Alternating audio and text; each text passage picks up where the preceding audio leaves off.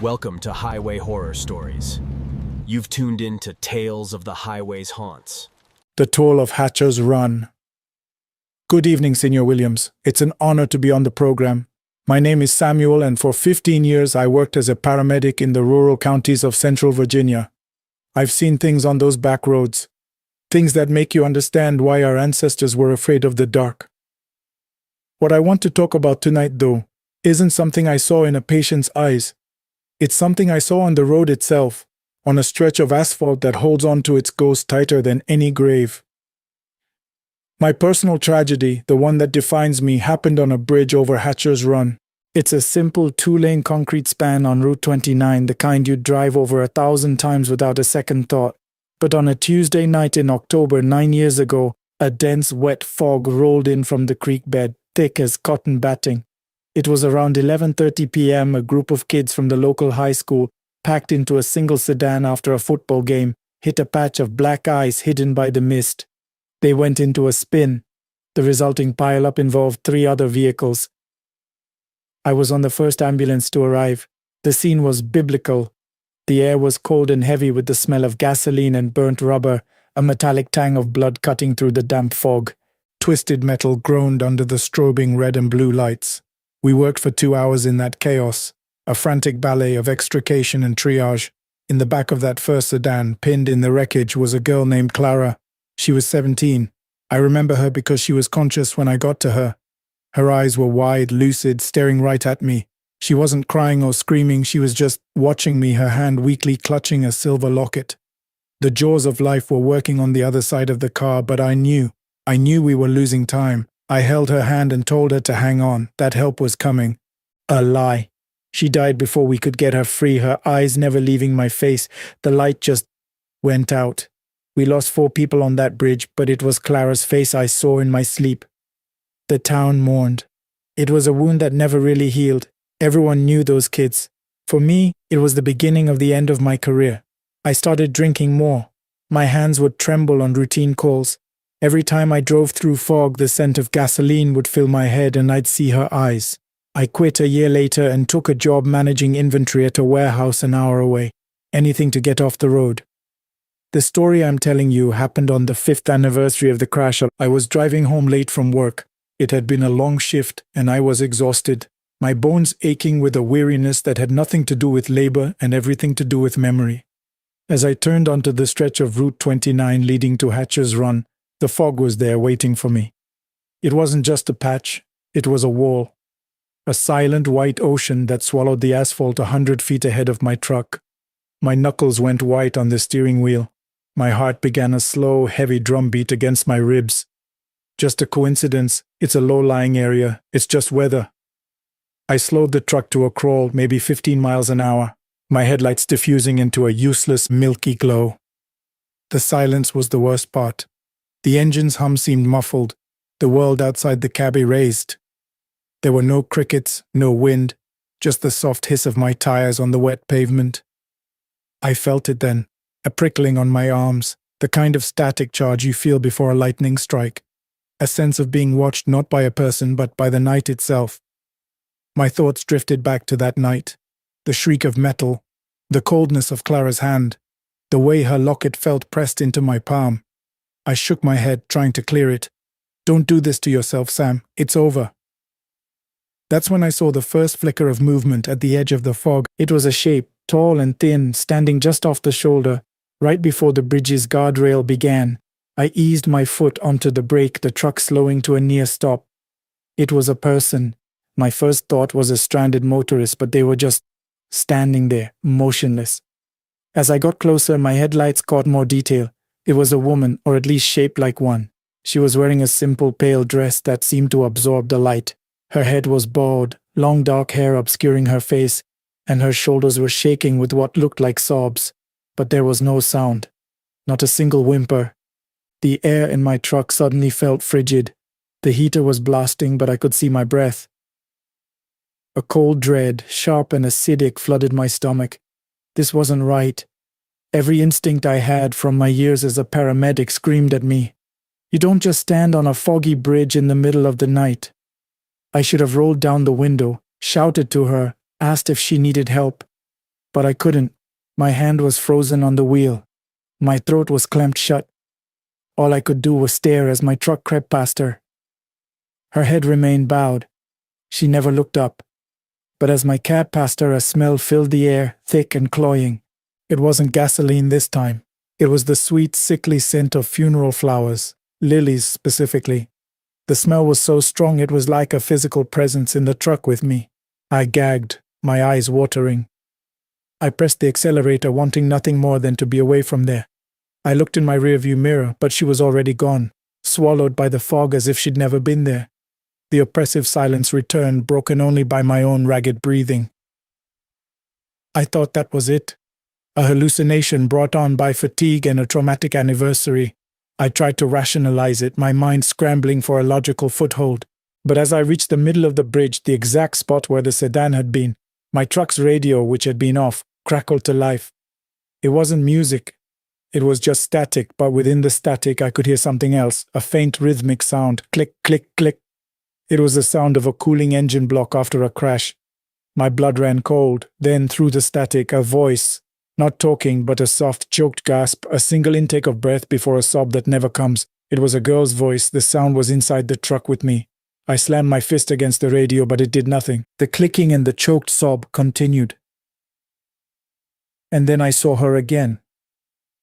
She was standing in the middle of my lane. I hadn't seen her approach. She was just there. 10 feet in front of my bumper. My foot slammed on the brake and the truck skidded, tires squealing on the slick pavement. It stopped just inches from her. This time she slowly lifted her head. There was no face. Where her features should have been, there was only a smooth, pale, and utterly blank surface, like an eggshell. Yet I knew, I felt it in the deepest part of my soul, that she was staring at me. Her shoulders shook with those silent, violent sobs. Then she raised a hand. It wasn't a threat. It was a slow, deliberate gesture. In her palm was a small silver object that caught the dim light. A locket. She opened her hand and the locket swung gently from its chain. It was the last thing I saw before I blacked out. I woke up slumped against the steering wheel, the truck idling. The fog was gone. The sky was clear, studded with stars. The radio was silent.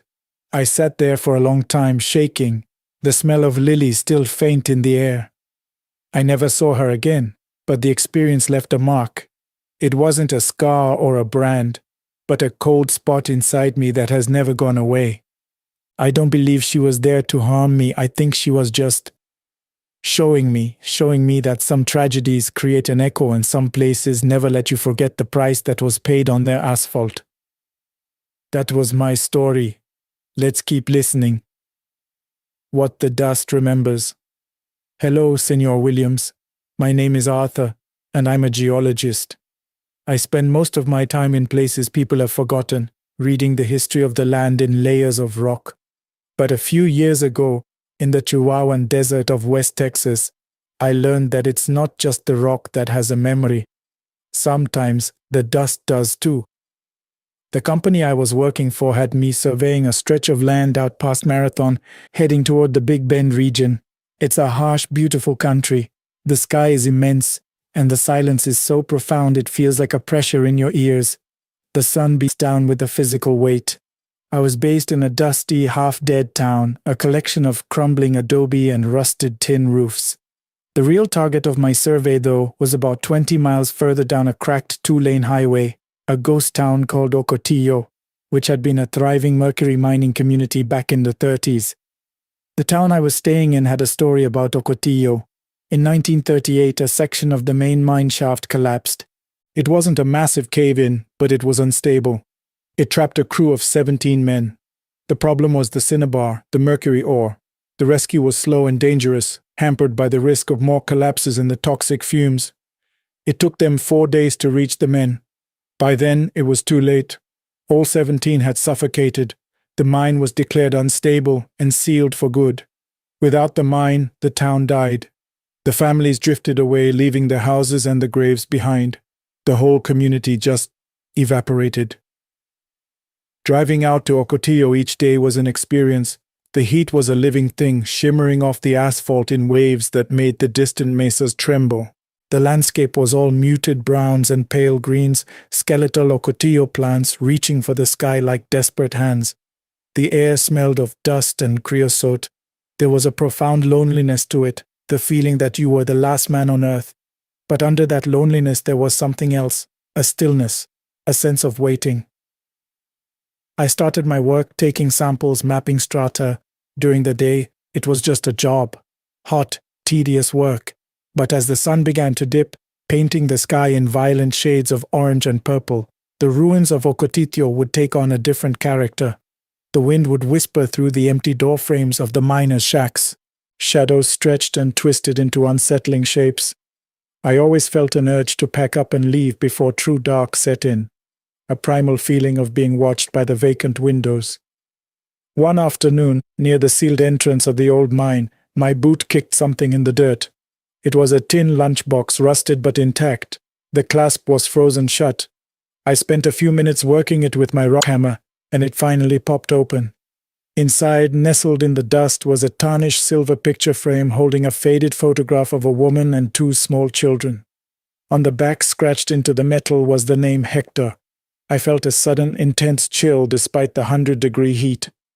I wasn't just holding an object, I was holding the last thing one of those 17 men had ever touched. A final connection to a world he never returned to. I shouldn't have, but I took it. It felt important. That night, things started to get strange. I was in my motel room, the only one in town, a miserable little place with a wheezing air conditioner. I had the lunchbox on the desk. Around 2 a.m., I was jolted awake by a noise, a soft rhythmic scraping sound coming from outside my door. Scrape, drag, like someone was dragging a heavy bag of rocks down the concrete walkway. My heart pounded. The town was deserted after dark. I crept to the window and peered through the dusty blinds. There was nothing there. The empty street was bathed in the cold white light of a single street lamp. The sound stopped. I told myself it was an animal, a stray dog maybe, but the sound had been too heavy, too deliberate. The next day, the feeling of being watched at the ruins was more intense than ever. I kept glancing over my shoulder, expecting to see someone standing there. The silence felt different too. It wasn't empty anymore. It felt occupied. That afternoon, as I was packing my gear, a sudden gust of wind kicked up. It wasn't a normal wind. It was a hot, swirling vortex of dust that formed right in the center of the main street. A dust devil. But this one didn't move. It just spun in place, getting thicker and taller until it was the shape of a man. It held the form for maybe 3 seconds, a tall, slender figure of pure dust, before collapsing back into nothing. I drove back to the motel with my hands shaking, my mind reeling. I was dehydrated, I told myself. The heat was getting to me, I was seeing things. That night the scraping sound returned. Scrape, drag. This time it was accompanied by a smell, a thick, earthy odor like damp soil and something metallic like old pennies. It seeped under the door, filling the small room. I didn't look out the window this time. I sat on the edge of the bed, rigid with fear, listening as the sound slowly faded into the distance. The climax came on my last day. I'd finished my survey and was packing up for the final time. The sky had been clear all day, but on the horizon, a strange dark cloud was building. It was the color of rust. The wind picked up, howling now, whipping sand and grit into the air. A full-blown dust storm was rolling in. I threw my gear in the truck and started driving, desperate to outrun it. But it was too fast. It hit the highway like a tidal wave, a churning wall of red dust that plunged the world into a suffocating, twilight gloom. Visibility dropped to 0. I slowed to a crawl, my headlights cutting feeble beams into the swirling chaos. The wind buffeted the truck and the sound was a deafening roar. And through the roar, I saw them. They were walking on the shoulder of the road, a long line of them, figures barely visible through the thick haze of dust. At first I thought they were other people caught in the storm, but as I got closer, the details became horrifyingly clear. They were men, dressed in the tattered work clothes of a bygone era. Their faces and bodies were caked in the same red dust that filled the air, making them look like statues slowly walking. They carried pickaxes and shovels, and some held the old-fashioned tin lunchboxes.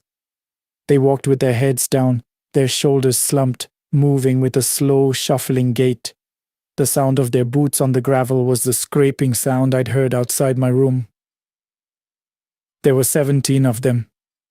They never looked at my truck. They didn't seem to know I was there. They just walked, their eyes fixed on the road ahead, heading back toward the dead town of Ocotillo. They were silent, lost in a memory, replaying their final journey home from a mine that had become their tomb. I drove past the last of them, my foot pressing the accelerator to the floor. I didn't look back. I just drove. Hours later, when I finally cleared the storm, I pulled over, my body trembling uncontrollably. On the passenger seat was the lunchbox. I opened it. The photo of the woman and her children stared up at me. I left it there on the side of the road in the clean desert air. Some things don't belong to the living, and some stories are remembered not in words, but in the dust that waits to be stirred. And now we continue with another testimony. The harvest route.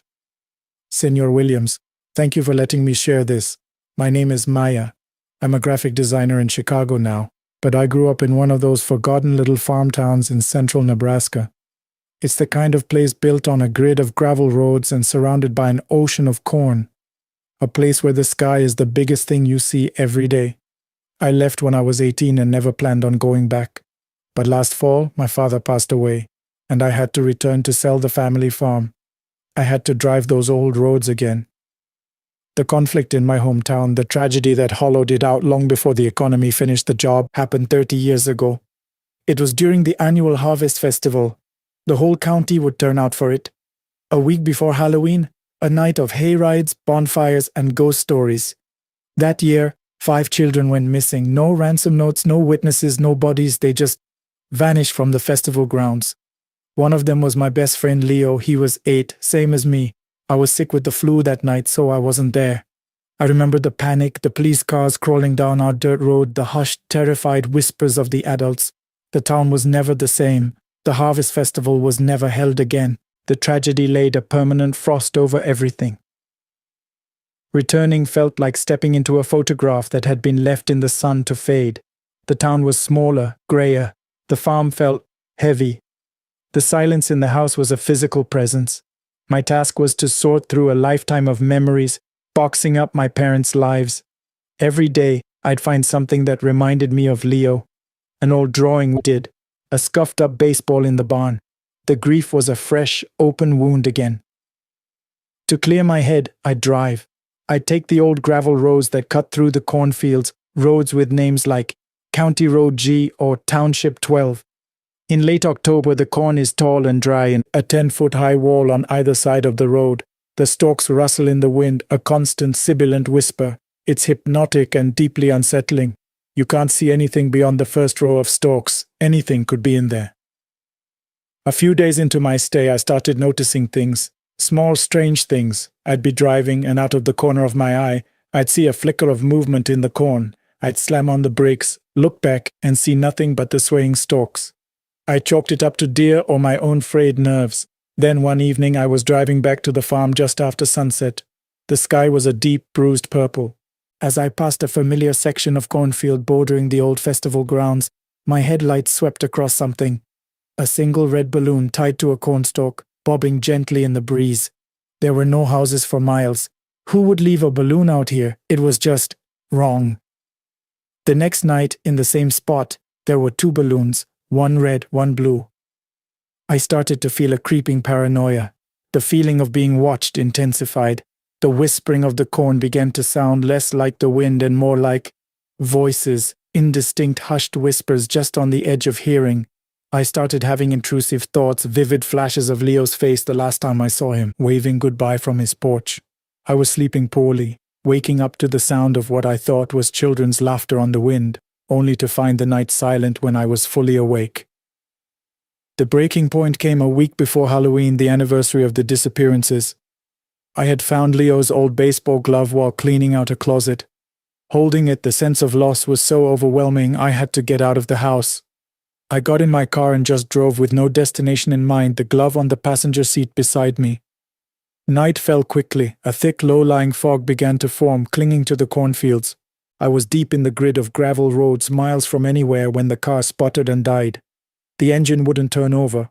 The silence that fell was absolute. No crickets, no wind, just the ticking of the cooling engine. And the corn, standing silent in the fog on either side of me, a dark, impenetrable maze. Panic set in. My cell phone had no signal. I was stranded. I sat there for what felt like an hour, the cold seeping into the car, my breath fogging the windows. And then I saw them. It started as a single shape, a silhouette at the edge of the cornfield, half hidden by the fog. It was small, the size of a child. It was perfectly still. I stared, my heart hammering against my ribs, trying to make sense of what I was seeing. Then another shape appeared beside it, and another, and another. There were 5 of them. 5 small, silent figures standing in a line at the edge of the corn, just beyond the reach of my headlights. They didn't move. They just stood there, their forms indistinct and blurry in the mist. They looked like children, but the stillness was wrong. Unnatural. Children fidget, they make noise. These figures were as silent and motionless as gravestones. I locked the doors, my hands shaking so badly I could barely work the latch. My mind screamed at me. It's a trick of the fog. It's just shadows. But I knew it wasn't. A cold, certain dread settled in my gut. They were watching me. One of them took a single slow step forward, out of the corn and onto the gravel shoulder. My headlights illuminated it more clearly. It was a boy, wearing what looked like old-fashioned clothes. His face was a pale oval, his features indistinct. But his eyes, I couldn't see them, but I could feel them. They were fixed on my car. He lifted his hand, not to wave, but just held it up, palm facing me. He stood like that for a full minute. The others remained at the edge of the field, unmoving. A tear rolled down my cheek. I wasn't just scared, I was heartbroken. In that small, silent figure I saw all the lost children, all the years of my town's unanswered grief. I don't know why, but I looked at the passenger seat, at Leo's glove. When I looked back up, the boy on the road was gone. The other 4 figures were gone too. I sat there, trembling, for another 10 minutes before I tried the ignition again. The engine roared to life on the first try. I drove straight back to the farmhouse, packed a single bag and left. I left the boxes, the furniture, the memories. I left the key on the table and drove all night until the sun came up and the cornfields of Nebraska were hundreds of miles behind me. I never found out what those figures were, but I believe they're still there. I think the land took those children, and on some nights when the air is cold and the fog is thick, it shows you what it's keeping. That was my experience. Let's hear what comes next. Echoes on the interstate.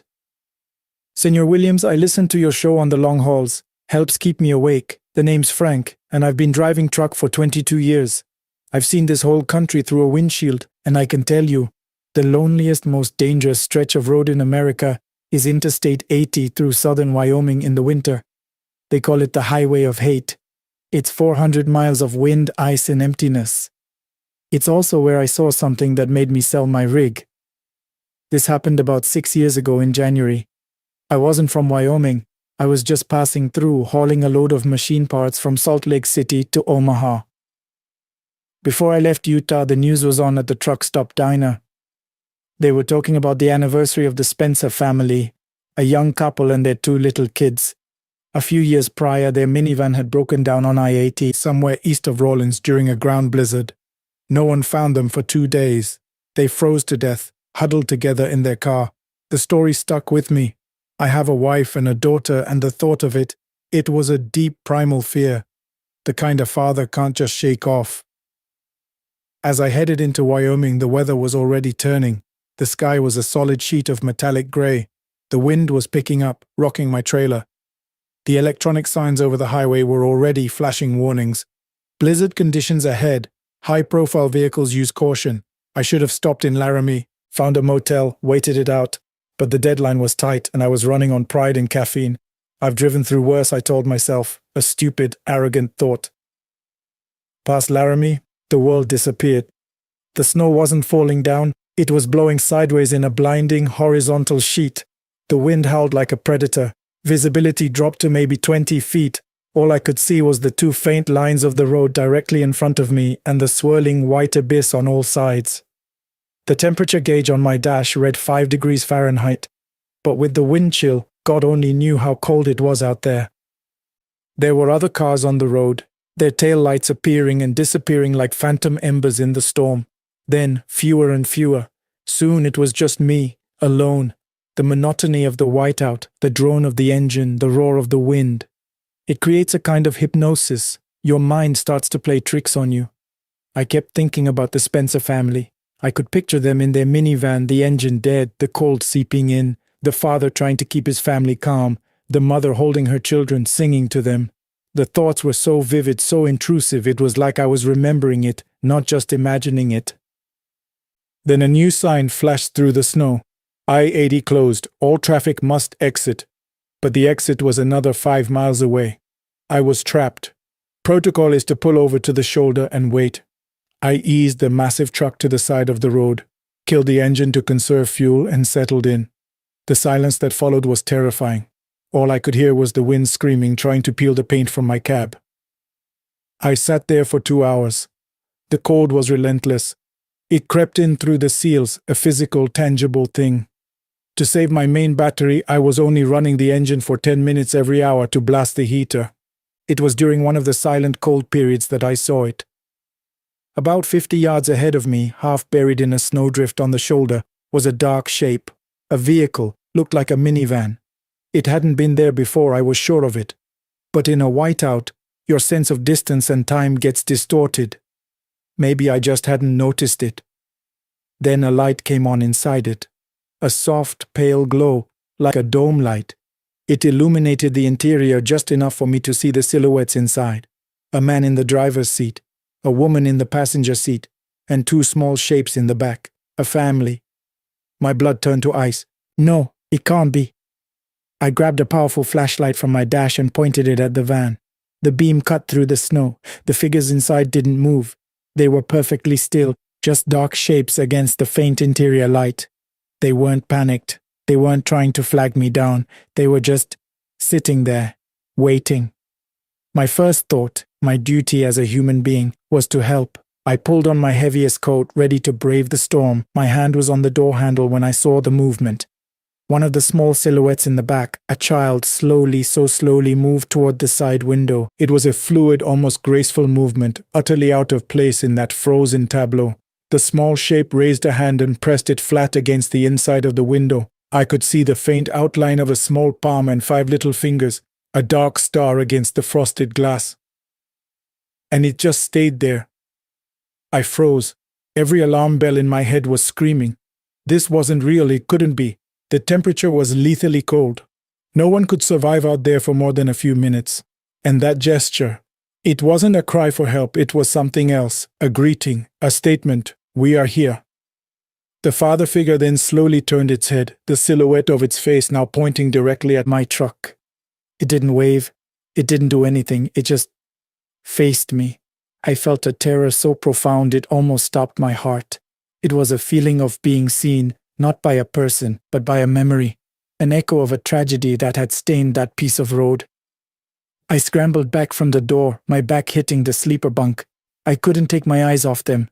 I watched, paralyzed for what felt like an eternity. The hand stayed on the glass. The father's head stayed turned towards me. The dome light never flickered. A snowplow saved me.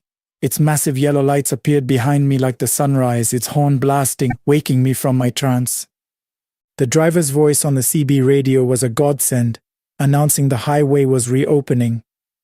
As the plow passed me, its lights washed over the minivan. And there was nothing there. The snowdrift was there, but the van was gone. There were no tracks, no sign anything had ever been there. I followed that plow all the way to Cheyenne. I checked into a hotel, but I didn't sleep.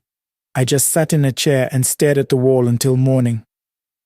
The next day I called my dispatcher, told him I was dropping the load and taking a bus home. I sold my truck a week later. I couldn't do it anymore. I couldn't sit in that cab alone in the dark without seeing that small hand pressed against a frozen window, a silent echo on a highway that never forgets its dead. This was my testimony, Senor Williams. Let's continue with the program. The Last Procession. Good evening, Senor Williams. My name is Julian, and I'm a photojournalist. I specialize in stories about vanishing cultures, the places and people being erased by the modern world. 2 years ago, I was working on a piece about the coastal erosion in southern Louisiana, down in the bayou. I was documenting a small Cajun town called Ile de Jean Charles, a place that is literally being swallowed by the rising Gulf of Mexico. The story was about loss of land, of homes, of a way of life. But the real tragedy, the one that haunts me, was the loss of their dead. The town is on a tiny ridge surrounded by marshland, connected to the mainland by a single 2-lane road that is often flooded. For generations, their community life centered around their church and the cemetery beside it. It was a traditional above-ground cemetery with whitewashed tombs and ornate iron crosses, a city of the dead rising out of the wetlands. But the water was winning. The land was sinking. The salt water was killing the oak trees and cracking the tombs. The dead could no longer rest in peace. The state was relocating the remaining residents, but you can't relocate a cemetery full of your ancestors. The community was grieving for the living and the dead simultaneously. I spent a day there talking to the last few families. The air was thick and heavy, smelling of salt, decaying marsh grass, and diesel from the shrimp boats. It was oppressively humid. The people were stoic but heartbroken. An old woman named Elodie, her face a roadmap of wrinkles, told me the most chilling thing. I had asked her what would happen to the cemetery. She just looked out at the water, which was already lapping at the edge of the burial grounds, and said, "The dead need a dry place to rest, mon cher. When the water takes them, they have to walk." Her words hung in the air, not as a metaphor, but as a statement of fact. My story jumps around a bit, Senor Williams, because the memory itself is fractured. Flashback, that afternoon. I'm walking through the cemetery with my camera. The water is inches from the nearest tombs. Some have already tilted, their foundations eroded. It's quiet except for the cry of gulls and the gentle slap of water against the sinking land. There's a feeling of profound desecration in the air. I take a picture of a cracked tomb where a tangle of mangrove roots is prying the marble apart. A feeling of being an intruder, a vulture documenting a sacred death, settles over me. Present, that night. I'm driving away from the island, back towards Houma. It's late, close to midnight. A storm is brewing over the Gulf, and the sky is a starless, inky black. My headlights are the only light for miles, cutting a tunnel through the darkness. The road is elevated, a thin ribbon of asphalt with black water on both sides. The air is electric with the approaching storm, and the humidity is so thick that the world outside my windshield seems to smear and distort. My car radio is playing faint Cajun music, but it keeps cutting out, replaced by bursts of static. Flashback. That evening, I'm sharing a cup of coffee with Elodie on her porch, which is propped up on stilts. The sun is setting. She's telling me stories about the people buried in the cemetery, her husband, her parents, her grandparents. "They talk to you in here," she says, tapping her chest. "They don't like the water. They are restless." The way she says restless makes the hair on my arm stand up. There's no fear in her voice, only a deep, weary sorrow. Present. The car. The rain starts. Big fat drops that splatter against the windshield. The static on the radio gets worse. I'm tired. My mind a jumble of the day's images and stories. The road ahead seems to stretch into infinity. I pass a sign that says mainland 5 miles. The feeling of isolation is total. That's when my headlights catch them. They are on the shoulder of the road walking. It's a long line of figures, maybe a dozen or more, walking single file. My first rational thought is that it's some of the residents walking for what? There's nowhere to go. There are no houses, no lights, nothing but road and water. I slow the car down, my heart starting to thud against my ribs. As I get closer, I see that they are all dressed in dark, simple clothing, the kind you might see in old photographs. Their forms are indistinct, wavering in the humid air and the falling rain. They walk with their heads down, their pace slow and deliberate. A procession. They pay no attention to my car as I crawl past them. I stare, trying to see their faces, but they are all obscured by shadow or the downturn of their heads. They are utterly silent. No sound of footsteps on the wet asphalt, no murmuring, nothing. Just the sound of my engine in the rain. The air in the car becomes cold, clammy, and a smell fills it, the smell of damp earth, of wet stone and something else. The faint, sweet scent of decay.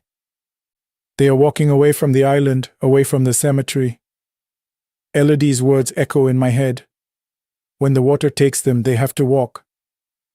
I press the accelerator, my mind refusing to accept what my eyes are seeing. I don't look in the rearview mirror. I can't.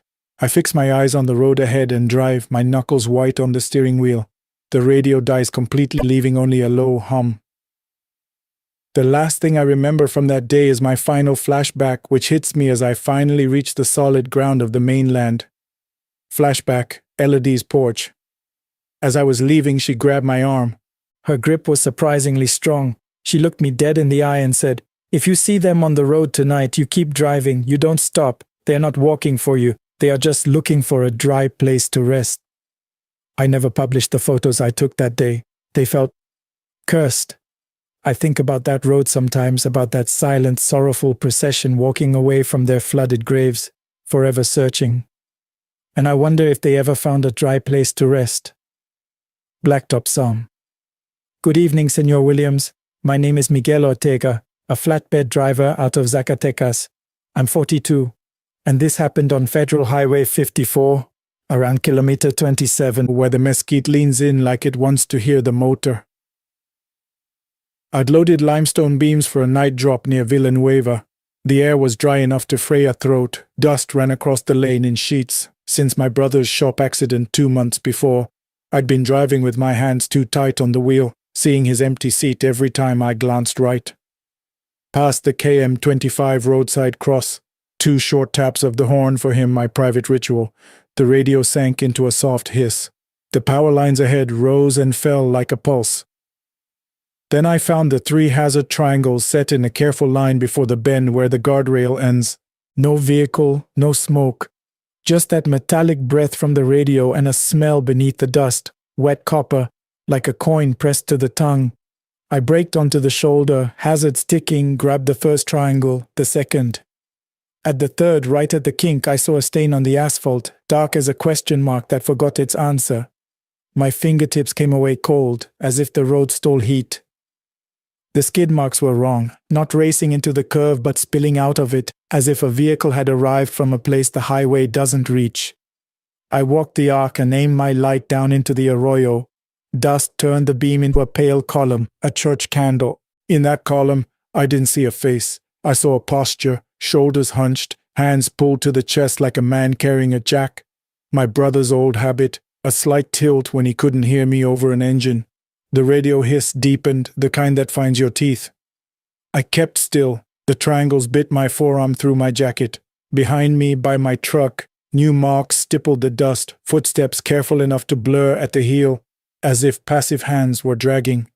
They led not from the arroyo but toward it, from my open door to where I stood. I arranged the 3 triangles on the gravel, neat as an offering. A dragging sound rose from below. Fabric over stone. Stop, start, stop, start. Something pressed the steel toe of my boot, not a hand, a cool weight like iron leaning to be lifted. I crouched, palms out. The weight arrived exactly how I remember a jack feels. Its mean bite into the hands, and I pulled as if something could be saved if I did it right this time. My breath hammered. The stain slicked my soles. The shape in the column did not move, it only watched, head tipped, patient. The weight fell away. My hand snapped up empty. The radio clicked to static, ordinary as rain. A dog barked twice somewhere the road doesn't go. I returned to the cab to find the door half closed, as if someone had held it, careful not to slam. On the passenger seat lay a single smear of grit, curved like an L. I delivered the beams. Next day I bought the expensive jack with the redundant lock. I avoid Highway 54 at night, but sometimes at red lights the radio finds that hiss again, and a brief wait sits across my palms, long enough to remind me there's a bend in the world you only notice after it takes something. That's my account. Let the next voice take the wheel. The Underpass Choir. Good evening, Senor Williams. I'm Daniel Rivas, EMT in Monterrey. This runs under Avenida Constitucion, near the Santa Lucia exit, where the pillars are ribs and the echo turns breath into a second person. A month earlier, my partner Tere and I lost a boy named Mauricio in a rollover. After his funeral, someone called the station and left the phone open on a table. Dishes scraping, a radio whispering a house that couldn't let a breath out. Rain held the city 6 days and let go on the 7th. That night the air was pure clean and our dispatch sent us to a possible pedestrian down under the overpass at 213. Anonymous caller. The siren's tone fattened under concrete. Above us, feet crossed the upper deck, rubber squeaks, a crowd at funeral pace. No body at the pin. Instead, a neat run of collapsible cones, each nicked at the base like something had tested its teeth there. Wet cement, old urine, a faint exhaust that lived in the drains. The cabin light in our rig flicked on without the door. The gurney strap stood a fraction as if tugged by a draft that wasn't there. We followed the cones to their tidy triangle. In the center, a ring of oranges, navels out, not spilled but set. When I knelt, my knees sank into water that clung heavy, syrup-thin and cold. The footsteps above stopped. A new sound took their place. The soft sink of many people breathing through their noses, the hush that turns into music if you stand in it too long. A woman stepped from behind a pillar. She didn't talk. She placed her palm on concrete, then her forehead to her hand, and cried the kind of tears that move so easily they might be sweat. White nurse shoes, leather cracked. Another person joined her, then another. Soon each pillar had a forehead, a palm, a shoulder rising in small waves. Tear whispered, "Are we late?" The radio smelled like iodine. Somewhere in my mind, a boy's shoe scraped tile. I did what we do, announced myself, hand raised to show I was small and meant help. No one turned. The first woman's print darkened the pillar. When she moved her hand away, the stain crept up an inch on its own, as if the wall had learned and was repeating the gesture. I told myself it was runoff in shadow. The breath choir swelled and made a shape around my ribs. An orange touched my shoe. It hadn't rolled. It had inched. I picked it up, cold as a gurney bar at 3 a.m., and my palm stuck for a second, pulling away with a small wet kiss. The cones felt like punctuation to a language that keeps you from saying the wrong name aloud. Our radio cleared. Dispatch asked for a status. I told the truth I could hold. No patient found. We left the cones. We left the oranges. We left the pillars to their foreheads. Some nights off shift, I coast beneath that bridge, kill the music and let the echo settle. If the air is right, I hear a choir built from everything people refuse to say, and I can't tell if that makes the city kinder or crueler. That's my report.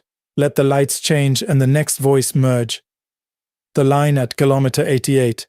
"Hello, Senor Williams.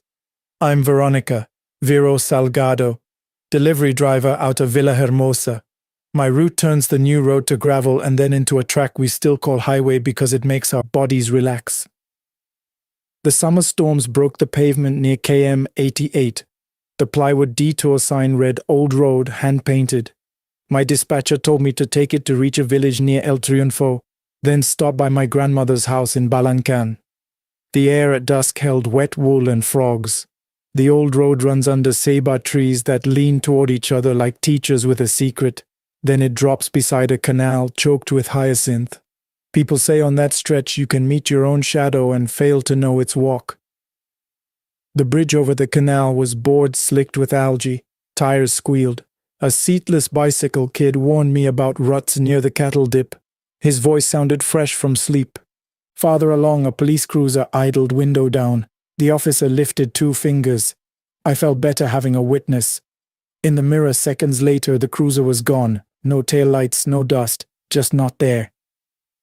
Numbers on stones instead of formal markers: 87, 87 and a half, 88. At 88, the road kinked left around a ceiba so big you could knock twice and wait. A line stood along the right shoulder facing the tree. A dozen people, evenly spaced, bare souls grey with dust, hands at their sides, each leaning forward a hair. A man with a cowboy hat, a woman in a nightgown, a girl with a school backpack. No one moved. The cab cooled. Condensation beaded at the windshield's bottom edge like the truck had lost its heat suddenly. They looked like they were waiting for a bus no longer scheduled. The last person in line lifted 2 fingers and set them against the bark as if checking for fever. Then the next did, and the next. A small sound rose, thread drawn through stiff cloth.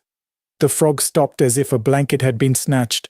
Under it, I heard water gathering behind a clogged culvert, drip finding drip until the ground learned a new river. I greeted the road anyway because good manners are a superstition where I grew up. The scent shifted to hospital metal clean and the sweet rot of fallen mango. I eased forward, the truck yawing as if gravity had changed its mind. I should have struck the line. Instead, the box slid past them smoothly as if guided by a palm. The girl with the backpack flicked her eyes left at me, then back to the tree. Her ribbon trembled in air that didn't move. She pressed her fingers to the bark and a tear fell onto a buttress root and pooled with others a string of silver beads.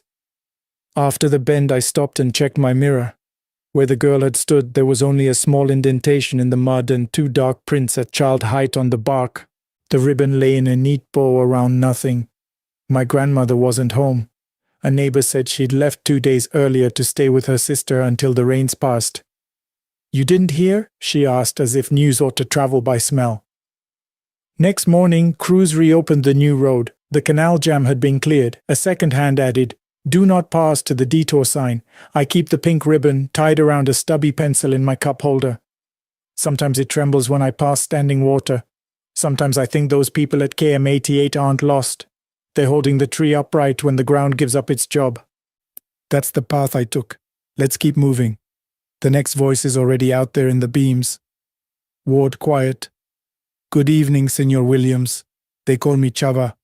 I'm a night security guard at a private hospital off Lazaro Cardenas in Guadalajara. There's a frontage road curling behind the loading docks and past the morgue. That ribbon is where the building clears its throat." We'd had a run of small wrongness. Laundry bins found moved, the chapel door opening to nobody, the stretcher elevator arriving uncalled. The keypad on the morgue got replaced because it kept accepting a legitimate code at odd hours. The cameras never caught fingers. A neighborhood brownout had my supervisor asking for extra loops outside. Families get strange when the city goes dark. The dock lights buzzed and pulled beetles that thumped the lenses. Tires hissed through the dip where rain pools. The smell there is a stable cord, cold stone, a thin sweet thread of phenol from the OR, fryer oil when the cafeteria starts early.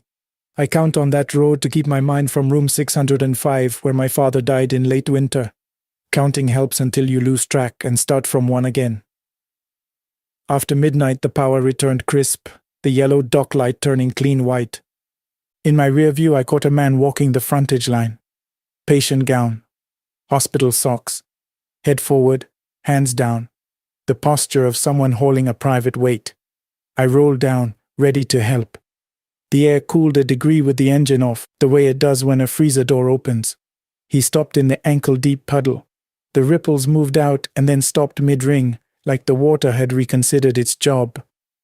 He pressed his palm to the dock wall and dipped his head, not praying, just resting the way a tired thing rests. The keypad near the morgue door beeped once without being touched. I should have called upstairs. I didn't. I took 1 step into the dip and found on the cement 3 faint outlines like folded sheets had been set there for a long while and then lifted. The edges curled a little in a breeze that never reached my face. The man moved into the strip of dark between the morgue and the oxygen cage. The one light doesn't seem to enter. He lifted his hand and tapped the cage. The gate thunked, not like metal hit, but like a sound replayed from a memory. I went for a wheelchair and left it at the edge of the dock. An ID bracelet floated up in the puddle, bumped a wheel twice like a small polite request. I didn't touch it. At 4, the compressors exhaled. The puddle sank an inch. The dock retreated a hand's breadth. The man stepped forward and I could see the pattern of little blue crosses on his gown. Somewhere inside, the stretcher elevator banged. In the brief resonance of that sound, he wasn't there. The chair was dry by dawn. The bracelet had gone. The morgue log showed no new entries. The keypad faceplate held a faint, clean oval, like a forehead might leave. When I passed that dip now, I let myself lose count and begin again. The building swallows sometimes. That road is the throat. That was my round. If you're still with me, there's one last fare to pick up. Processional mile. Good night, Senor Williams. I'm Mariela, a taxi driver in San Luis Potosi. The mile that unsettles me runs from the sanctuary of Guadalupe on Avenida Mexico to the old cemetery by the tracks. At night, it feels like the stones remember feet. A week before my night, I took my niece to a vigil. Candles loaded the air with beeswax. People left little shoes and handkerchiefs on the steps. My niece confessed that as a kid she thought processions left footprints you couldn't wash away, that shoes made of prayers wore roads thinner than time did. The night in question, nearly dawn, a man flagged me near the hospital.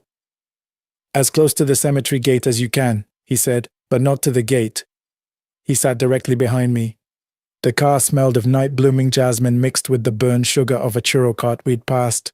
No radio, only old patches under my tires and the raised crosswalks tapping a rhythm. A police cruiser idled with lights off, the officer's arm draped out the window, hand lax as if the dark had filled it. Halfway down the mile, a small group walked in the lane. 8, maybe 10 in pairs, heads lowered, hands folded, steady pace. I signaled, eased around. No banners, no murmurs, just the soft sink of steps. As we passed, a dry hint of charcoal incense slipped into the car, mixed with iron-rich dust from the tracks. At the cemetery street, the passenger said, "Here." He paid, got out, and did not approach the gate. He stood by the wall, shoulder brushing stone, fingers set flat to it, head bowed. I circled once and parked under a tree. The group reached the corner and flowed behind the cemetery wall where the lane narrows. The sodium lamps made everything that tired yellow. I followed at idle, more pulled than driving.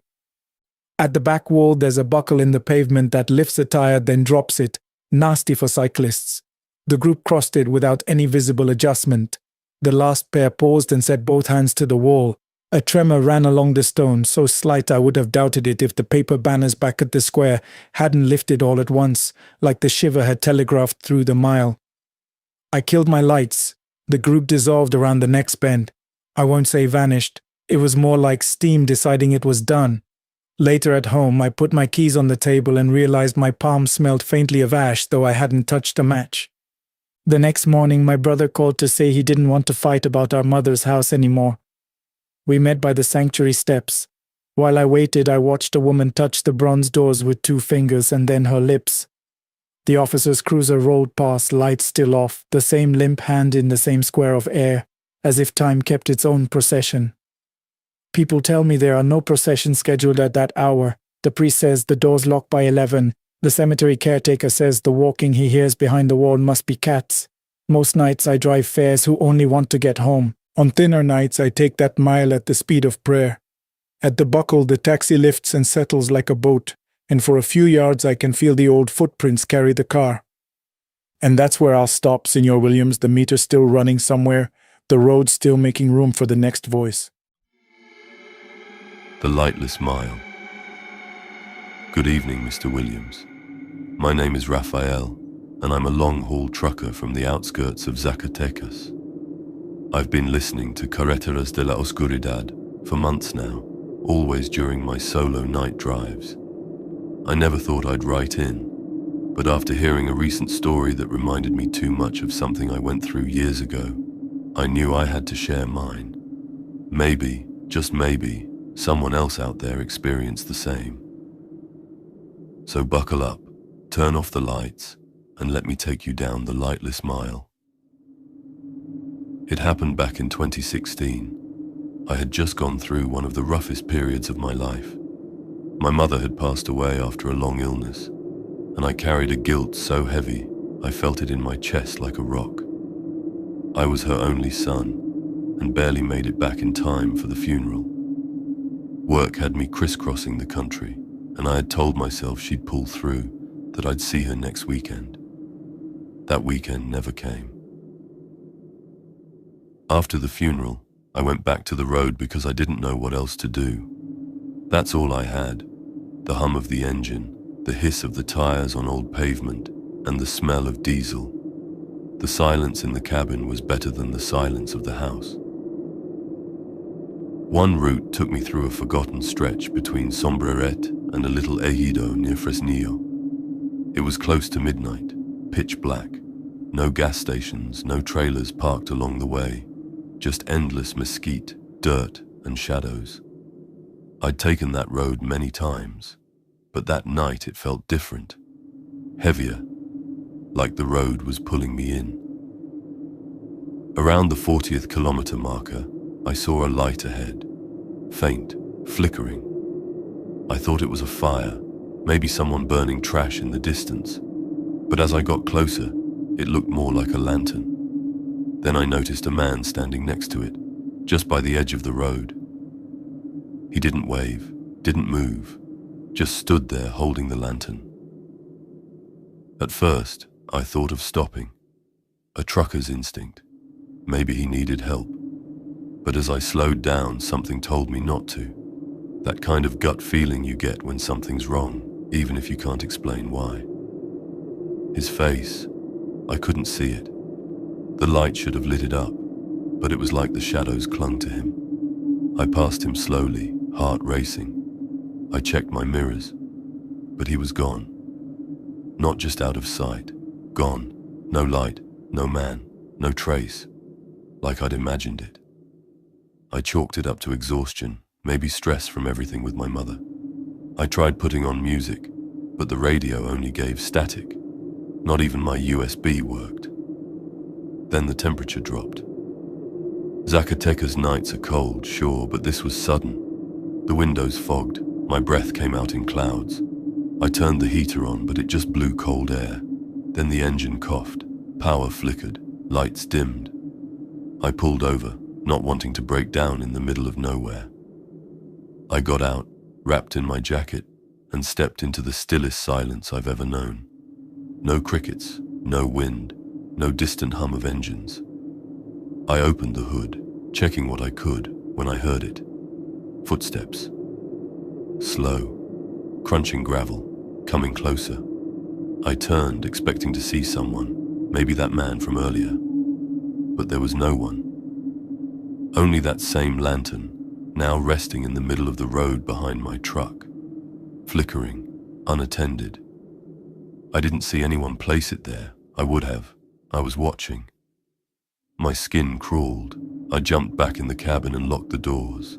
Tried the engine again. Nothing. Then I heard something on the roof. 3 knocks. Like someone climbing or tapping. I didn't move, didn't breathe, just stared straight ahead. The lantern's light began to grow. Not in brightness, but in size. Like it was getting closer, even though it didn't move. I shut my eyes. Started whispering a prayer I hadn't said since I was a kid. A sudden jolt made me open them. The engine was running, lights normal, heater blowing warm air. The lantern was gone. I didn't waste time. I drove, as fast as that stretch would allow. I never took that road again, not alone. And every time I pass near it, I feel that same cold in my bones. Maybe it was just my grief playing tricks. Maybe it was something else. But I can't forget those 3 knocks, or that light that never moved but got closer. So if you're ever out there, past midnight, near the 40th marker between Sombrerete and Fresnillo, and you see a lantern on the side of the road, don't stop. That was my story, Mr. Williams. Thank you for letting me share it. And to everyone listening, keep your lights on, your windows up, and don't ignore what your gut tells you. We continue with the next story, the laughter on the shoulder. Good evening, Mr. Williams. My name is Javier, and I'm a truck driver from Villahermosa in Tabasco. I've been listening to your show for years, usually on those long, lonely nights when the darkness on the road feels like it could swallow you whole. My wife is the one who convinced me to write to you. She says I need to get this out, that maybe telling someone else will make the memory less heavy. I'm not so sure, but I'm willing to try. For those of you listening, I suggest you turn down the lights. This isn't a story of monsters with claws, but of something far more unsettling. For over 20 years, I've driven the arteries of Mexico, hauling everything from produce to industrial machinery. I know the roads like the lines on my own hands, the free highways, the toll roads, the shortcuts that shave off an hour but add 10 years to your life. I've seen accidents, federal checkpoints, even standoffs between cartels. I thought I'd seen it all, but nothing prepares you for the things that hide in the fog, in the places where the modern world's light doesn't reach. This happened about 5 years ago, on a run from Tuxtla Gutierrez to Mexico City. I was carrying a load of coffee, and the client was breathing down my neck. I was already behind schedule, due to a mudslide outside of Ocozocautla, so I was pushing my rig, a tired old Kenworth I called El Valiente, harder than I should have. The route takes you through the Sierra Madre de Chiapas, a beautiful but treacherous stretch of winding mountain roads. That night, the mountains had decided to disappear. A fog, thick and wet as a blanket, had rolled in, reducing visibility to less than 10 feet. My headlights were useless. They just reflected off the white wall in front of me. I was crawling along, my knuckles white on the steering wheel, my world reduced to the yellow line I was desperately trying to follow. The air was cold, and the only sounds were the low rumble of my diesel engine and the swish of the wipers. It was around 2 in the morning. I hadn't seen another vehicle for at least an hour. It felt like I was the last man on Earth. That's when I saw him, or what I thought was him. On the right shoulder of the road, standing perfectly still, was the silhouette of a small child. My heart jumped into my throat. A kid, out here, in the middle of nowhere, at this hour. It made no sense. My first thought was an accident. Maybe a car went over the edge, and this poor child was the only survivor. I slammed on the brakes.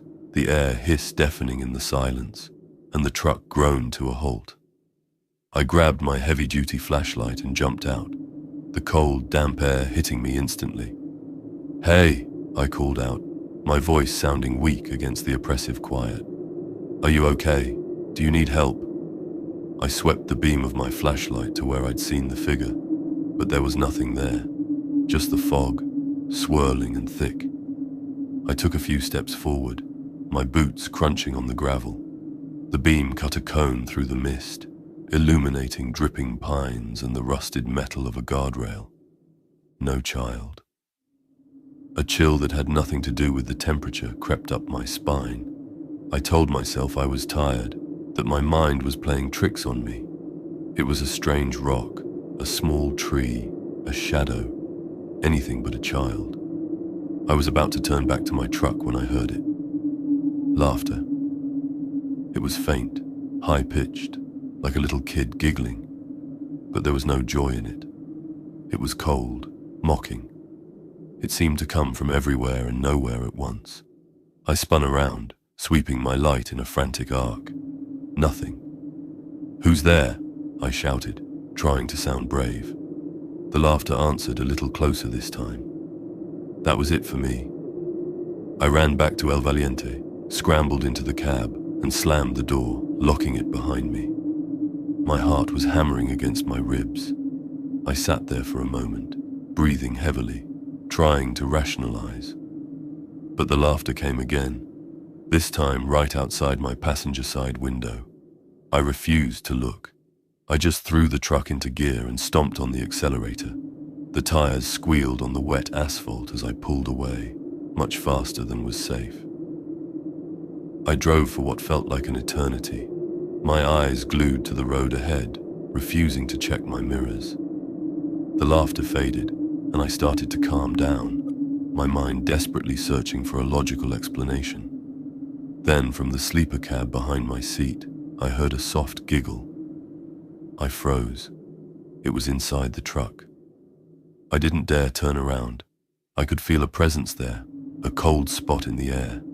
A small, rhythmic thumping started on the back of my seat, like a child kicking their legs. Thump, thump, thump, thump. I could hear small, quick breaths. Then I felt it. A tiny, ice-cold hand resting on the back of my neck. I screamed. I don't know if any sound came out, but in my head, it was a raw, primal scream. I didn't brake. I didn't slow down. I pushed that old Kenworth to its limit, flying down that mountain road, praying I wouldn't meet a hairpin turn. The fog was still thick, but I didn't care. I would rather fly off the cliff than face what was in my truck with me. The cold touch vanished, and the giggling started again, this time right next to my ear. It was a cruel, ancient sound coming from the throat of a child. I must have driven like that for 20 minutes before I saw the blessed, beautiful glow of lights ahead. It was a 24-hour Pemex station, an oasis of light in the endless dark. I roared into the parking lot, fishtailing to a stop right in front of the convenience store. and bailed out of my cab without even turning off the engine. The attendant, a sleepy-eyed kid, looked at me like I was crazy. I probably was. I stood there in the rain, shaking, staring back at my truck. The cab was empty. The laughter was gone. I stayed there until the sun came up, drinking bitter coffee and refusing to go back to my rig. When dawn finally broke and the fog lifted, I forced myself to check the sleeper. There was nothing there, except for one thing. On the dusty floor behind my seat were two small, perfect footprints, like those of a barefooted child. But they weren't dirty with mud from the road. They were made of something fine and grey, like ash. I've never taken that route through the Sierra de Chiapas again. I'll take the long way around, add a day to my trip, I don't care. Sometimes when I'm on a particularly dark road late at night, I think I hear it. A faint, giggling laugh on the edge of hearing. When I do, I turn the radio up as loud as it will go. Be careful on the roads, my friends. You never know what's waiting on the shoulder. That was my story. Let's keep listening. The Coyote's Gaze. Hello, Mr. Williams and the Roads of Darkness community. My name is Elena, and I live in Jalapa, Veracruz. I'm a graphic designer, a mother, and someone who used to believe that all the old stories were just that, stories. My son Leo is a huge fan of your podcast, and he's the one who urged me to share what happened to us. He says that people should know that the world is older and stranger than we think. So if you're ready, find a comfortable spot and listen to what the sunset can hide in the sugarcane fields. This took place 3 years ago, when Leo was only 7. Every other weekend, I would drive him to his grandmother's house, my mother's place, in a small town near Cardell.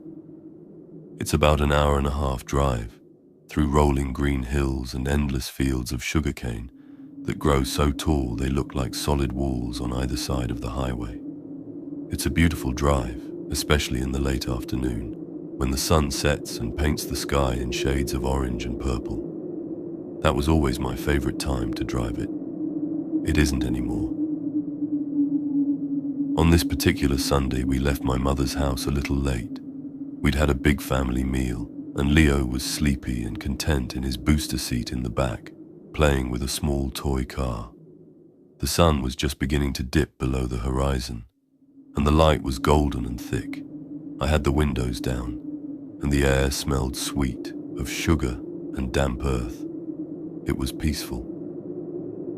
We were about halfway home, on a long, straight stretch of road with cane fields pressing in on both sides when I saw it. At first, I thought it was a stray dog. It was a canine, loping out from between the cane stalks. But as it got closer, I realized it was a coyote. That was strange in itself. They're usually shy and nocturnal. This one was bold, and it was big, much bigger than any coyote I'd ever seen. Its fur was the color of charcoal, and it moved with a liquid grace that was both beautiful and unnerving. It started running alongside the car, on the gravel shoulder. I was driving about 50 miles per hour, but it kept pace effortlessly, its long legs eating up the ground. Leo noticed it and got excited. "Mami, mira, a doggy," he shouted, pointing out his window. "It's a coyote, mi amor. Stay buckled," I said, my hands tightening on the steering wheel. Something felt wrong. It wasn't just its size, it was its eyes. In the fading light, they seemed to glow with a dim, amber light, and they were fixed on us. Not just on the car, but on me. I felt its gaze like a physical touch.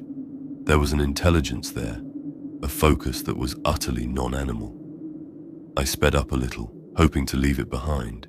The coyote matched my speed instantly, its tongue lolling out, but its breathing wasn't labored. It was like it was just jogging. We drove like that for what must have been 5 miles.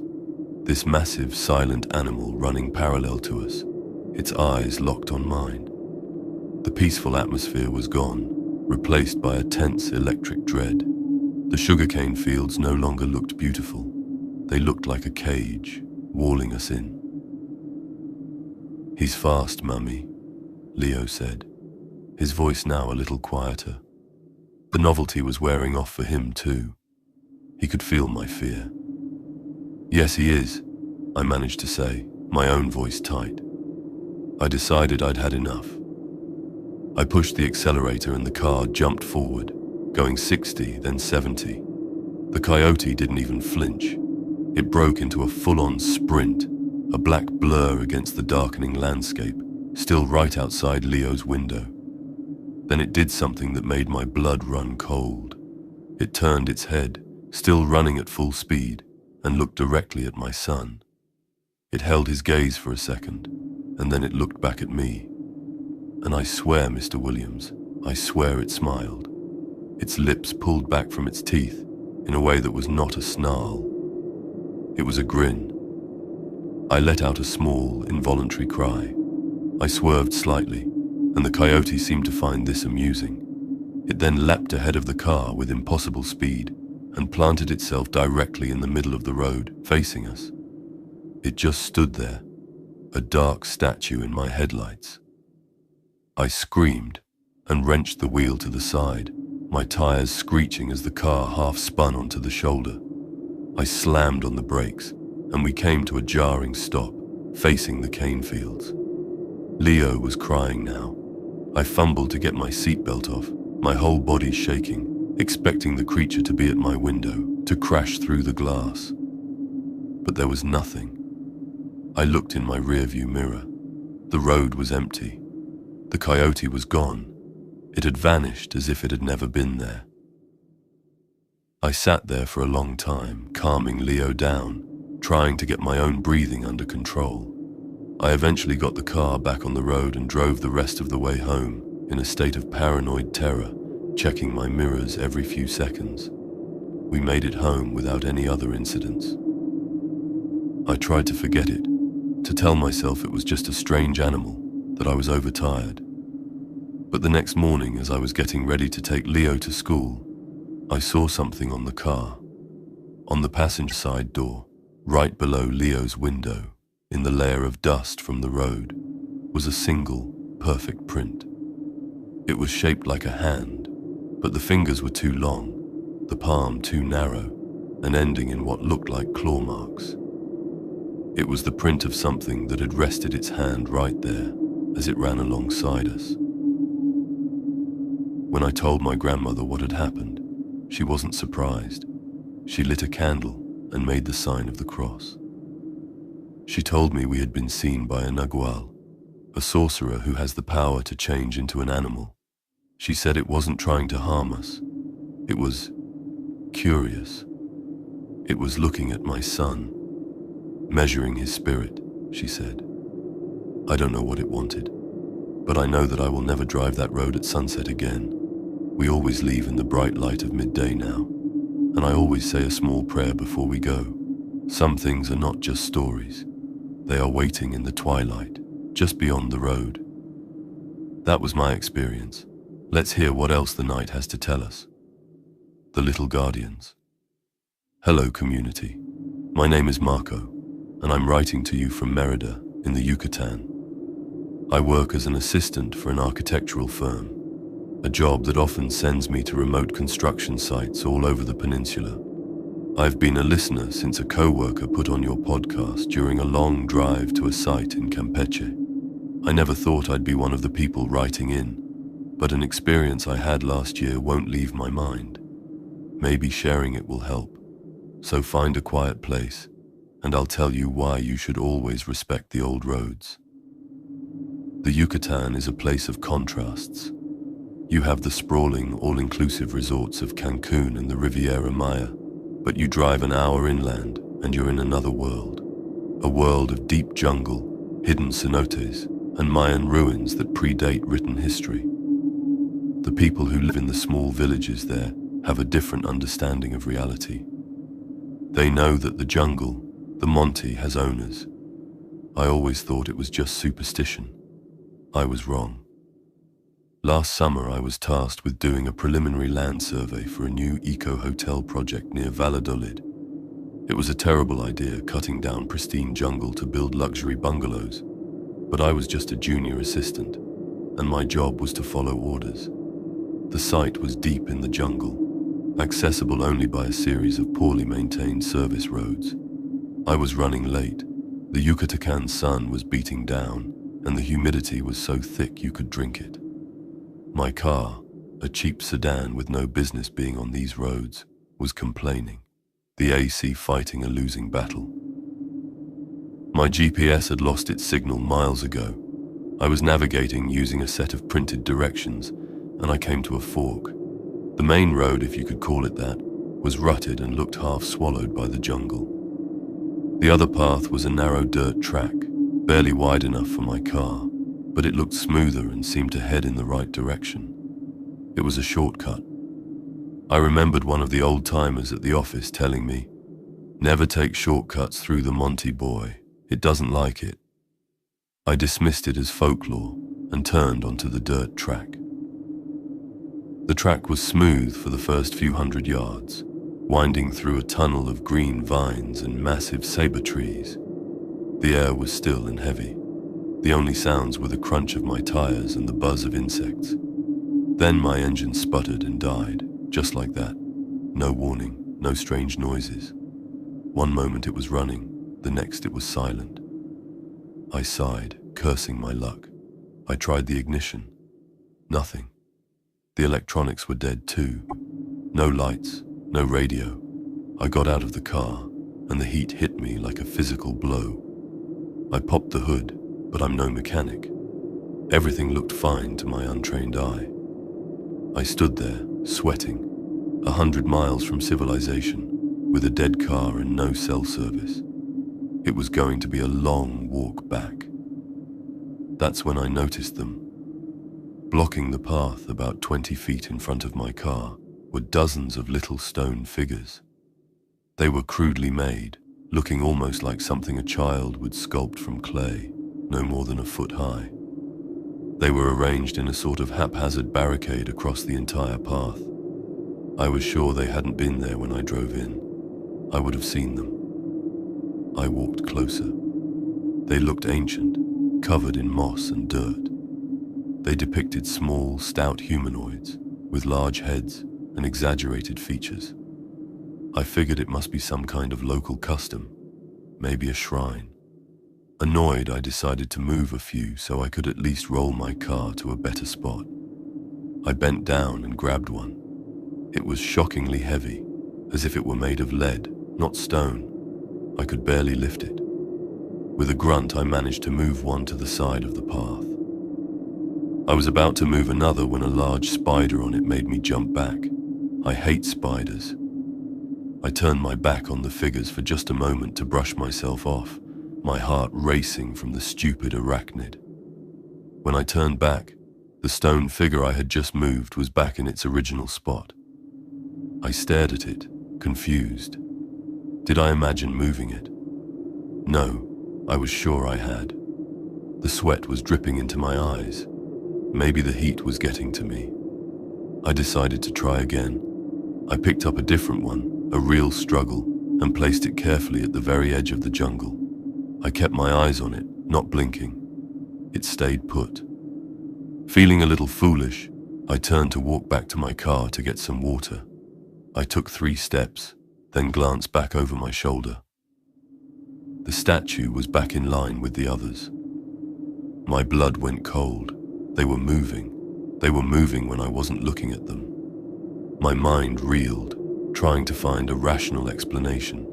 An optical illusion, a prank. But who would be out here, and how? I backed away slowly, my eyes scanning the silent, unmoving figures. They seemed to be watching me, their blank stone faces full of a silent challenge. I got back in my car and locked the doors, a completely useless gesture. I sat there shaking, staring at the barricade. I looked down at my hands for a second, just to see if they were trembling as much as I thought. They were. I looked back up. One of the figures was now on the hood of my car. It was just sitting there, its little stone legs crossed, its head cocked to one side. It hadn't made a sound. I hadn't heard a thing. A wave of pure, primal fear washed over me. These things, whatever they were not just moving. They were intelligent, and they did not want me to pass. On pure instinct, I turned the key in the ignition. The engine roared to life. The lights flashed on. The radio blared static. I didn't question it. I slammed the car into reverse and floored it. The little figure on the hood was gone. I didn't see it fall. I didn't see it jump. It just vanished. I drove backwards down that narrow track at a terrifying speed, scraping the sides of the car against the trees, not caring about the damage. I didn't stop until I was back at the fork in the road. I didn't even pause. I took the main, rutted road and never looked back. When I finally made it to the village near the site, I told my story to an old man who ran the local store. He just nodded slowly, his face grim. He said I had trespassed on the land of the Aluxes, the ancient guardians of the jungle. He said they demand respect and offerings, and that by taking a shortcut without permission, I had angered them. He told me I was lucky they only chose to scare me away. I don't know if I believe in Aluxes, but I can't explain what happened that day. Our firm pulled out of that project, thankfully. I now carry a small pouch with a piece of jade and some honey candy in my glove compartment. The old-timers say it's a good offering, just in case I ever find myself on the wrong road again. That's what I lived through. Let's continue with the stories of the night. The Hitchhiker's Toll. Good evening, Mr. Williams. I'm Ricardo from Puebla. I'm a traveling salesman, mostly dealing in agricultural supplies, so my office is my car, and my territory is the back roads of central Mexico. I've probably heard hundreds of your episodes while driving between small towns late at night. There's one story about a strange hitchhiker that reminded me of something that happened to me in Tlaxcala, and I felt it was time to share it. So, lean in close, and I'll tell you about the time my car broke down and I had to pay a toll that wasn't for the road. Tlaxcala is a small state, but it's full of history and quiet rural landscapes. It can also be incredibly dark at night. The highways that connect the farming communities are often just 2 lanes of asphalt, cutting through vast fields of corn and barley, with no streetlights for miles. It's on one of these roads, between Huamantla and Apizaco, that this story takes place. It was a Tuesday night in late autumn. I'd finished my last sales call and was heading back to my hotel. It had been a long day, and I was tired. The road was empty, and the sky was clear and full of stars. To pass the time, I was listening to the radio, some old cumbia music. Suddenly, the music was replaced by a blast of static. I tried to change the station, but every single one was just white noise. Then my headlights started to flicker, like a dying candle. "Come on, not now," I muttered to my old Nissan Suru. It was a reliable car, but it was getting on in years. As if on cue, the engine coughed, sputtered, and died. I coasted to the side of the road, the car rolling to a stop in complete and utter darkness. The silence was absolute. I tried to restart the car. The engine wouldn't even turn over. I was stranded. I pulled out my phone. Thankfully, I had a sliver of a signal. I called my insurance company for a tow, and they told me it would be at least an hour. So I settled in to wait. I sat in the dark car for about 10 minutes, the silence starting to get to me. I got out to stretch my legs and stood by the side of the road, looking up at the stars. The air was crisp and cold. That's when I got the feeling, the unmistakable prickling sensation on the back of your neck that tells you you're being watched. I scanned the darkness around me. I could see the silhouettes of cornstalks in the starlight. Nothing else. I told myself it was just my nerves, but the feeling wouldn't go away. It was a focused, intense feeling, like a predator watching its prey. I turned on my phone's flashlight and swept it across the field. The beam caught nothing but leaves and dirt. Then I pointed it across the road, and that's when I saw him. Standing next to a large pyrrole tree, just at the edge of the light, was a figure. It was short, no taller than a 10-year-old child, but it was stoutly built, with broad shoulders.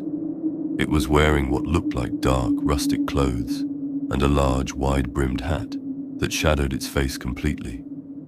It was standing perfectly still, just watching me. My first thought was that it was a child, and I felt a surge of alarm. "Hey, are you okay?" I called out.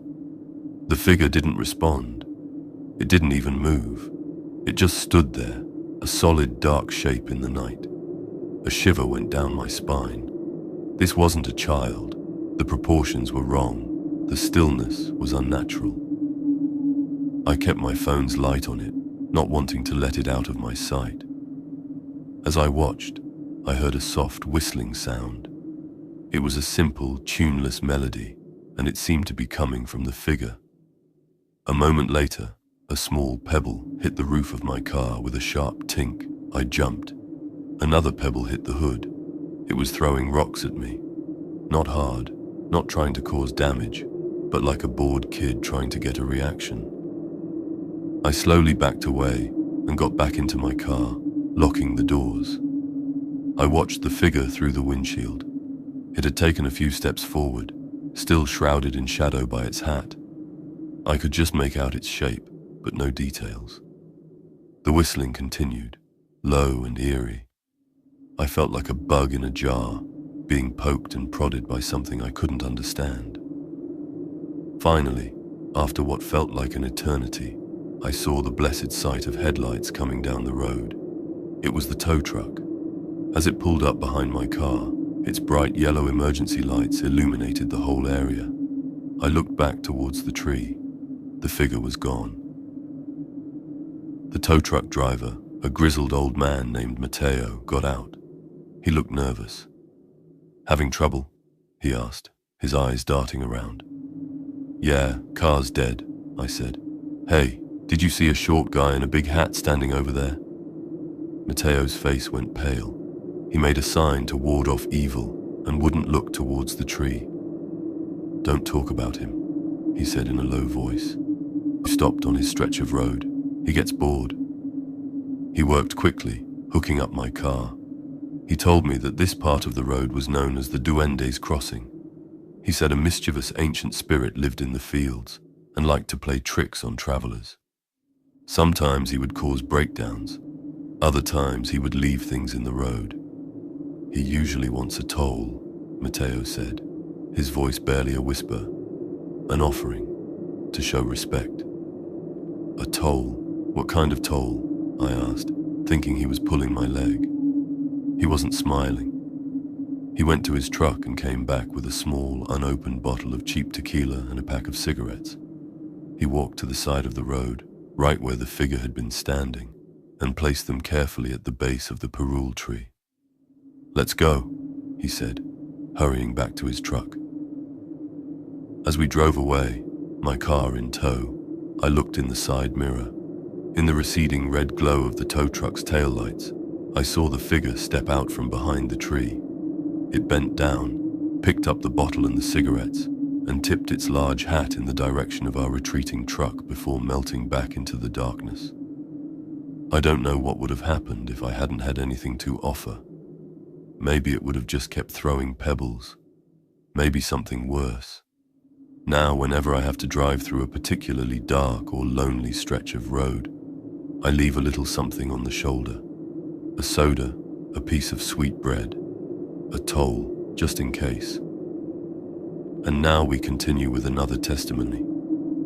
The weight of the Sierra. "Mr. Williams, good evening. My name is Sophia. I'm a student from Monterey, but this story takes place in the mountains of Coahuila. I'm writing this because I need to understand it, and I feel like your community is one of the few places where I won't be told I was hallucinating. What I saw changed me. It ended a relationship and left me with a fear I can't quite name. If you are listening tonight, come with me to the High Sierra, where the silence is older than any sound and the mountains themselves are watching. 2 summers ago, my boyfriend at the time, Daniel, and I decided to go camping in the Sierra de Arteaga. Daniel was an adventurous type, always pushing for more extreme experiences. I was more hesitant, but I went along with it. He had a beat-up 4x4, and he wanted to explore a remote service road he'd found on a satellite map, one that led to a supposedly pristine, untouched valley. The drive up was beautiful. The air got thinner and cooler as we climbed, leaving the desert heat behind. The road, however, got worse and worse, until it was little more than a rocky trail. Daniel was loving it, whooping as the truck bounced over rocks. I was clutching the dashboard, terrified we were going to break an axle or slide off the edge. And then, of course, we did. Not slide off, but the engine made a horrible grinding noise and died. We were miles from the main road, with no cell service. Daniel, ever the optimist, said it was a great opportunity for a real adventure. He figured we could walk to a small village that was marked on his map, about 10 miles away. I had a very bad feeling about it, a sense of deep unease that settled in my stomach. But the alternative was to stay with the dead truck, so I agreed. We packed some water and snacks and started walking. It was late afternoon, and the sun was beginning to set behind the jagged peaks. The scenery was breathtakingly stark. Pine trees clung to rocky cliffs, and the sky was a deep, cloudless blue. But as the sun went down, the beauty started to feel menacing.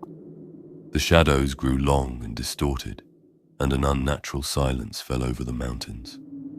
The usual sounds of the wilderness, insects, birds, the rustle of small animals, faded away until there was nothing. Just the sound of our own breathing and the crunch of our boots on the gravel. Then came the pressure. It's hard to describe. It was a physical sensation, like the air was becoming thick and heavy, pressing down on us.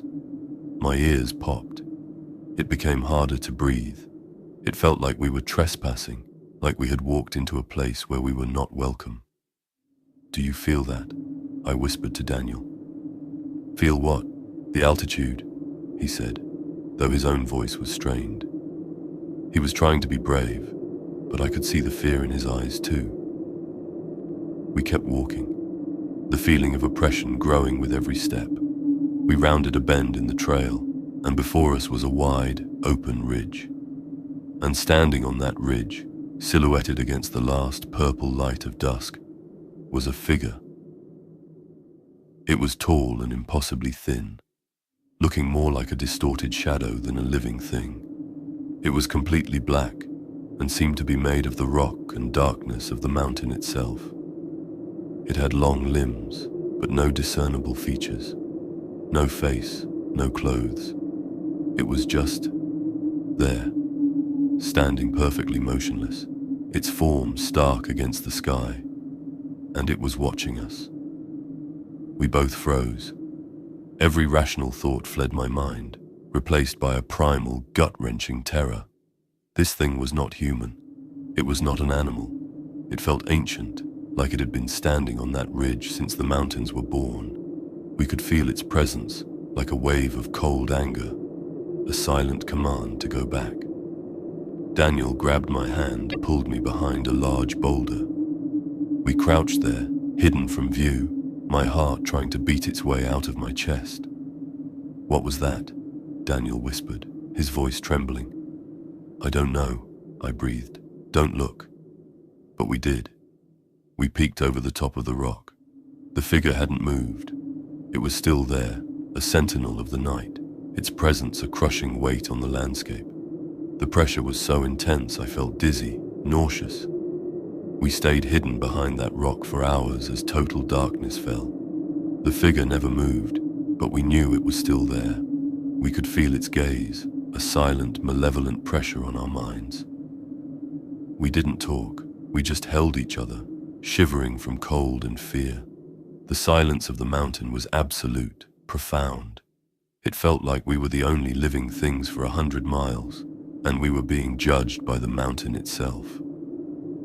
At some point, exhausted and terrified, we must have fallen into a fitful sleep. I woke with a start to the first grey light of dawn. The pressure was gone. The air felt light again. I could hear birds chirping. I looked cautiously over the rock. The ridge was empty. The figure was gone. We didn't wait. We scrambled back the way we came, half running, not looking back. A few hours later, a rancher in a pickup truck found us walking along the main road. He gave us a ride into the nearest town. When we tried to tell him what we saw, he just nodded slowly, his face unreadable. All he said was, "The Sierra keeps its secrets. It doesn't like to be disturbed." That experience was the end for Daniel and me. I couldn't look at him without remembering his reckless arrogance that led us there. I felt that we had angered something ancient, something that should have been left alone. I still have nightmares about that tall, silent figure. I have developed a deep fear of quiet, empty places. I can't go hiking anymore. I need the noise of the city around me. It's a warning I will carry forever. Some places are not for us. And when you feel that you are not welcome, listen, turn around and leave. The procession in the dust. Good evening, Mr. Williams and community. I am Dr. Morales. For the past 15 years, I have been a physician in a small rural clinic in the mountains of Oaxaca. I listen to your program on a small battery-powered radio during the quiet hours of my night shifts. Many of the stories resonate with the strange things one sees and hears in these old, isolated places. I am a man of science, but I have learned that there are things here that science cannot explain. What I am about to tell you happened on a dusty road in the early hours of the morning, a sight that I can still see perfectly when I close my eyes. Please, listen closely, as I tell you about the night I witnessed the silent procession. My clinic serves several small, scattered Zapotec villages. The people here are wonderful, deeply connected to their traditions and the land. They have a rich cosmology that blends Catholicism with their pre-Hispanic beliefs. Life is hard, but there is a profound sense of community. Part of my job involves traveling between these villages, often at odd hours, to attend to emergencies. The roads are mostly unpaved dirt tracks that turn to mud in the rain and clouds of dust in the dry season. This incident occurred about a decade ago, in the pre-dawn hours of a day following a major local festival. It was the feast day of the village's patron saint, and the celebration had lasted for 3 days. I had been awake for nearly 48 hours, dealing with everything from overindulgence to a complicated childbirth. I was bone-tired, running on fumes and black coffee, and all I wanted was my bed. I was driving my sturdy but old pickup truck back to my home in the main village. The sky was just beginning to turn from black to a deep indigo, and a pale ghostly light was starting to illuminate the landscape. The road ahead was a ribbon of pale dust winding through fields of agave and corn. I was the only one out. The air was still and cool. As I rounded a long, gentle curve, my headlights fell upon a group of people walking on the road ahead of me. They were walking in the same direction I was headed, in a slow, single-file line. My first thought was that they were pilgrims, or people from the festival heading home. It wasn't unusual to see people walking between villages, even at this hour. I slowed down so as not to startle them or cover them in dust. As I got closer, I began to notice strange details. They were all very short, no taller than children. Each one was wearing a heavy, dark cloak with a deep hood that completely obscured their face and body. They walked with a slow, deliberate, rhythmic gait, their feet making no sound on the dusty road. There were perhaps 20 of them in total. I pulled up slowly beside the line, rolling down my window. "Good morning," I said in Spanish, and then repeated the greeting in the local Zapotec dialect. "Do you need a ride?" None of them turned. None of them acknowledged my presence in any way. They just kept walking, their hooded heads bowed, their pace unchanging. I got a powerful feeling that I was not just being ignored, but that I was completely invisible to them. It was as if I existed on a different plane of reality. I let the truck crawl along beside them, studying them. The cloaks they wore were made of a coarse, dark material, like old wool, and they seemed to absorb the light from my headlights. I tried to see inside their hoods, to catch a glimpse of a face, but there was nothing to see, just a profound, bottomless darkness where a face should be. No eyes, no features, nothing. A deep, instinctual fear began to prickle at my skin. These were not people. They were not children. The silence was what was most terrifying. There was no shuffling of feet, no coughing, no breathing, just the low rumble of my truck's engine and the silent, inexorable forward movement of the procession. They carried no lanterns, no candles, yet they walked with perfect purpose in the dim light. I drove alongside them for a few hundred feet, my scientific mind racing to find an explanation. A strange religious sect, a forgotten local custom. But nothing could explain the unnerving silence, the faceless voids under the hoods, the chilling indifference to my presence. They felt ancient, like a ceremony that had been repeated on this road for 1,000 years. I couldn't take it anymore. I pressed on the accelerator and drove past the procession, my heart pounding in my chest. I did not dare to look in my rearview mirror until I was at least a mile down the road. When I finally did, the road behind me was empty. They were gone. The next day, I cautiously asked a few of the village elders about what I had seen. I described the procession in detail. One of them, a wise old curandera named Elodia, looked at me with serious eyes. She told me that on certain nights, when the veil between the worlds is thin, the Antiguos, the old ones, walk the land. She said they are the spirits of the first people, the guardians of the earth. They are not evil, she explained, but they belong to a different time, and to see them is to be reminded that our world is just a thin layer on top of something much older and deeper. She warned me that seeing them is an omen, a sign that you have looked into a place you were not meant to see. I am a man of medicine and logic. I treat illnesses with antibiotics and set bones with plaster. But I have no explanation for what I saw on that dusty road. I still drive those roads at all hours, but now I do so with a new sense of respect and a little bit of fear. I know that I share this land with things that my science cannot measure. My advice to you is this: if you are ever on a lonely road at the edge of night and day, and you see something you don't understand, don't question it. Just keep driving, and pray it doesn't see you too. The road that repeats. Hey, Mr. Williams. Hey, community. Name's Carlos. I play bass for a cumbia band out of Durango. We're not famous or anything, but we get by, playing weddings, quinceañeras, town fairs. You know the drill. Our job means a lot of late nights and a lot of driving on some of the most notorious roads in Mexico. I've heard guys on your show talk about seeing ghosts on the highway, but what happened to us was different. It was weirder. It was like the road itself was alive, and it decided to play a trick on us. If you're settled in, I'll tell you about the night we got trapped on the Devil's Spine.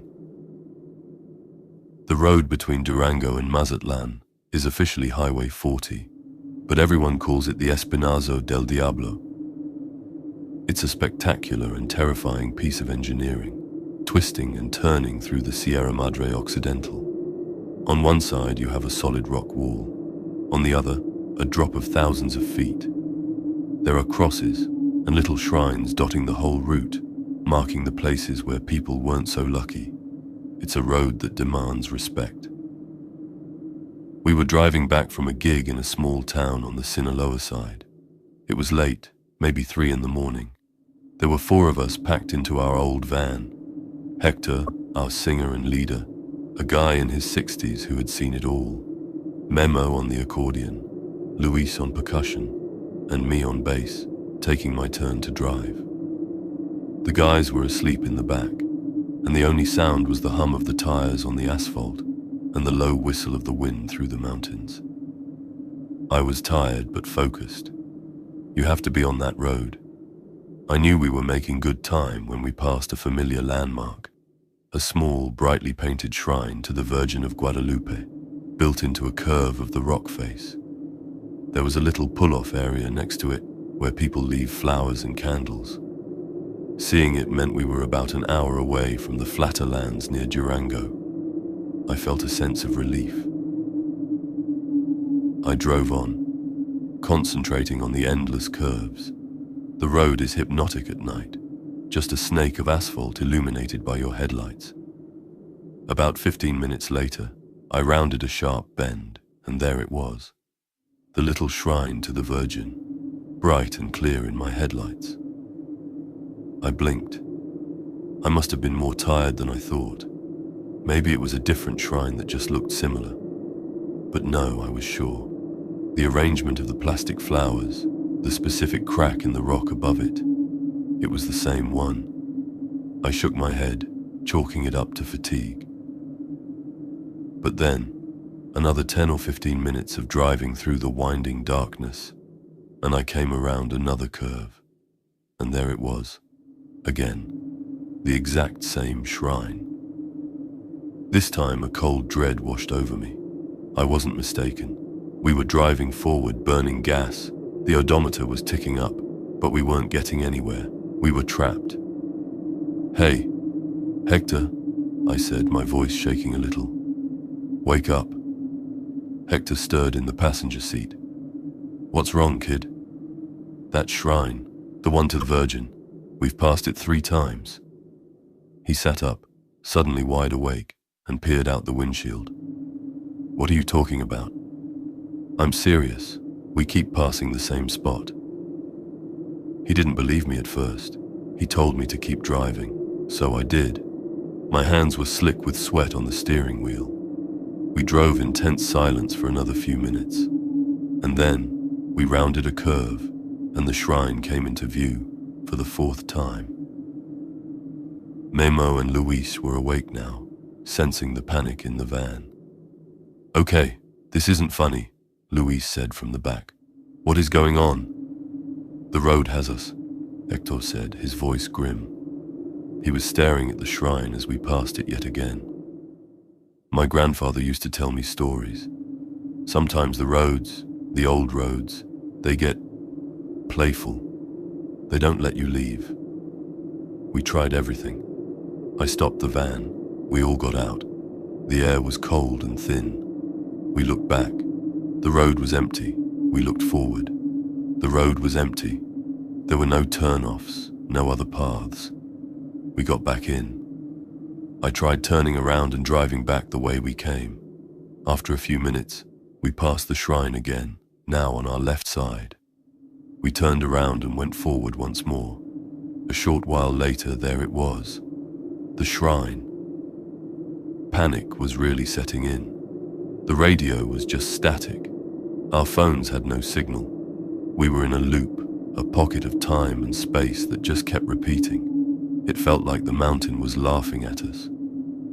Hector, who knew all the old ways, suddenly had an idea. "All right, everyone," he said, his voice firm. "Do exactly as I say. We're going to break the enchantment." He told us all to take off our shirts and put them back on inside out. It felt ridiculous, but we were desperate, so we did it.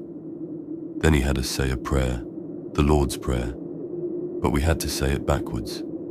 It was difficult and felt deeply sacrilegious, stumbling over the words. When we were done, Hector nodded.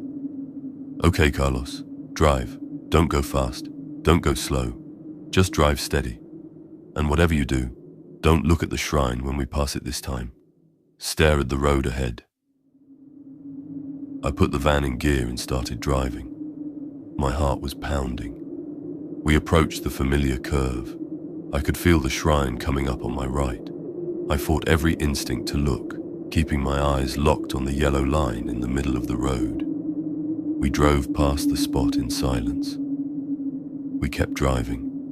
1 minute, 5 minutes, 10. The road started to look different. The curves felt new. We didn't see the shrine again. After about half an hour, we saw the distant lights of a small town. We were out. We were free. We all started shouting and laughing with relief. We never talked about what happened that night. It was like an unspoken agreement. But we all knew it was real. I believe Hector was right. The road itself, or something in it, trapped us. A spirit, an energy, a joke played by something ancient. The Devil's Spine earned its name that night. It's a road with a memory and a sense of humor, and if you're not careful, it might just invite you to stay for a while. The thirst of the mine. Hello, Mr. Williams. My name is Anna, and I'm a geology postgraduate student from San Luis Potosi. My studies often take me to strange and remote places, old mining districts, and forgotten corners of the desert. I've always been a rational person, someone who believes that everything has a scientific explanation. An experience near the ghost town of Real de Catorce, however, challenged everything I thought I knew. I listened to your show while analyzing rock samples late at night, and I feel this is the right place to tell my story. I invite you and your listeners to come with me to a place where the earth itself has guardians, and they do not like to be disturbed. Real de Catorce is a fascinating place. It's a former silver mining town high in the Sierra de Catorce, surrounded by a stark, beautiful desert. In its heyday, it was fabulously wealthy, but when the price of silver crashed, it became a virtual ghost town. Today, it's a tourist destination, known for its mystical energy, in part because the Wixárika, or Huichol people, consider it a sacred site. For my thesis, I was studying the unique mineral formations in the old abandoned mines around the town. These mines are dangerous and mostly sealed off, but I had permits to access the areas around some of the more remote shafts to collect surface samples. One afternoon, I drove my Jeep down a rough, unpaved track that led towards an old mine named La Purísima. It was known for producing incredibly pure silver ore. The road was barely a road, and a sign riddled with bullet holes warned against trespassing. My permit gave me the right to be there, but the place felt off. The air grew heavy and still, and there was a strange metallic smell, like ozone right before a thunderstorm.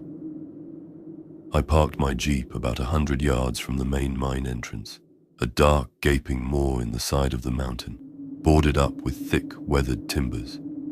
As I got out, the feeling of being watched was immediate and intense. I was completely alone. The desert was silent, except for a low hum that seemed to be coming from the ground itself. It was a deep, resonant frequency that I could feel in the soles of my feet. I pulled out my geological compass to take a bearing, and that's when things got truly strange. The needle was spinning wildly, rotating in a smooth, continuous circle. It was useless. I'd heard of magnetic anomalies near ore deposits, but nothing like this. It was as if the laws of physics were being bent. Then I heard another sound, a faint, rhythmic tapping. Tap, tap, tap, tap. It was the sound of a miner's pickaxe hitting rock, and it was coming from deep within the sealed-off mine. I froze, listening. It couldn't be. The mine had been closed for a century. Locals sometimes explored the more accessible tunnels, but this one was considered unstable and was securely boarded up.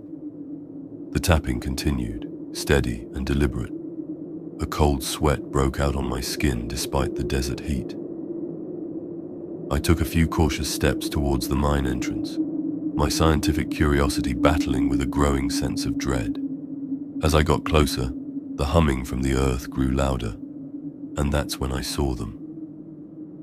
Scrambling out from a small gap between the rotting timbers of the entrance were figures. They were small, no more than 2 or 3 feet tall, and seemed to be made of the very dirt and rock of the mountain. Their bodies were humanoid, but lumpy and misshapen, the color of dry earth and oxidized stone. They moved with a jerky, insect-like quickness. They had no discernible faces, just 2 points of light for eyes that glowed with a faint, internal luminescence, like raw, uncut minerals. There were dozens of them. They swarmed out of the mine and spread out, forming a silent perimeter around the entrance. They did not approach me. They just stopped and watched me, their heads cocked with an unnerving, alien curiosity. The tapping from within the mine had stopped. I was paralyzed with a fear so absolute it felt like my heart had ceased to beat. My brain, the scientist's brain, was trying to process what I was seeing. A strange desert animal, hallucinations from the altitude.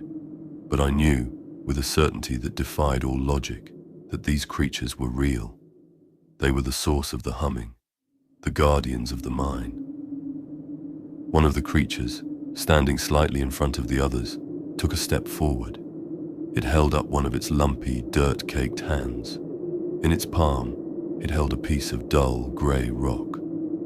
As I watched, mesmerized, the rock began to change. A web of shining silver veins spread across its surface, growing brighter and brighter until the entire rock gleamed like a polished mirror. It held the perfect piece of silver up for me to see, a treasure from the heart of the mountain. Then, slowly, it closed its hand, and the silver crumbled into grey dust, which trickled through its fingers and back to the earth. It was not an act of aggression. It was a demonstration, a message. This belongs to us. What we create, we can destroy. It is not for you. I understood. I slowly began to back away, never taking my eyes off them. Their glowing eyes followed my every move. I got into my Jeep, my hands shaking so badly I could barely get the key into the ignition. I started the engine, put it in reverse, and got out of there as fast as I could. I didn't look back. I abandoned my research in that area. I changed the focus of my thesis. I never told my professors what I saw. They would have had me psychologically evaluated. But I know what I saw. The Wixarika people believe that the mountains, the rocks, the desert, they all have spirits. The old miners used to call them Gomesilos, earth spirits, that guarded the mineral veins. They said you had to leave them offerings, tobacco and tequila, or they would lead you to your doom in the dark tunnels. I believe the thirst for silver, the greed that built and then destroyed Real de 14, has made those guardians permanently hostile. They remain there, in the darkness, tapping away in the deep places of the earth, protecting the treasures that drove men mad. Some places, and their riches, are best left undisturbed. The curve of the 3 crosses.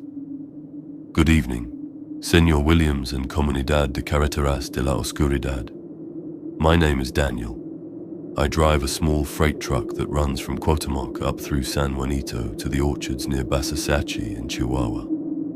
I've listened to your episodes for years while waiting in loading yards, but it was an episode about a curve in the mountains that finally pushed me to write.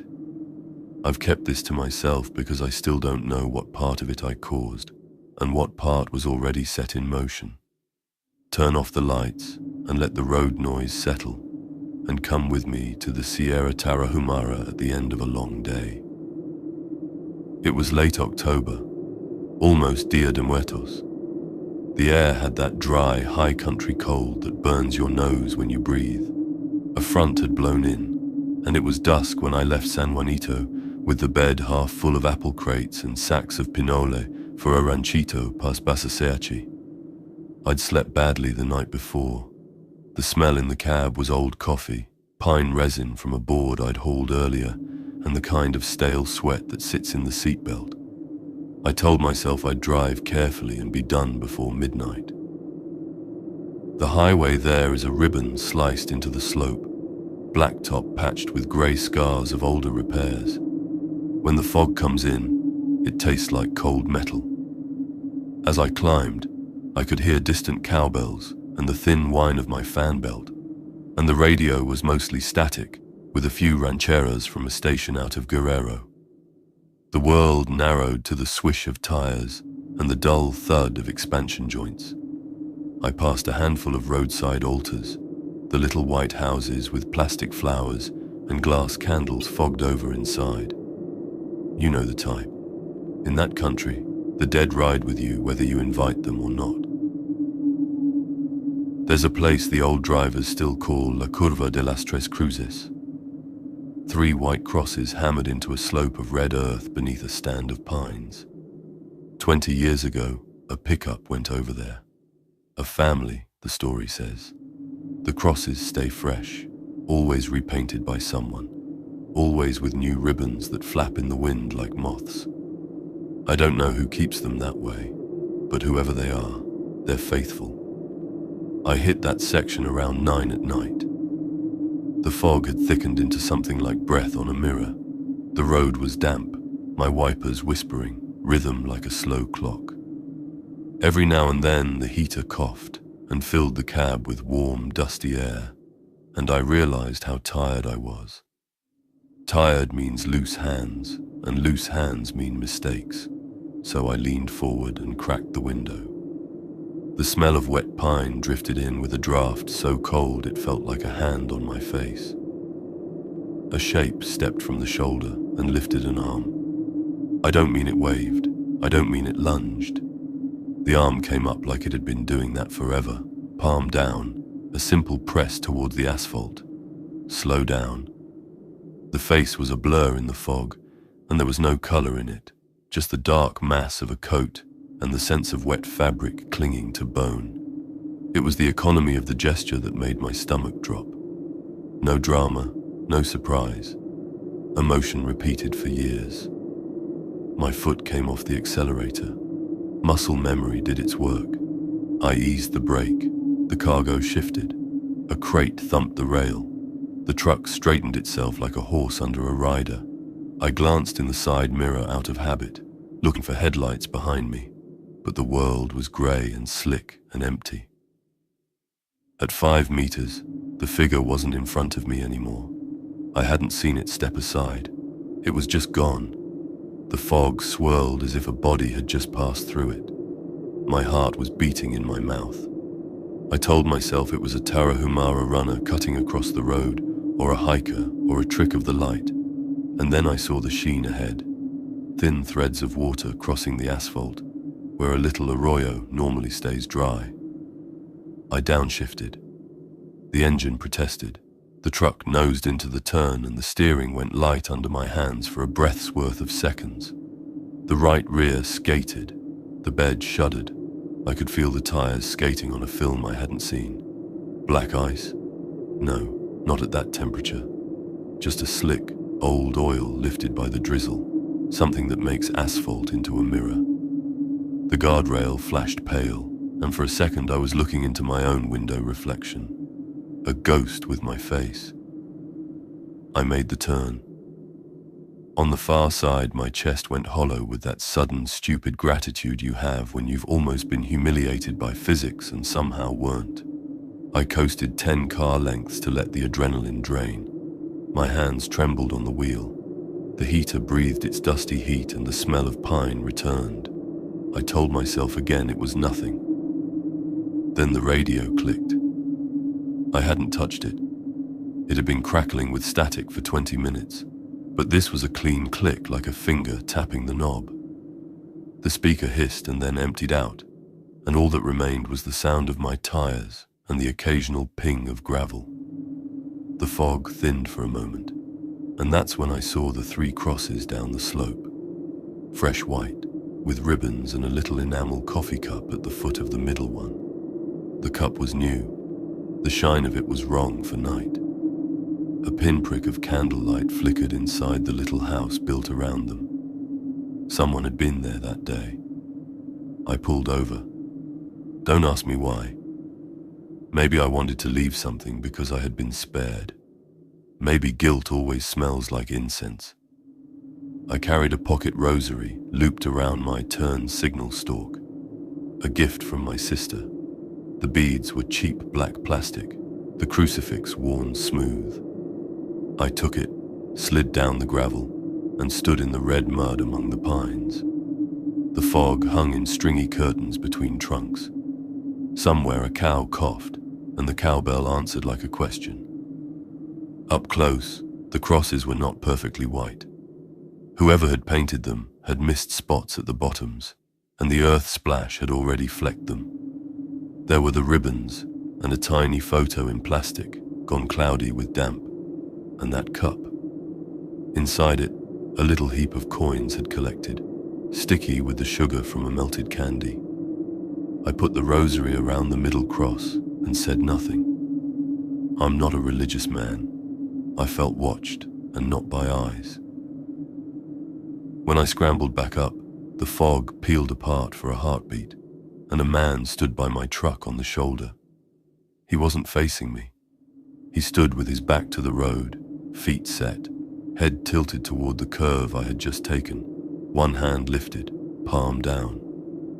Slow down. The gesture was the same. The coat hung heavy and dark with wet. A trickle of water trailed from the cuff like a vein. He never turned. He never acknowledged me. He waited for someone else coming the other way that never came. I climbed into the cab and shut the door quietly, like in a church. The cab smelled like wet wool now, though nothing inside was wet. The radio clicked again and flooded back with static, and a thin voice from far away talking about prayers in some parish where the bell sounded like a spoon in a glass. I drove on. After Basasachi, I pulled into a loncheria with a tin roof and bright bulbs. The woman behind the griddle poured me coffee that tasted like smoke and cinnamon. I told her I'd seen someone at the curve. She wiped her hands on her apron and nodded once, no surprise in it. They're always there when it gets wet, she said, and set a plate of gorditas in front of me. People learn or they don't. I didn't ask who they were. I didn't mention the rosary. I didn't say that I could still feel cold on the side of my face, where the night air had entered, as if a palm had rested there. I pass that curve monthly. The rosary stays on my rearview mirror now. I replaced it with a different one on the cross the following week, because I couldn't stand how bare my cab felt without it. Every time the weather turns, I slow down well before the fog thickens, and I watch the shoulder without pretending I'm not. I've never seen the man again, not directly. I have seen the way the fog moves along that shoulder, like someone's body is going through it. My advice to anyone on that route is simple. If you see a hand on the mountain lift and press, do as it says. The dead don't always want you with them. Sometimes they're tired of the company. That was my story. Let's keep the headlights low and continue with the next testimony. Mud on the radio. Hello, Senor Williams. Hello, Comunidad. I'm Luisa, paramedic out of Santiago Tuxtla in Veracruz. When storms pin the coast and the mangroves breathe that warm rot, we get calls from ranchos along the road to Catemaco and down towards Sontocomapan. The night I'm writing about, I'd just finished listening to one of your episodes on my phone, something about a curve by a lagoon, and I thought I was too tired to dream. I'm writing because I don't know if we saved a life by ourselves or because something older pointed with its whole body. Turn off the lights and imagine a flashlight's ring on brown water. It was August, thickness in the air like a wet towel. The ambulance smelled like antiseptic and rubber and the lemon cleaner we used on the stretcher. My partner, Chucho, had that smell of rain-soaked uniform that's part mildew, part metal. We'd been bouncing from clinic to clinic since the afternoon. Frogs sang from ditches like a crowd after a goal. The radio chirped and spat, and then the dispatcher put us on a call. Possible rollover near a rancho off the 2-lane, direction of Tres Zapotes. No answer from the caller afterward. A hang-up, maybe a pocket dial. The highway there glazes itself in storms. Heavy trucks smear diesel into the pores. The palms drip. The mango stands shut their metal doors, and the smell of ripe fruit turns into something sweet and sour that sticks in the back of your throat. As we took the turn at the shrine to San Judas, candles drowned in their own wax, smoke filling the glass like fog. I felt a little chill that made no sense in that heat. I clicked the AC to defrost, just to have something to do with my hands. We drove slow. The rain went from sheets to ropes to beads and back again. The windshield wipers made a metronome for my thoughts, and my thoughts were stupidly domestic.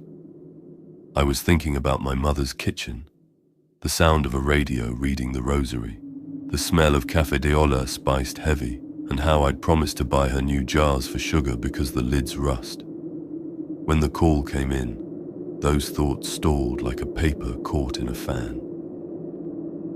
On the right shoulder near a break in the cane stood a row of candles, little flames under glass jars, a dozen perhaps, their light simple and unwavering in the rain. No one was near them. No car was parked. The mud by the shoulder was churned in a way that said people had stood there earlier, feet turning, talking, waiting. Now it was empty. We slowed across from it. Chucho leaned forward and said nothing. He reached down to lower the radio volume, and his fingers came away dirty with a grit that hadn't been there 5 seconds ago. He rubbed his thumb and forefinger and frowned. The smell of wet earth rose strong and close in the cab. I stepped out with the flashlight, rain hissing on the road. The candles burned behind their fogged glass like eyes half closed in prayer. The mud at my feet was dark, almost black, clotted with cane leaves and something that might have been a ribbon. My beam found footprints, bare feet, small ones. The toes pressed deep and then shallowed, like someone had stood and shifted their weight, and beside them, heel marks from a larger person who had knelt. There's a posture that speaks even when the body is gone. Kneeling, leaning in, the angle of a spine that says attention, not grief. I followed those prints to the ditch. Water moved there, slow, brown, duckweed gathered in the corners like sleeping insects. Something pale lay below the surface, a shape that the water made and unmade. At first I thought it was a bag. Then I realized it was the roof of a car just below the waterline, a breath held. We called it in. Chucho ran for the hook and line. The rain softened to a mist that hung in my eyelashes. I waded into the ditch to feel along the car, my boots giving up their seal and swallowing the mud like meat. My hands found the edge of a window. It was closed, the glass cold.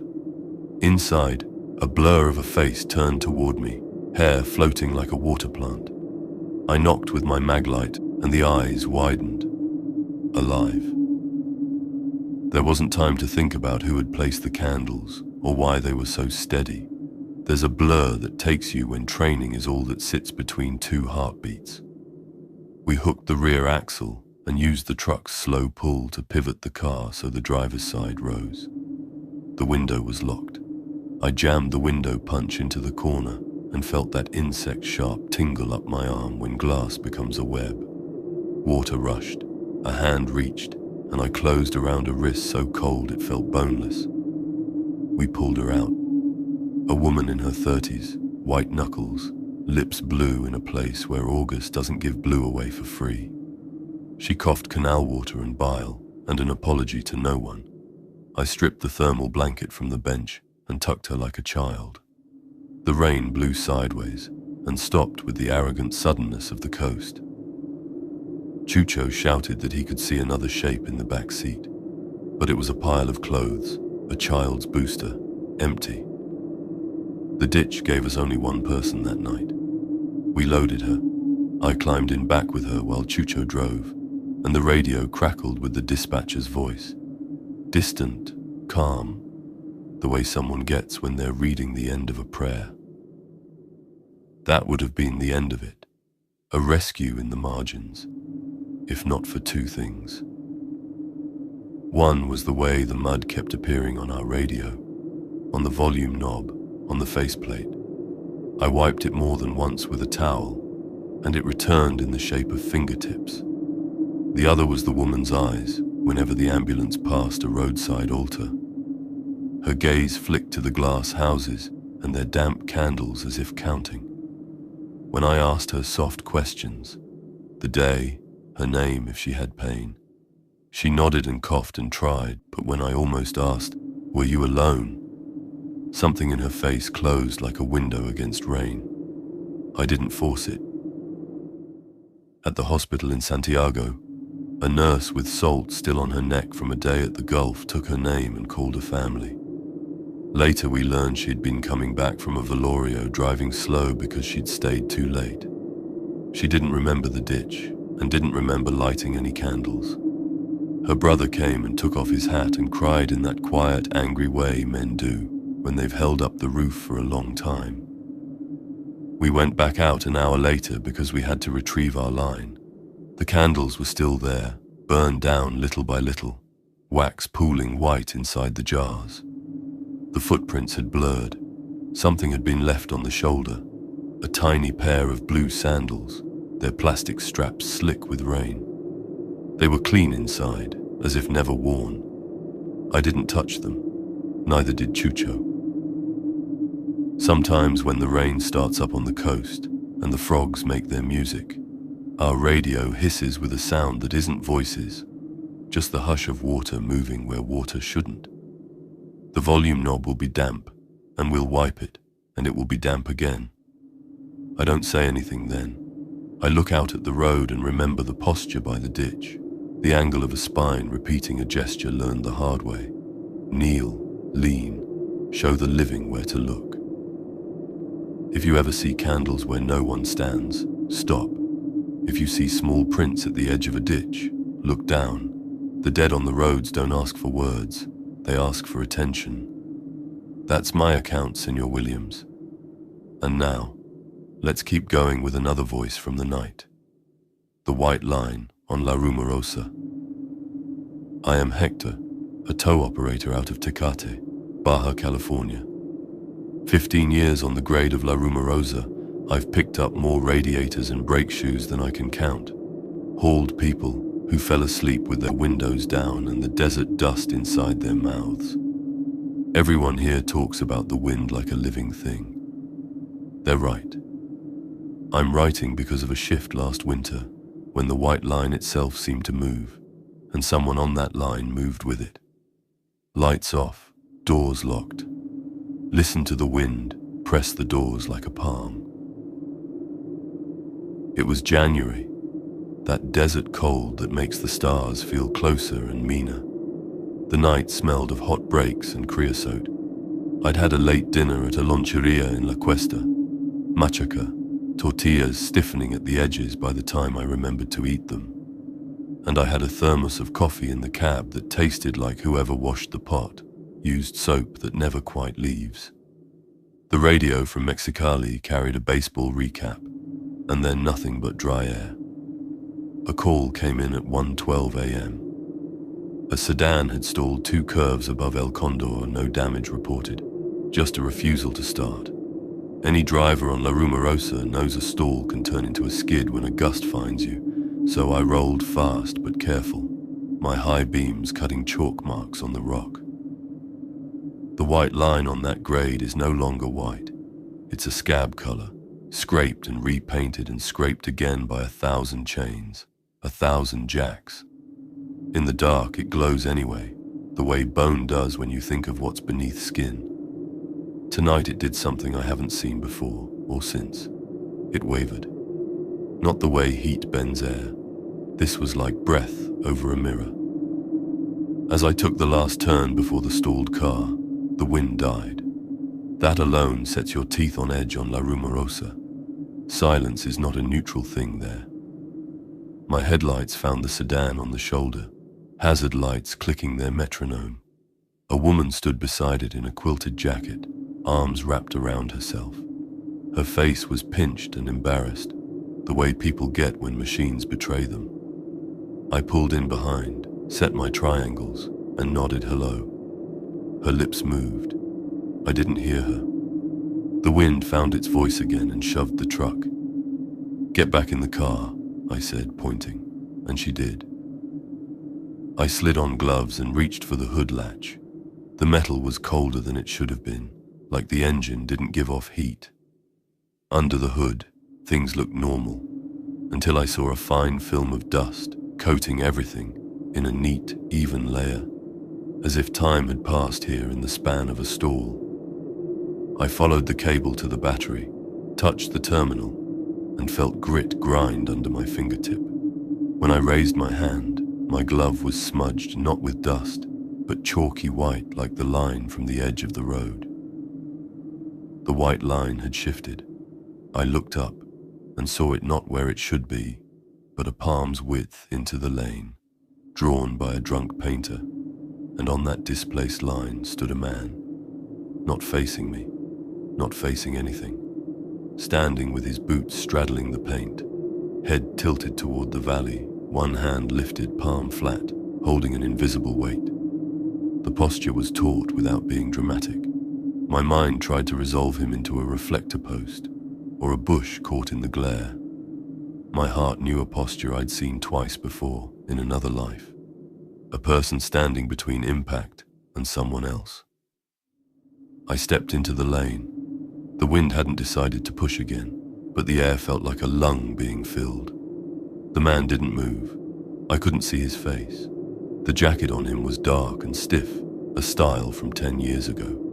There was a seam across the shoulders that I recognized and couldn't place. The line beneath his boots seemed to throb, and a fine powder drifted from his heels, the same chalk that had smeared my glove. A semi's horn blew below us, not close, warning someone invisible around a bend. The woman in the sedan tapped her window. I turned back to indicate stay, and when I turned again, he was no longer in front of me. He was a step farther up the grade, the hands still lifted, the body angled against a gust that hadn't yet arrived. He did not look at me. He was not there for me. He was plotting a path out of accidents, step by step. There is a place on that stretch where a bus went over in '99. Old heads tell the story quiet, like a sin. The wind or bad brakes or a nodding driver, each version different. People leave flowers on the fence. Last year, someone tied a red ribbon that the wind has not managed to steal. Right where that ribbon flapped without moving, the man's hand pressed the air, and the white line smudged grey as if rubbed by a sleeve. The sedan's hood creaked in my hand. I looked down and saw the battery cable sway through my fingers were still. The engine coughed, choked, then caught with a sound like someone clearing grit from their throat. I slammed the hood and signaled the woman to start it. She turned the key. The car came alive. Her shoulders dropped in relief so pure it made my eyes sting. She lowered the window to say thank you, and a gust slammed against us, hard enough to stagger me and push my triangles an inch. The wind screamed then, La Rumorosa's animal voice. It pulled at my jacket and tried to take my hat. I turned to find the man again and saw only the line, back where it belonged, steady and ugly and true. The chalk on my glove had marked the edge of the hood in a neat hand impression. I brushed it. It didn't smear. "Don't stop until you get to the tolls," I told the woman. "No pictures, no calls, both hands." She nodded too fast. Tears in her eyes she didn't understand, and merged into the lane like someone stepping into cold water. On the way down, my radio filled with a thin, high whine, not quite feedback, not quite wind, something like a fork rubbed on glass. It hurt my teeth. It cut off near El Hongo like a lid closing. At the yard, I used the sink to wash my hands, but the chalk was stubborn in the creases. When I finally scraped it out with my thumbnail, the smell that came up was not dust. It was something like heated rubber and old incense. Drivers ask me what to look for up there at night. Look for silence where wind belongs. Look for a hand that holds the air as if it were heavy. If you see it, you don't need to know the story behind it. You just need to obey it. That's my piece, Senor Williams. Let the next engine idle and the night keep going. The Glimmering Man. Good evening, Mr. Williams, and to the entire Roads of Darkness community. My name is Ismael, and I'm a long-haul truck driver. I've spent the better part of 30 years crisscrossing every inch of Mexico, from the jungles of Chiapas to the border towns up north. My son, who's also a fan of your show, is the one who convinced me to write this down. He said the story I told him about the Sonoran Desert years ago sounded a lot like some of the accounts you've shared. He told me, "Dad, maybe someone else has seen it. Maybe you're not the only one." So here I am, hoping he's right. For those of you listening, I invite you to find a comfortable spot. Turn off the lights and just listen to the sound of my voice. Picture the road, the endless ribbon of asphalt under a sky full of stars. That's where my life happens, and that's where this story begins. It was back in the late 90s. I was younger, more reckless, and running a load of electronics from Nogales down to Hermosillo. It was a straight shot, a familiar route, but this was mid-July. If you know Sonora, you know what that means. Heat. Not just heat, but a suffocating, shimmering blanket of it that presses down on you, that distorts the world. The sun beats on the pavement until the road itself seems to sweat, and the air wavers and dances in the distance, creating mirages of water where there is only scorched earth. I was driving my old Kenworth, a beast of a machine without air conditioning. My only relief was the two side windows rolled down, funneling hot air that felt like a blast furnace against my skin. The cab smelled of diesel, stale coffee, and the cheap pine tree air freshener dangling from my rearview mirror. I was tired. I'd been pushing for 12 hours straight, trying to make good time, fueled by lukewarm soda and a determination that bordered on foolishness. The sun was beginning to set, painting the sky in violent shades of orange and purple. The desert at dusk is a beautiful, treacherous thing. The saguaros stand like silent sentinels, their arms raised to the heavens, and the shadows grow long and twisted, playing tricks on your eyes. I was on a particularly desolate stretch of Federal Highway 15, a two-lane road with nothing but sand, rock, and thorny brush for miles in every direction. The loneliness of that place is profound. It gets inside you. You feel like the last man on earth. That's when I first saw him. At first, it was just another trick of the light, another heat mirage. Far down the road, where the asphalt seemed to melt into the sky, a figure appeared. It was tall and unnaturally thin, shimmering with the same intensity as the air around it. I blinked, rubbing my eyes.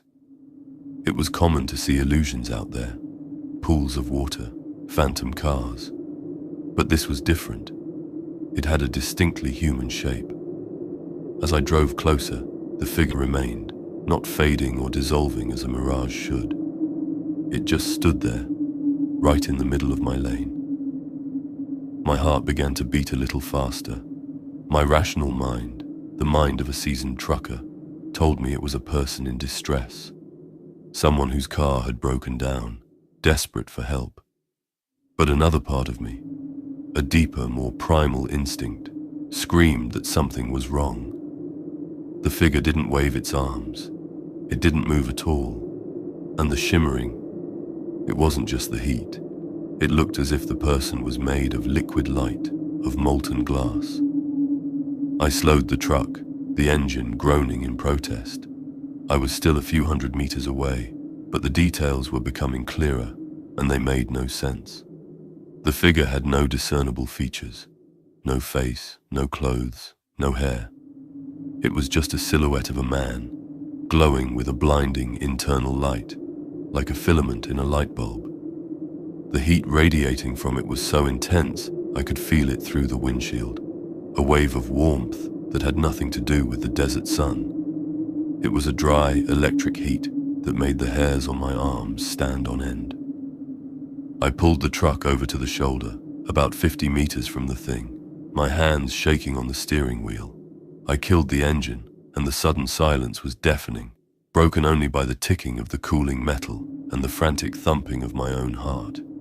I stared, trying to make sense of what I was seeing. It couldn't be real.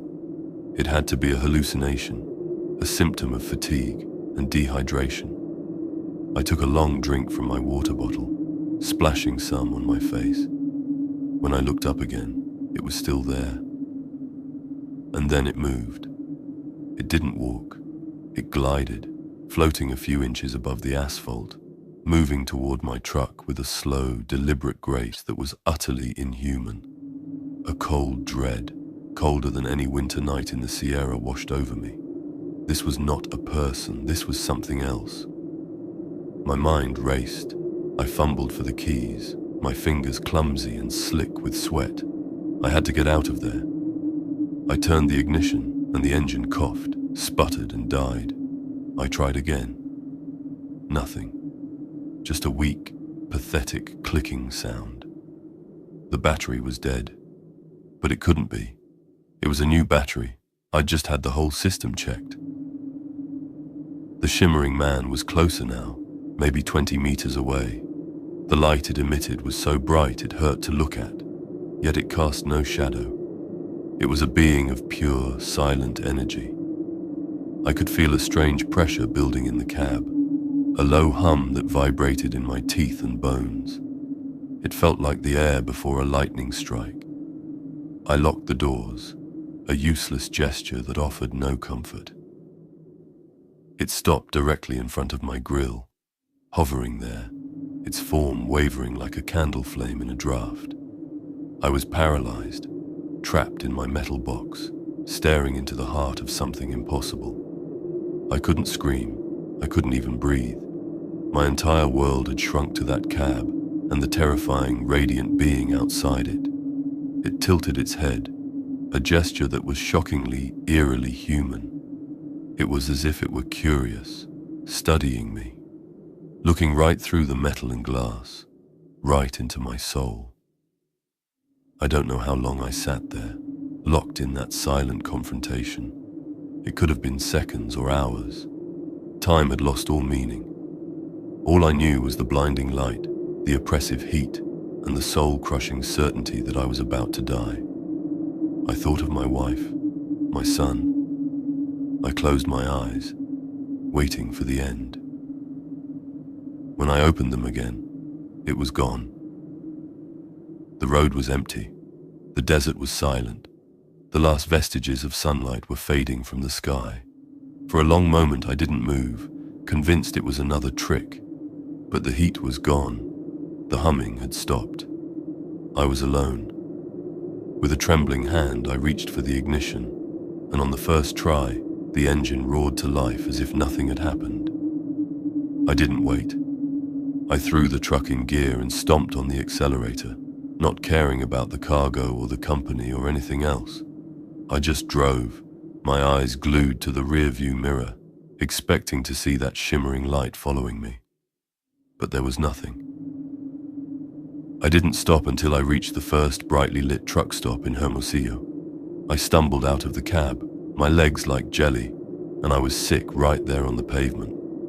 Another driver came over to ask if I was okay. I probably looked like I'd seen a ghost. I couldn't tell him what happened. What could I say? That I'd met a man made of light in the middle of the desert?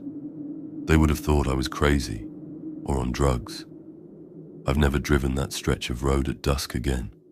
If I have to, I'll wait until the sun is high in the sky, or I'll join a convoy of other trucks. I've heard stories since then, Whispers from other old-timers about strange lights on Highway 15, about drivers who see things in the heat. They talk about a worker who was electrocuted during the construction of the highway, his body incinerated in an instant. They say he's still out there, drawn to the electrical systems of passing vehicles. I don't know if that's true. All I know is what I saw. It left a mark on me, a deep, abiding fear of the empty spaces and the tricks the light can play. So if you're ever driving through the desert as the sun goes down, and you see a strange light shimmering on the road ahead, don't stop. Don't be a hero. Just keep driving and pray your engine doesn't fail. Some things aren't meant to be understood. That was my story. Let's keep listening. The Weeper of the Ravine. Hello, Senor Williams. My name is Eleanor. I'm writing to you from Oaxaca City, where I work as a graphic designer. I've been a silent listener of your podcast for a couple of years now, usually putting it on during late nights when I'm working on a deadline. I never thought I'd be one to share a story. My life is pretty normal, or at least it was. But after what happened last spring, I feel like I need to get it out, to tell someone who might understand. Hearing others share their inexplicable experiences has given me the courage to share mine. So for anyone listening, maybe make yourself a cup of coffee or tea. This story takes place on a winding mountain road, and you'll want to be wide awake for it. My story is about a road, the Federal Highway 175, specifically the stretch that snakes through the Sierra Sur from Oaxaca down to the coast. It's a breathtakingly beautiful drive during the day, with pine oak forests clinging to the sides of mountains that seem to touch the clouds. But at night, it's a different world. It's treacherous, with sharp hairpin turns, steep drop-offs, and a fog that can roll in without warning, thick as milk, swallowing the road whole. Last March, my boyfriend of 5 years, Daniel, ended our relationship. It was sudden, brutal, and it left me completely shattered. To escape the city and the memories that haunted every street corner, I decided to drive down to Zipperlight for a few days, hoping the ocean could wash away some of the pain. My friends told me it was a bad idea to go alone, especially to drive that road at night. But I was stubborn. I think in a way, I wanted the solitude. I wanted the darkness to match what I was feeling inside. I left Oaxaca late in the afternoon, much later than I'd planned. I was driving my little Volkswagen Beetle, a car that had been my trusty companion for years. As I ascended into the mountains, the sun began to set and the temperature dropped. I was feeling numb, lost in a loop of sad memories and what-ifs. The car's speakers were playing a melancholic playlist I'd made, which probably wasn't helping my mood. By the time I reached the highest part of the Sierra, it was completely dark. The fog I'd been dreading had arrived. It crept in from the valleys, thick and damp, reducing my visibility to just a few feet beyond my headlights. I slowed down to a crawl, my knuckles white on the steering wheel. The world outside my car had disappeared.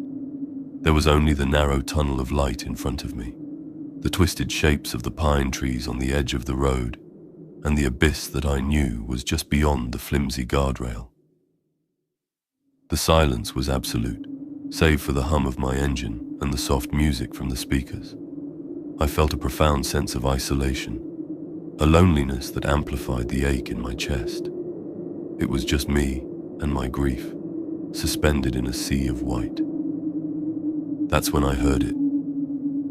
At first, I thought it was part of the song, a strange, high-pitched vocal I'd never noticed before. I turned the music down. The sound was still there, faint but clear.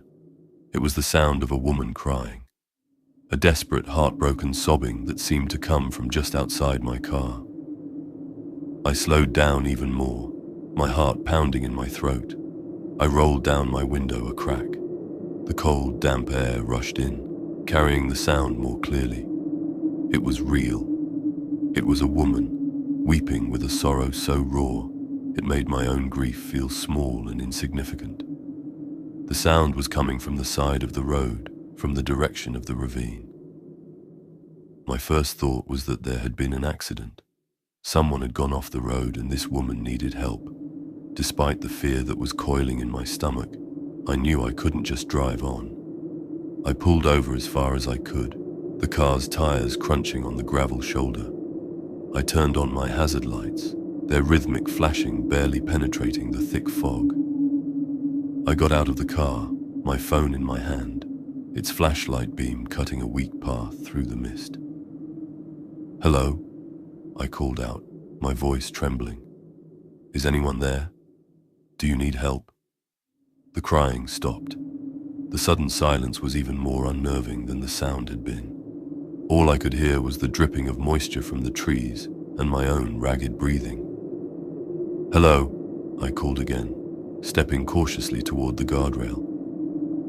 The sobbing started again, closer this time. It was coming from just over the edge, from down in the ravine. It was a mournful, pleading sound, pulling at something deep inside me. I walked to the guardrail and peered over, shining my phone's light down into the darkness. The beam was swallowed by the fog and the steep black drop. I couldn't see a thing. "I can't see you," I shouted. "Where are you?" A new sound joined the weeping. It was a soft, rhythmic thump. Thump, thump, thump, like a hand tapping on rock, and the crying seemed to be moving, leading me further down the road, along the edge of the precipice. Every instinct was screaming at me to get back in my car and drive away as fast as I could. This wasn't right. The fog, the crying, the isolation. It felt like a trap. But the sound of that woman's pain was so real. What if she was hurt, freezing, dying? How could I live with myself if I abandoned her? I followed the sound, walking slowly along the shoulder of the road, one hand on the cold, wet metal of the guardrail. The sobbing was always just ahead of me, just out of sight, drawing me onward. The thumping sound continued, a steady, hypnotic beat. I must have walked for 50 meters, my little car and its flashing lights disappearing behind me in the fog. I stopped at a place where the guardrail was twisted and broken, a clear sign of a past accident. The crying was loudest here, coming from directly below. I leaned over as far as I dared, my light cutting through a patch of fog, and I saw her. For a split second the mist cleared, and I saw a woman at the bottom of the ravine, crumpled next to a large boulder. She was wearing a white dress, now torn and stained with dirt.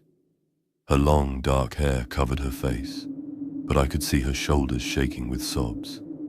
She was rhythmically tapping one hand against the rock. Thump, thump, thump. "I see you," I cried, relief flooding through me. "Hold on, I'm calling for help." I fumbled with my phone, my fingers icy and clumsy, but there was no signal. Of course, we were in the middle of the mountains. The woman below me looked up. The fog swirled around her, but I could see her face. It was pale and gaunt, her eyes like dark, empty pits. And she wasn't looking at me. She was looking past me, up at the road.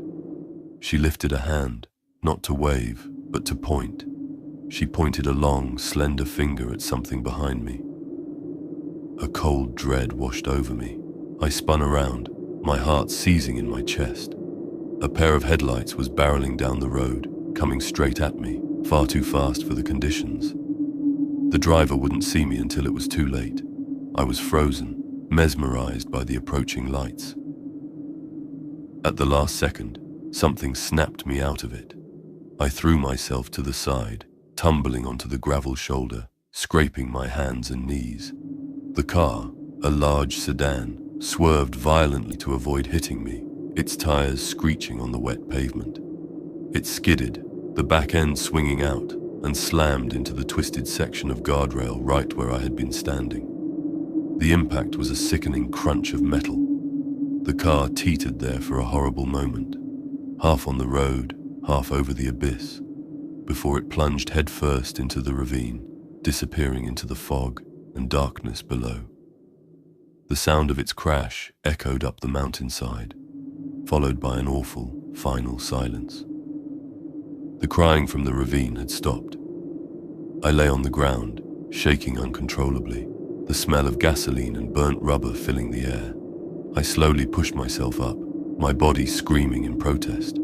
I looked back at my car, its hazard lights still blinking innocently in the mist. Then I looked down into the ravine. There was no sign of the woman in the white dress. There was only the wreckage of the car that had just crashed. I stumbled back to my Beetle, got in, and drove. I don't remember the rest of the drive to the coast. It's a black hole in my memory. All I remember is the image of that woman's face, the emptiness in her eyes, and the horrifying realization that she hadn't been crying for help. She had been luring me, or maybe not me. Maybe she was luring anyone who was foolish enough to stop.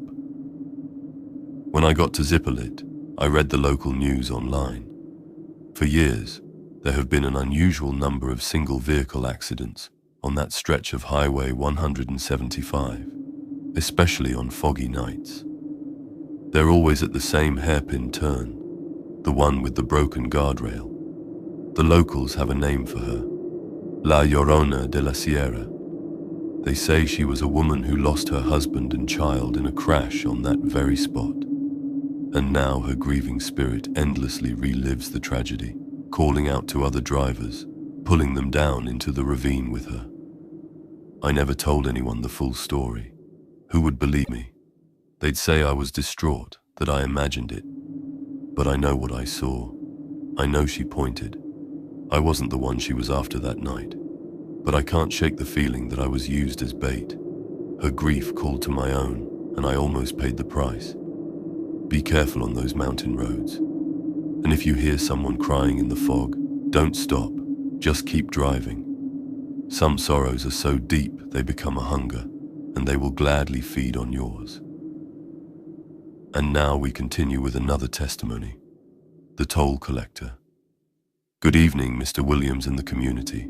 My name is Arturo, and I'm calling from Toluca. Well, I'm not calling, I'm writing this email, but it feels more personal to say it that way. I'm a regional sales manager for a pharmaceutical company, which means I spend most of my life on the road, driving from city to city, clinic to clinic. I've been listening to your show for years on those long, lonely drives. It's been a strange comfort. A few weeks ago, you aired a story about a phantom building, and it stirred a memory I've kept buried for a long time. I decided it was finally time to share it. So, wherever you are, dim the lights. Imagine you're behind the wheel, with miles of dark highway stretching out before you. That's where this happened. This was about 10 years ago. I was in my late 20s, hungry and ambitious, trying to climb the corporate ladder as fast as I could. I was covering a route through the more rural parts of the state of Mexico, visiting small-town doctors and pharmacies. It was grueling work, with long hours and endless driving. One evening, I found myself leaving the town of Ixtapan de la Sal much later than planned. I had a dinner meeting in Toluca that I absolutely could not miss. My boss was going to be there. Looking at the map on my phone, back when the GPS was still a novelty, I saw two routes. The main toll highway, which was safe and well lit, but would add at least 40 minutes to my trip, or a state road, a libre, that cut straight through the hills. It was marked as a more direct route, but it looked like a thin, winding line on the screen. Against my better judgment, fueled by coffee and career ambition, I chose the shortcut. The sun had already set, and the road quickly devolved from decent pavement to a patchwork of asphalt and potholes. It was a classic rural road, flanked by dense trees and the occasional small rancho with a single flickering light bulb. There were no streetlights, no other cars. My headlights were the only thing cutting through the oppressive darkness. The air was cool and smelled of pine and damp earth. I remember feeling a knot of anxiety tightening in my stomach. This was a stupid risk to take for a dinner meeting. After about half an hour of navigating tight curves and uneven terrain, I saw lights up ahead. At first, I was relieved. I thought I was approaching a small town or a junction, but as I got closer, the shape became clear and my relief turned to confusion. It was a toll booth. It stood there in the middle of nowhere, an old concrete structure with 3 lanes. It was absurdly out of place on this forgotten road. It looked like it had been abandoned for decades. The paint was peeling, the concrete was cracked and stained, and weeds grew from the base of the structure. The signs that once indicated the toll prices were rusted and completely illegible. But it wasn't abandoned. 2 of the lanes were blocked off with faded orange barrels, but the one on the right was open, and inside the booth, a single bare bulb cast a sickly yellow light, and a man was sitting there. I slowed my car to a stop, my mind struggling to process the scene. Why was there an active toll booth on a road that was barely maintained? There were no signs leading up to it, no indication of a toll road. It made no sense. The man in the booth was old, with a thin, gaunt face and skin like wrinkled parchment. He wore a faded dark blue uniform that looked like it belonged to another era. He didn't look at me as I pulled up. He just sat there, staring straight ahead at a point in the darkness, his expression completely blank. I rolled down my window. "Good evening," I said, trying to sound casual. "I didn't realize this was a toll road. How much is it?" The man didn't move. He didn't even seem to blink. His stillness was deeply unsettling. He looked less like a person and more like a wax figure. The only sound was the chirping of crickets in the surrounding woods and the idling of my engine. "Excuse me," I said, a little louder this time. "Sir, how much is the toll?" Slowly, as if moving through water, the man turned his head to look at me. His eyes were milky and unfocused, like those of a blind man, but I felt his gaze on me, cold and heavy. He raised a hand and pointed a long, bony finger at a small, rusted metal box on the counter in front of him. It had a slot on the top, like a collection box. He still hadn't said a word. The whole situation felt like a dream, a strange, disjointed nightmare. I was getting annoyed and increasingly creeped out. "Look, I just need to know the price," I insisted. "I need to get to Toluca." The man's expression didn't change, but he slowly shook his head. Then he pointed again at the box, this time more insistently. I leaned forward, squinting. There was something written on the side of the box, hand-painted in crude white letters. It was one word: un recuerdo, a memory. My blood ran cold. What does that mean?" I asked, my voice barely a whisper. He simply pointed at me, then back at the box. The toll was a memory.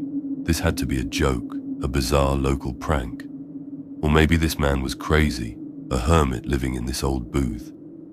But my gut told me this was something else entirely. The air around the booth felt heavy, stagnant. The yellow light seemed to suck the warmth from the air. I thought about just driving off, crashing through the flimsy plastic barrier.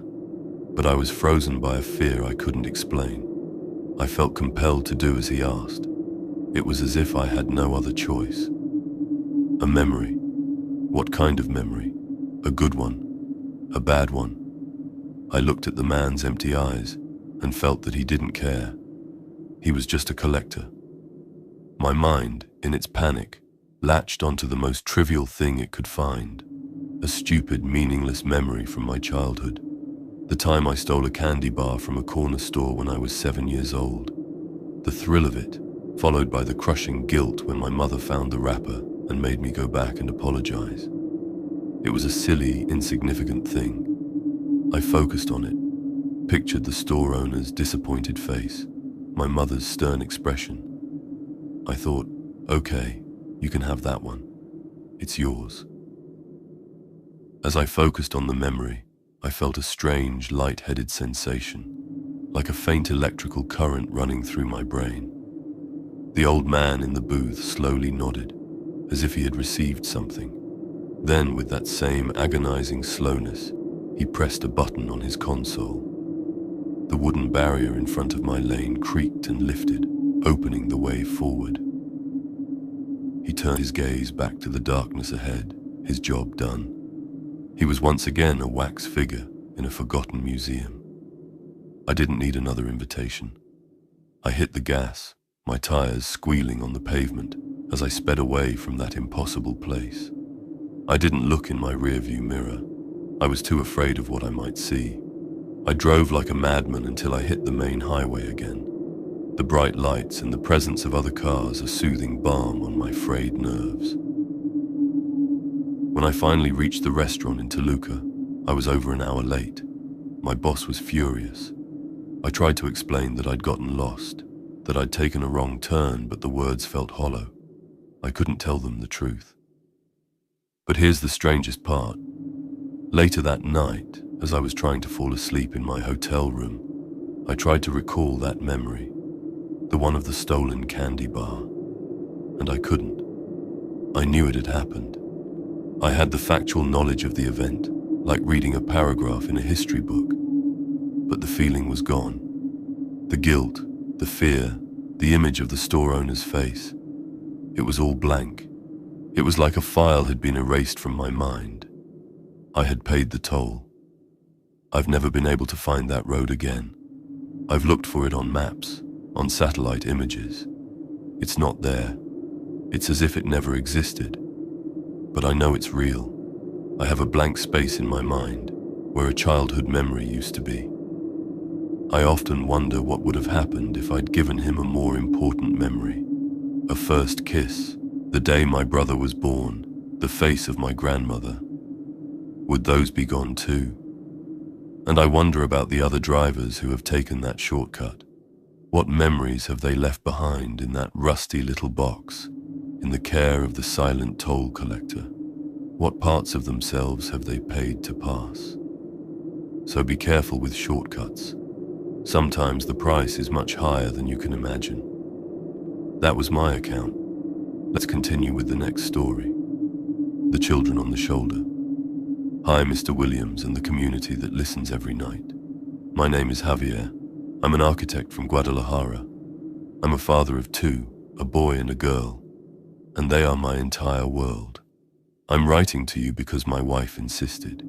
She says I haven't been the same since our trip last summer, that I need to talk about it.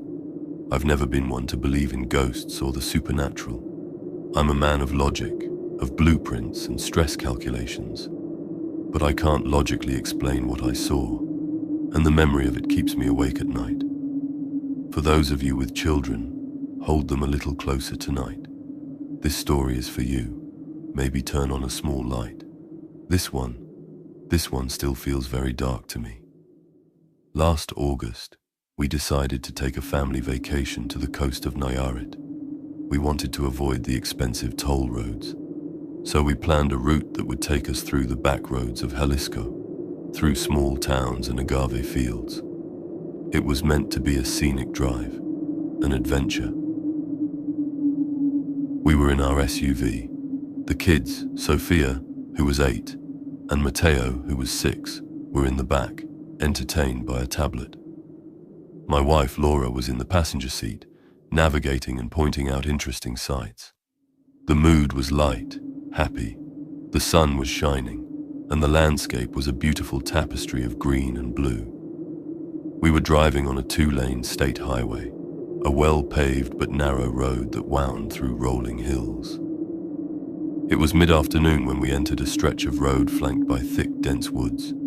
The trees grew right up to the edge of the asphalt, creating a green tunnel that the sun struggled to penetrate. The temperature seemed to drop a few degrees. It was beautiful, but also a little claustrophobic. Sophia, my daughter, was the first to see them.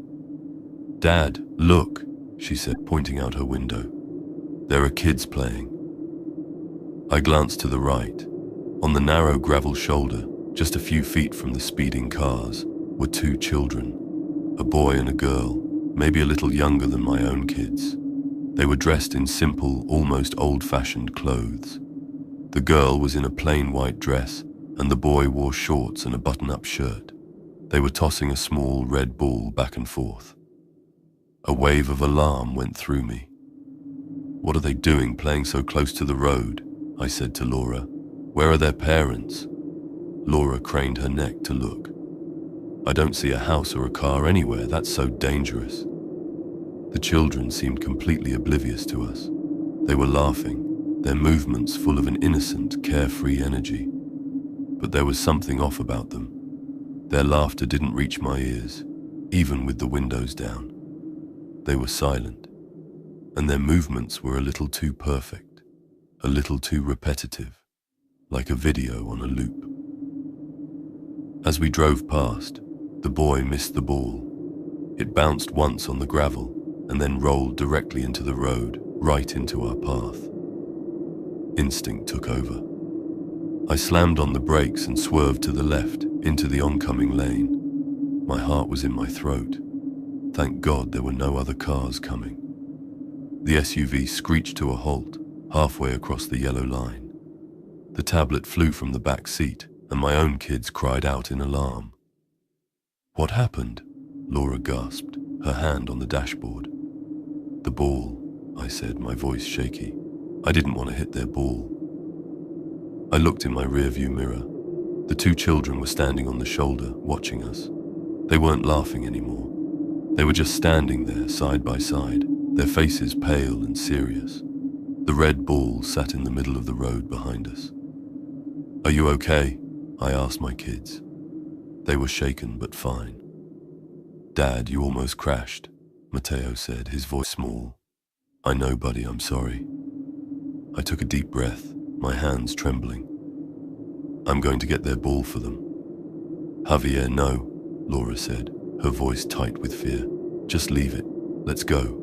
Something doesn't feel right." She was right. The silence from the two children was unnatural. The woods around us felt watchful, menacing. But I'm a father. The thought of those kids running into the road after their ball was unbearable. It would only take a second. "I'll be quick," I said, ignoring her plea. I put the car in park and got out. The air outside was cold, much colder than it should have been on a summer afternoon. The woods were deathly quiet. No birds, no insects, just the hum of my own car's engine. As I walked back toward the red ball, I kept my eyes on the children. They didn't move a muscle. They just watched me with large, dark eyes that seemed too old for their small faces. I picked up the ball. It was surprisingly heavy, made of a dense, solid rubber, and it was cold to the touch, as if it had been sitting in a freezer. I turned to walk it over to them. "Here's your ball," I said, forcing a smile. "You two need to be more careful. This is a dangerous place to play." I was about 10 feet away from them when they did something that stopped me in my tracks. They both raised their right hands and pointed, not at me, but at my car, at my family inside. Their expressions were flat, devoid of any emotion. It wasn't a childish gesture. It was a deliberate, cold act of indication. A paralyzing fear, unlike anything I have ever known, gripped me. It was a primal, gut-wrenching terror. My brain was screaming, "They're not children. Get away. Get your family away." Behind me, I heard the roar of an engine. I turned my head and saw a large cargo truck barreling down the hill, coming straight for my parked SUV. The driver was laying on the horn, a desperate blaring sound that echoed through the silent woods. He couldn't stop in time. I didn't think, I just ran. I sprinted toward my car, shouting, "Laura, drive, drive now." She didn't hesitate. She must have seen the truck in the side mirror. She slid into the driver's seat, threw the car in gear, and stomped on the gas. The SUV shot forward, back into our lane, just as I reached the passenger door and threw myself inside. The truck thundered past us, its horn still blasting, the driver shaking his fist at us. He missed our car by inches. If we had been there 1 second longer, we would have been obliterated. I slammed the door shut, my chest heaving, my body trembling. Laura was crying, and the kids were screaming in the back. I looked back at the shoulder where the 2 children had been standing. They were gone. The woods were empty. There was no sign that they had ever been there. But in my hand I was still clutching the cold, heavy, red ball. Without a word, I rolled down the window and threw it as far as I could into the trees. We didn't stop driving until we were out of those woods and back in the bright, open sunlight of the agave fields. We checked into the first hotel we found in the next town and held each other for a long time. We never made it to the coast. The next day, we turned around and drove home, taking the main toll highway, surrounded by as many other cars as possible. I can't explain what happened. Were they ghosts? Were they some kind of evil spirits that haunt that road? I've searched online for accidents in that area involving children, but I've found nothing. It's as if they don't exist, except in my memory. But I know they were real. They made me swerve. They made me stop. They pointed. It was a setup. They used the concern of parents, our deepest instinct to protect, as a weapon. They lure you into a trap. We were just lucky. The family in the next car might not be. I look at my own children now, and I feel a chill that has nothing to do with the temperature. I see their innocence, their carefree joy, and I remember those 2 silent children on the side of the road, with their old eyes and their cold, pointing fingers. Please, be careful on the back roads. And if you see children playing where they shouldn't be, don't stop. I know that sounds monstrous, but sometimes the most compassionate act is to just keep driving. That's my experience. Let's hear what the next person has to share. The silent procession. Good evening, Mr. Williams. My name is Dr. Morales. I'm a general practitioner in a small community in the highlands of Michoacan. I've been a doctor here for over 40 years. I've delivered babies, set bones, and held the hands of the dying. I'm a man of science, of observable facts and biological certainties. I've always believed that for every mystery, there is a rational explanation waiting to be discovered. I still try to believe that. But one night, many years ago, I saw something that shook my belief system to its very core. A friend of mine who listens to your podcast suggested I share my story, thinking it might find a home among your community. I invite your listeners to prepare for a journey into a night shrouded in fog and tradition, a night where the line between the living and the dead becomes blurred.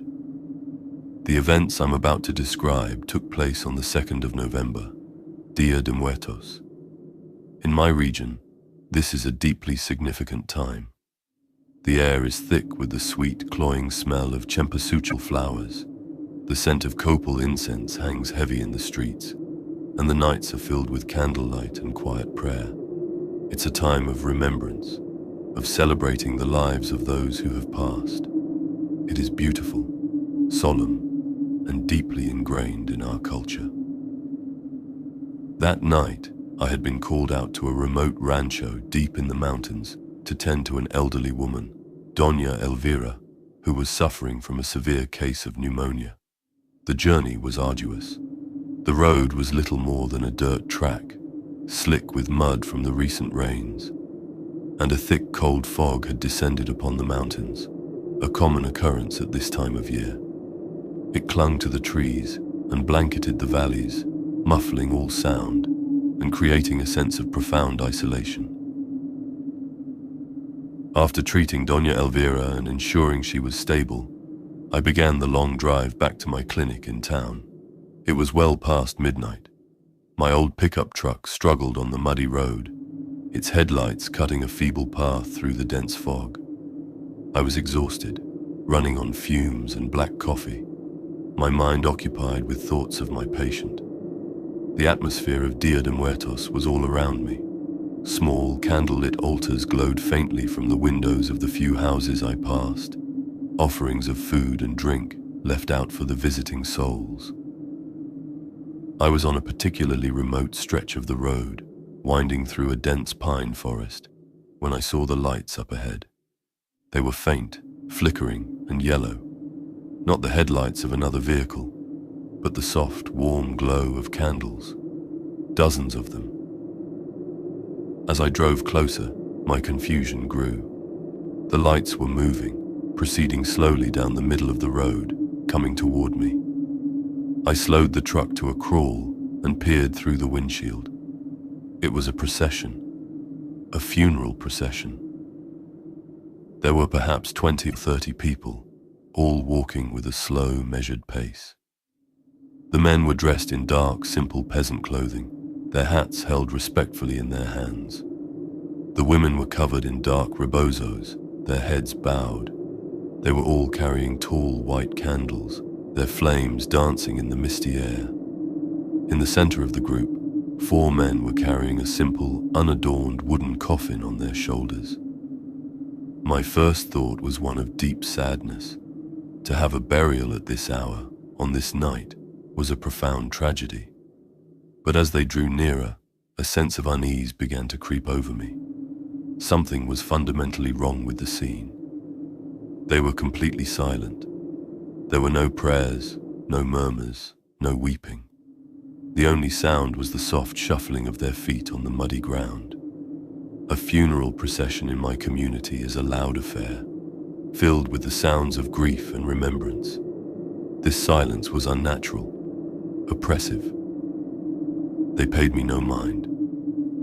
They kept to the center of the road, forcing me to pull my truck as far over as I could, my tires sinking into the soft, muddy shoulder. They walked past my window, so close I could have reached out and touched them. I looked at their faces, illuminated by the flickering candlelight. They were grim, gaunt, and strangely indistinct, as if viewed through a pane of frosted glass.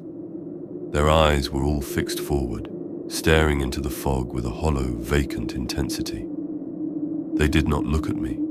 They did not acknowledge my presence in any way. It was as if I wasn't there.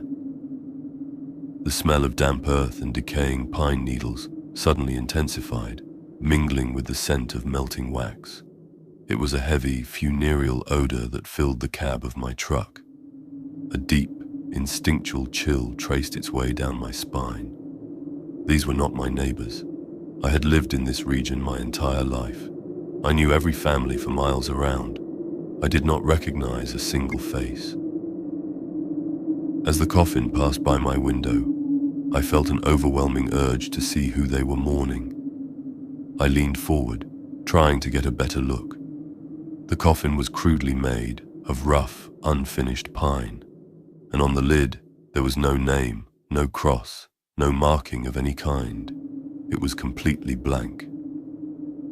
The last of the procession shuffled past, and the candle lights began to recede into the fog behind me. I sat there for a long time, my hands gripping the steering wheel, my heart hammering against my ribs. My scientific mind was racing, trying to find a logical explanation. A remote community I was unaware of, a secretive religious sect, a strange local custom. None of it fit. Nothing could explain the profound sense of wrongness, the chilling silence, the utter lack of recognition. Finally, I put the truck in gear and continued on my way, driving faster than I should have on the treacherous road. I needed to put as much distance as possible between myself and that silent procession. When I finally arrived back in town, the first light of dawn was breaking. The festivities of Dia de Muertos were winding down. I went straight to the old parish priest, Father Miguel, a man I respected, and told him what I had seen. He listened patiently, his face growing more and more grave as I spoke. When I finished, he was silent for a long time, stirring his coffee. "Doctor," he said finally, his voice low, "there is a story, an old legend, about that particular stretch of road. They say that many years ago, during the Cristero War, a small, isolated village in those mountains was wiped out. They had refused to renounce their faith. Federales came in the night and executed every man, woman, and child. They were buried without ceremony, without last rites, in an unmarked mass grave somewhere in that forest. He looked me straight in the eye. The old people say that on the night of the dead, when the souls of the departed are permitted to return, they walk. They carry an empty coffin, forever searching for a proper burial ground, for a priest to give them their final peace. They are the Procesión de las Ánimas, the procession of the lost souls. I left the priest's home with my scientific certainty shattered into a million pieces. A legend, a ghost story. And yet it was the only explanation that felt true, that matched the deep, cold dread I had felt in the presence of those silent mourners. I have never told this story to many people. As a man of medicine, it undermines my credibility. But I know what I saw. I saw a procession of people who were not of this world, trapped in a loop of silent, eternal grief. They were not malevolent. They were just lost. Sometimes, especially on foggy nights, I think of them. I wonder if they are still walking that lonely road, carrying their empty burden, forever searching for a peace they will never find. And I'm reminded that there are wounds so deep that not even time can heal them, and there are mysteries that science will never be able to explain. That was my account. May we continue to listen to the whispers in the night. The scent of wet earth. Good evening, Mr. Williams. My name is Mateo, and I'm a farmer from a small ejido near Papantla, in the state of Veracruz. I am a man of the earth. My hands are stained with it. My life is governed by its seasons, by the sun and the rain. I listen to your show on a small battery-powered radio while I work in the vanilla orchards late into the evening. Your stories are good company. I am writing to you now because something has been happening on the road to my land, something that has unsettled the quiet rhythm of my life. My wife says I should tell someone that a burden shared is a burden lightened. I invite you and your listeners to come with me to a dusty dirt road under a hot, unforgiving sun. Breathe in the smell of dry soil and wilting leaves. That is where our story begins. For the last year, our region has been suffering under a terrible drought. The sun has been relentless, baking the earth into a cracked, pale crust.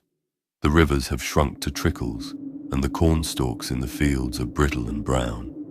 Every day, we look to the sky, praying for rain, but the sky remains a vast, empty, brilliant blue. The air is always thick with the smell of dust and dry heat. The only way to get to my orchard is a narrow dirt road that winds through the low hills for about 5 kilometers from the main paved highway. It's a lonely road, flanked by pastures that are more brown than green, and dotted with skeletal-looking trees. I drive it every day in my old Datsun pickup, a truck that has served me for 30 years and knows the road as well as I do. The strange occurrences began about 3 months ago. It was late afternoon, and I was driving home after a long, frustrating day of trying to irrigate my thirsty vanilla vines. The heat was oppressive, and the air was still and heavy. As I rounded a particularly sharp bend in the road, a hairpin turn known locally as La Curva del Diablo, the Devil's Curve, a strange scent hit me. It was the smell of rain, not just any rain, but the rich, loamy, life-giving scent of a downpour hitting dry earth. It's a smell we call petrichor, the perfume of the soil. It's a scent every farmer in this region has been desperately craving for months. It was so strong, so real, that I actually smiled. I looked up at the sky, expecting to see dark, heavy clouds. But the sky was perfectly clear, the sun still beating down mercilessly. I slowed the truck, confused. The smell was only in this one spot, right on the curve. As I drove through it, it was as if I had passed through an invisible wall of fragrance. A few meters later, it was gone, replaced once again by the familiar smell of dust. I stopped the truck and got out. I looked at the ground. The red earth was bone dry, cracked and hard as rock. There was no sign of moisture. I dismissed it as a trick of the mind, a phantom scent born of wishful thinking. A week later it happened again. Same spot, same time of day. This time the smell was accompanied by another impossibility. As I entered the curve, the road beneath my tires suddenly felt slick, muddy. The truck fishtailed slightly, and I had to fight the wheel to keep it under control. It felt exactly as if I had hit a patch of wet mud. But when I looked in my rearview mirror, the road behind me was a cloud of red dust. Dry. Now I was no longer confused. I was scared. The air on that curve felt cold, damp. My skin broke out in goosebumps, despite the suffocating heat. It felt like the place was haunted by the memory of rain, a ghost of a storm that wasn't there. I started asking some of the old-timers in the ejido about the curve. At first, no one wanted to talk about it. They would cross themselves and change the subject. But finally, old Don Ramiro, a man who has lived here for 90 years, took me aside. He told me that about 50 years ago, there was a terrible accident on that curve. A young couple from a nearby village was driving on the wedding day. They were in an old car, and a sudden violent thunderstorm rolled in. One of those fierce Veracruz storms that can turn a dry road into a river of mud in minutes. The driver lost control on the slick curve, and the car plunged into the gully below. Both of them were killed instantly. The earth was thirsty that day, Mateo, Don Ramiro said, his voice a low whisper, and it drank them both. After that, I tried to avoid the road when I could, but it was the only way to my land. Every time I passed the curve, the phenomenon was there. The impossible smell of rain, the phantom mud. Sometimes it was more intense than others. One day, I even saw a shimmering on the road, like heat haze, but cold. I started to dread my daily commute. That stretch of road which I had known my whole life had become a place of fear. The climax of this story, if you can call it that, happened last week. The drought was at its worst. My vanilla vines were dying, and my heart was heavy with the fear of losing my livelihood, my family's legacy. I was driving home at dusk, feeling utterly defeated. As I approached the Devil's Curve, the smell of wet earth was stronger than I had ever experienced it. It was overwhelming, almost nauseating. The road became incredibly slick, and this time, my old truck couldn't handle it. The back end slid out, and the truck spun, coming to a stop sideways, completely blocking the narrow road. The engine stalled. I sat there, my heart pounding, my hands shaking. I tried to restart the engine. Nothing. It was dead. I was trapped in this one spot on Earth where the laws of nature seemed to have been suspended. And then I heard it. A soft, gentle sound, like a woman humming a lullaby.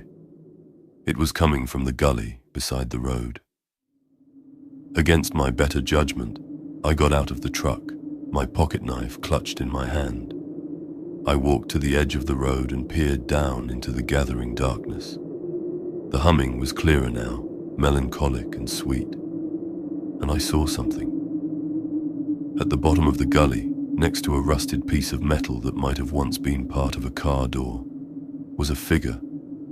It was a woman, kneeling on the ground. She was wearing a white dress, or what was left of one. It was tattered and stained with the red earth. She was digging in the dry dirt with her bare hands, her head bowed, humming her sad, tuneless song. I couldn't see her face, but I could feel an immense, bottomless sorrow radiating from her. It was the grief of a bride who never made it to her new life, forever bound to the place where it was all taken away. She wasn't trying to scare me. She didn't even seem to know I was there. She was just trapped. Trapped in her final moments, in a phantom storm, forever digging in the earth that had claimed her. I backed away slowly, my fear replaced by a profound sense of pity. I got back in my truck, and this time, when I turned the key, the engine sputtered to life. I managed to get the truck turned around and drove away, back toward the main highway, leaving her there with her song and her sorrow. I haven't been back to my orchard since. I don't know what to do. The drought continues. The earth is still thirsty. And I know she is still there, on that curve, forever bringing a rain that will never fall, forever turning the dry dust to mud. They say that ghosts are echoes of strong emotions left behind. If that's true, then the spirit on that road is not one of anger or vengeance. It's an echo of love and loss, so powerful that it has stained the very land itself. And I don't know how to wash that stain away. The reflected passenger. Good evening, Mr. Williams, and to everyone tuned in to Roads of Darkness. My name is Ricardo. For 15 years, I've been a taxi driver in Mexico City. I work the night shift. I've seen it all, or so I thought. I've driven through every neighborhood, from the posh streets of Polanco to the darkest alleys of Iztapalapa. The city at night is a different animal. It's my office, my world. My son, who's a mechanic, listens to your show while he works and told me my story was pure Roads of Darkness material. He said I should send it in. So here it is, a story from the lonely hours, when the city sleeps and other things awaken. I ask that you find a quiet place to listen. Imagine the glow of the city lights, the empty streets, and the solitude of a car moving through the sleeping metropolis. This is a story about what you can see when you're not looking directly. My taxi is my sanctuary, a 2010 Tsuru, reliable and unassuming. The seats have seen 1,000 stories. The dashboard is cluttered with a rosary, a photo of my daughter, and a small St. Christopher medallion. The radio is always on, tuned to a soft music station, a constant companion in the silence between fares. This happened a few months back, on a Tuesday night. Tuesdays are always slow. The weekend revelers are gone, and the city takes a breath. I was working the fringes, the sprawling suburbs on the edge of the city, hoping to catch someone coming off a late shift at one of the factories. It was around 3 a.m. The streets were deserted, bathed in the orange glow of the streetlights. A thin fog was rolling in, making the familiar landscape feel strange and alien. I was cruising down Avenida Tlahuac, a long, wide artery that goes on forever, when I saw him. He was standing on the corner under a flickering streetlight, just a dark silhouette. I pulled over, as I've done thousands of times. He opened the back door and slid in without a word. "Good morning, where to?" I asked, looking at him in the rearview mirror. That's when the first strange thing happened. As I looked in the mirror, I saw him clearly.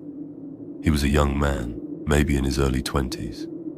He was soaking wet, his dark hair plastered to his forehead, his clothes, a simple t-shirt and jeans, dripping water onto the seat. His face was pale, almost translucent, and his eyes were wide and dark. He looked like he was in shock, but it hadn't been raining. The streets were bone dry. "Just drive," he said. His voice was soft, barely a whisper, yet it seemed to echo inside the car. It was a strange, hollow sound. "Okay, pal, but I need a destination," I said, trying to keep my tone light. He didn't answer. He just stared straight ahead, his reflection in the mirror looking right through me. A chill went down my spine. The cab suddenly felt icy cold, and the smell of stagnant water, like a riverbed or a canal, filled the small space. I turned around in my seat to face him directly. The back seat was empty. My heart stopped. I swear, for a second it just stopped. I blinked, thinking my tired eyes were playing tricks on me. I looked back at the rearview mirror. He was there, the pale, dripping young man, staring back at me with those haunted eyes. I looked over my shoulder again. Nothing. Just an empty, worn-out back seat. He only existed in the reflection. I should have stopped the car. I should have jumped out and run. But I was frozen in a state of disbelief and sheer, paralyzing terror. My hands were locked on the steering wheel. My foot was still on the gas. The car was still moving, a driverless-looking vessel cruising through the foggy streets. "Where did you come from?" I managed to whisper, my eyes fixed on his reflection in the mirror. His reflection didn't answer. It just continued to stare, a single tear tracing a path down his wet cheek. The sorrow in that reflection was palpable.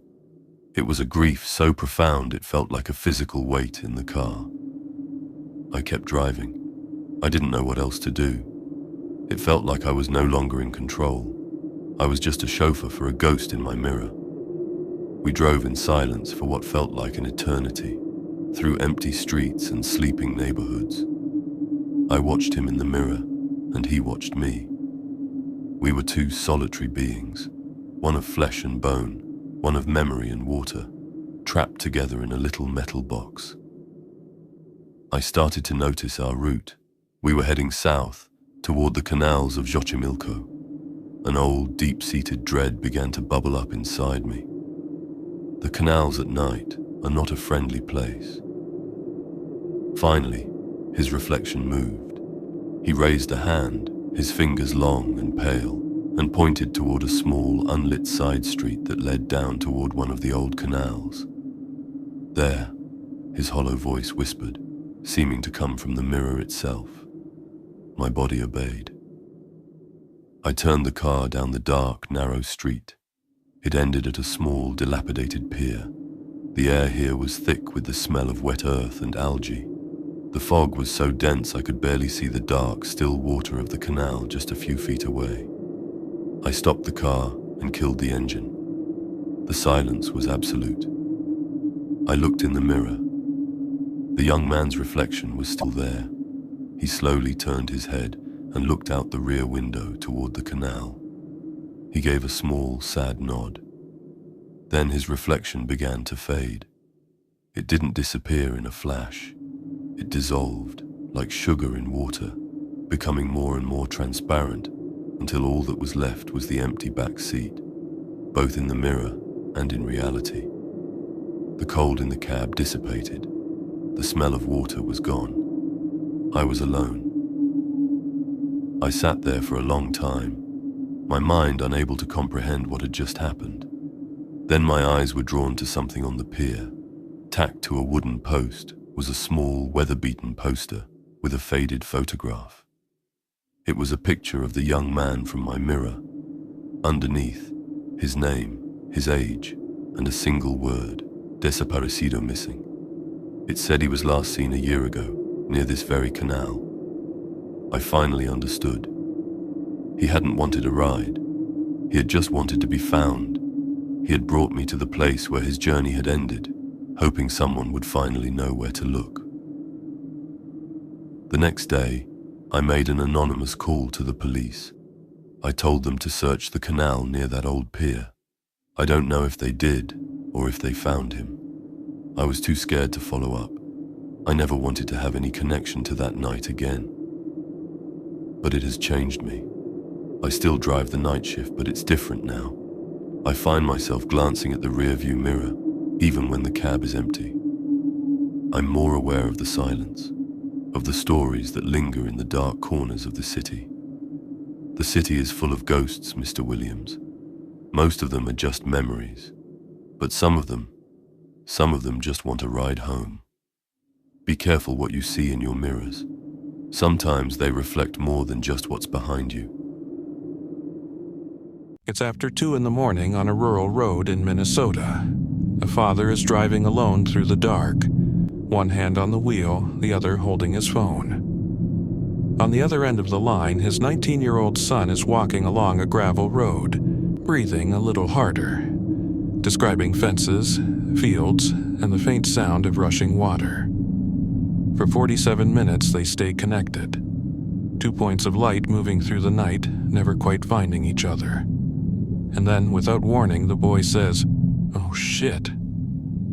The line goes quiet. Tonight, we're going to reconstruct what happened before and after that moment. The final phone call of Brandon Swanson. The search that grew wider and stranger with every hour, the theories born from an empty riverbank, and the law that now carries his name. Because Brandon didn't disappear in the middle of nowhere.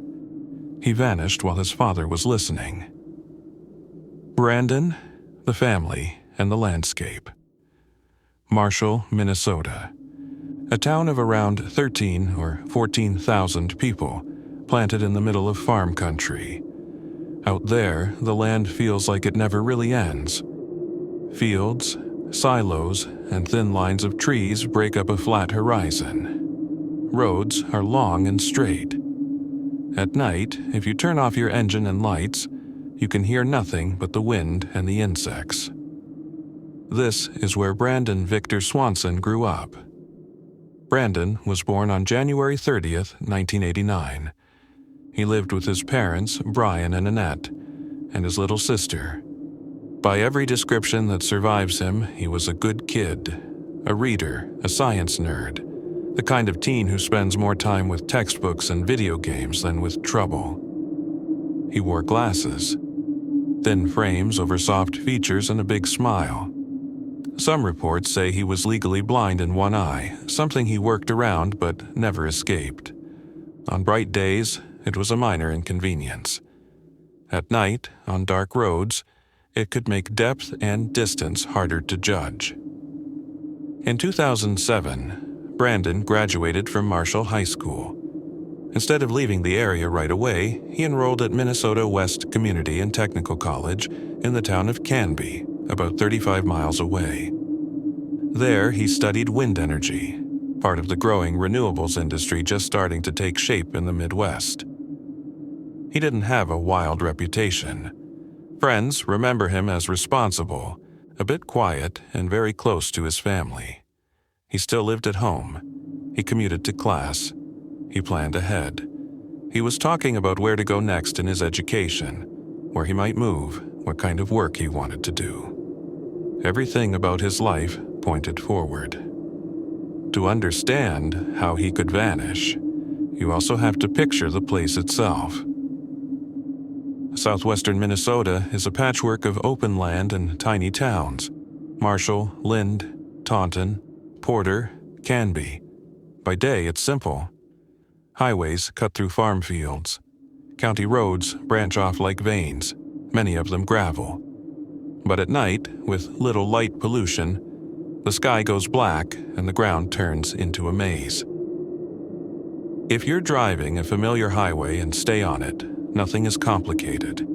But if you turn off onto the back roads, every corner looks like the last, and distances stretch. A few degrees off course can put you miles from where you think you are. On May 13th, 2008, that landscape and Brandon's ordinary life collided in a way nobody has been able to fully explain. It was the last day of classes at Minnesota West. Spring semester was over. Brandon had completed his first year of the program. Like a lot of students, he planned to celebrate. Early that evening, he went to a small get-together in Lind, a town about 7 miles southwest of Marshall. It wasn't a wild party, more like a hangout. Later in the evening, he drove northwest to Canby for another gathering with classmates. There, friends would later say, he had a few drinks. 1 beer, maybe 2, maybe a bit more. No one reported seeing him stumbling, slurring, or unable to drive. Sometime around midnight, Brandon said goodbye and left Canby to head back to his parents' house in Marshall. The drive should have been simple. It was a route he knew well. Highway 68, a straight east-west line between Canby and Marshall, about 30-40 minutes on the road. But that night, For reasons we can't fully know, he didn't stay on the main highway. The car in the ditch and the first strange signs. Just before 2 in the morning, most sources place the call at around 1:54 a.m. Brian and Annette Swanson's phone rang. On the line was Brandon. He told them he'd driven into a ditch on a back road. His car, a green Chevy Lumina, had gone slightly off the gravel, the undercarriage catching in on the edge so the wheels couldn't get traction. He wasn't injured. There was no mention of serious damage. He just needed help getting the car back on the road. Brandon said he was close to home, somewhere near Lind. For his parents, that made sense. The area between Lind and Marshall was familiar. It was a short trip. They didn't panic. Brian and Annette got into their pickup truck and pulled out into the night, leaving their house behind in darkness. They kept Brandon on the phone as they drove. At first, everyone assumed this would be quick. Drive out, pull the car, go home. But the first warning that something was off came almost immediately. Brian and Annette reached the area they thought Brandon was describing and pulled over. Through the phone, they asked him to flash his headlights so they could find him. Brandon did. Inside their truck, they could hear the tiny click of his turn signal stalk, the soft thump of his hand against the steering wheel as he moved around. But outside the windshield, the fields stayed black. They couldn't see his headlights anywhere. So they tried the opposite. Brian and Annette flashed their own lights, high beams stabbing into the darkness. They honked their horn. On the phone, they asked, "Do you see us? Do you hear us?" On the other end of the line, Brandon said no, he couldn't see their lights. He couldn't hear their horn. To him, it felt like they were in the wrong place. To them, it felt like he was. For several minutes, they repeated this strange ritual. Drive a little farther, flash lights, honk, listen to Brandon doing the same, and find nothing. The road they were on matched what Brandon described. Fields on both sides, no buildings immediately near, just open country. Everything fit, except for the fact that they were invisible to each other. It should have been impossible. In a flat rural landscape, two vehicles on nearby roads, both using headlights and horns, should notice each other easily. Tension started to build. Brandon grew frustrated that his parents weren't finding him. Brian and Annette, in turn, became frustrated that he might not be describing his location accurately. At one point, Brandon's irritation boiled over. He snapped at his mother, and the call ended abruptly. Annette immediately called back and apologized.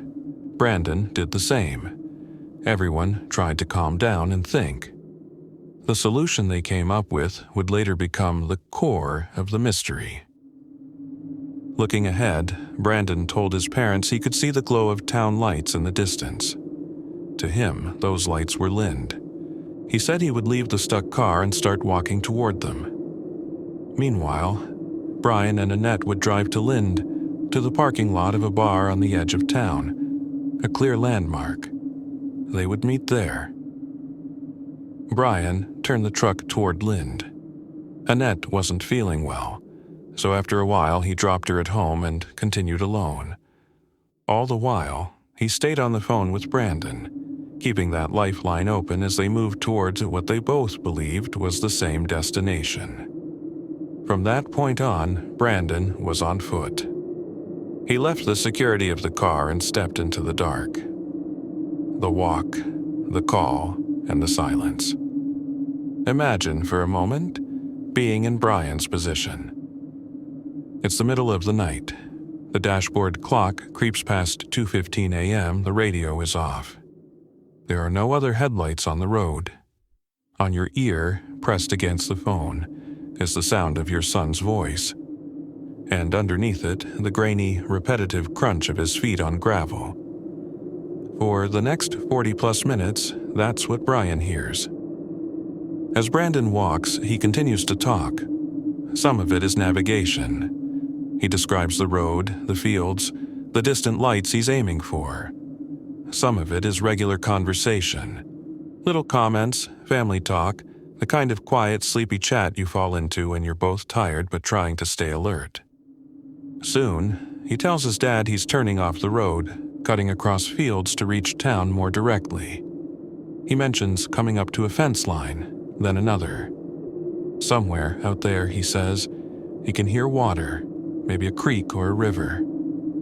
Brian keeps driving. The road bends and branches.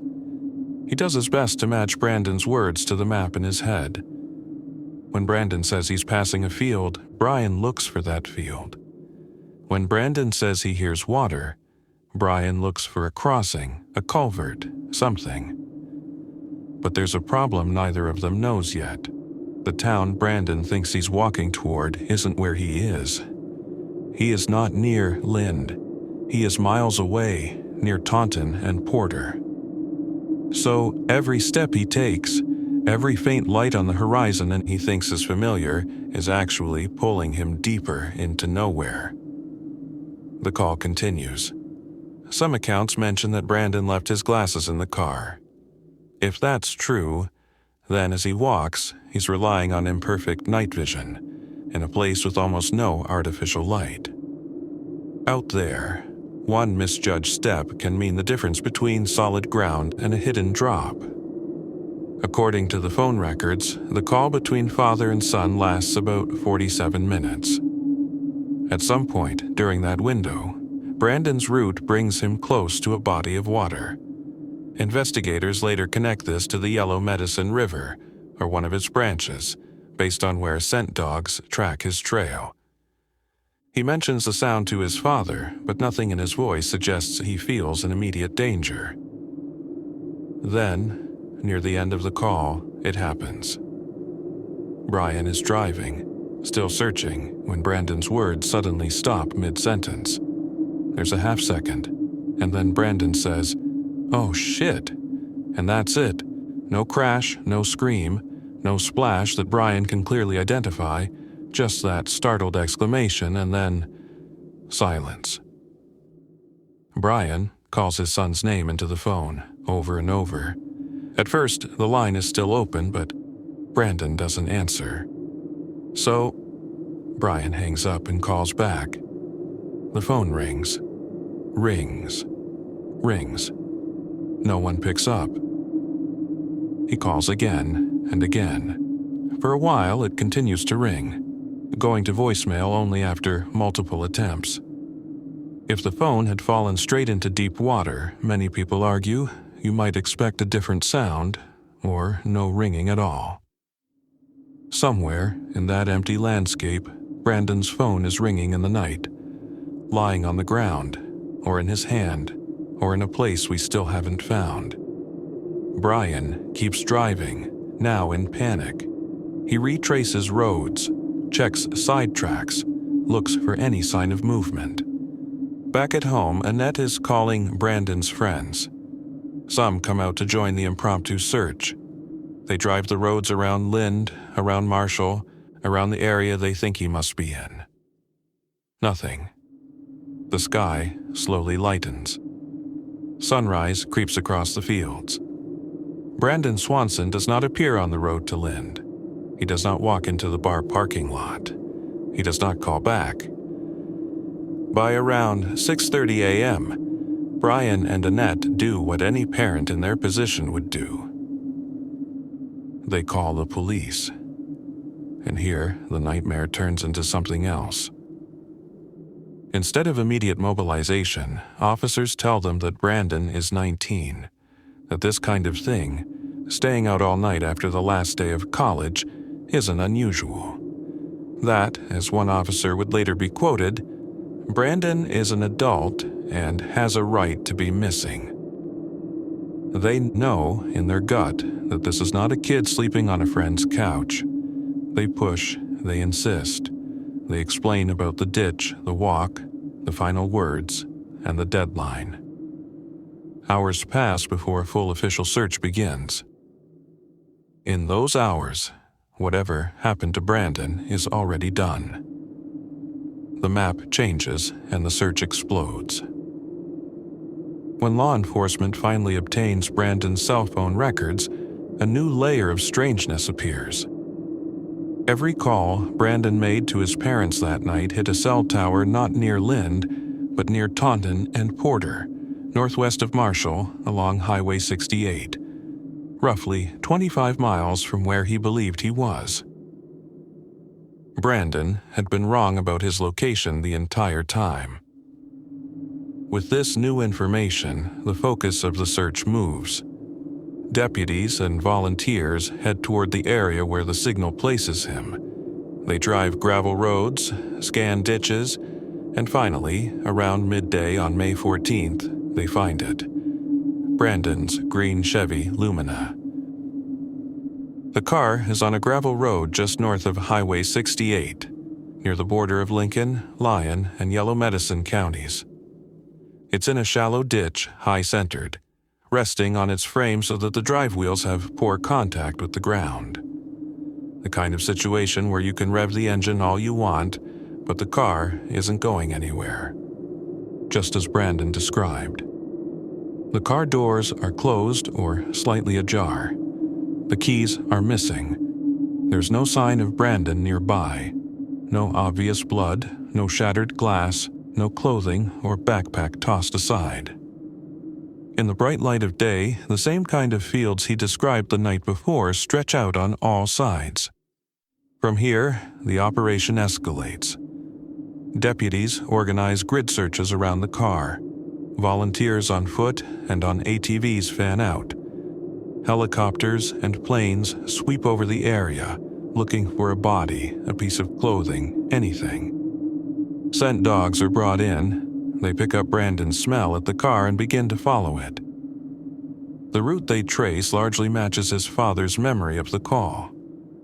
From the car, the dogs move along a series of gravel roads. Then, at some point, they veer off into fields, crossing the landscape in a diagonal path that seems to mirror Brandon's decision to cut across rather than stick to the road. They encounter fence lines. They pass through them. They continue toward water. Eventually, at least one dog leads its handler to the bank of a river. The Yellow Medicine. For people hearing this for the first time, the connection is immediate. Brandon, walking in the dark, hearing water in the distance, saying, "Oh shit," and then going silent. Did he fall into the river? Search teams drag sections of the Yellow Medicine. They use boats and, at times, divers. They work both up and downstream from where the dogs led them. They find nothing.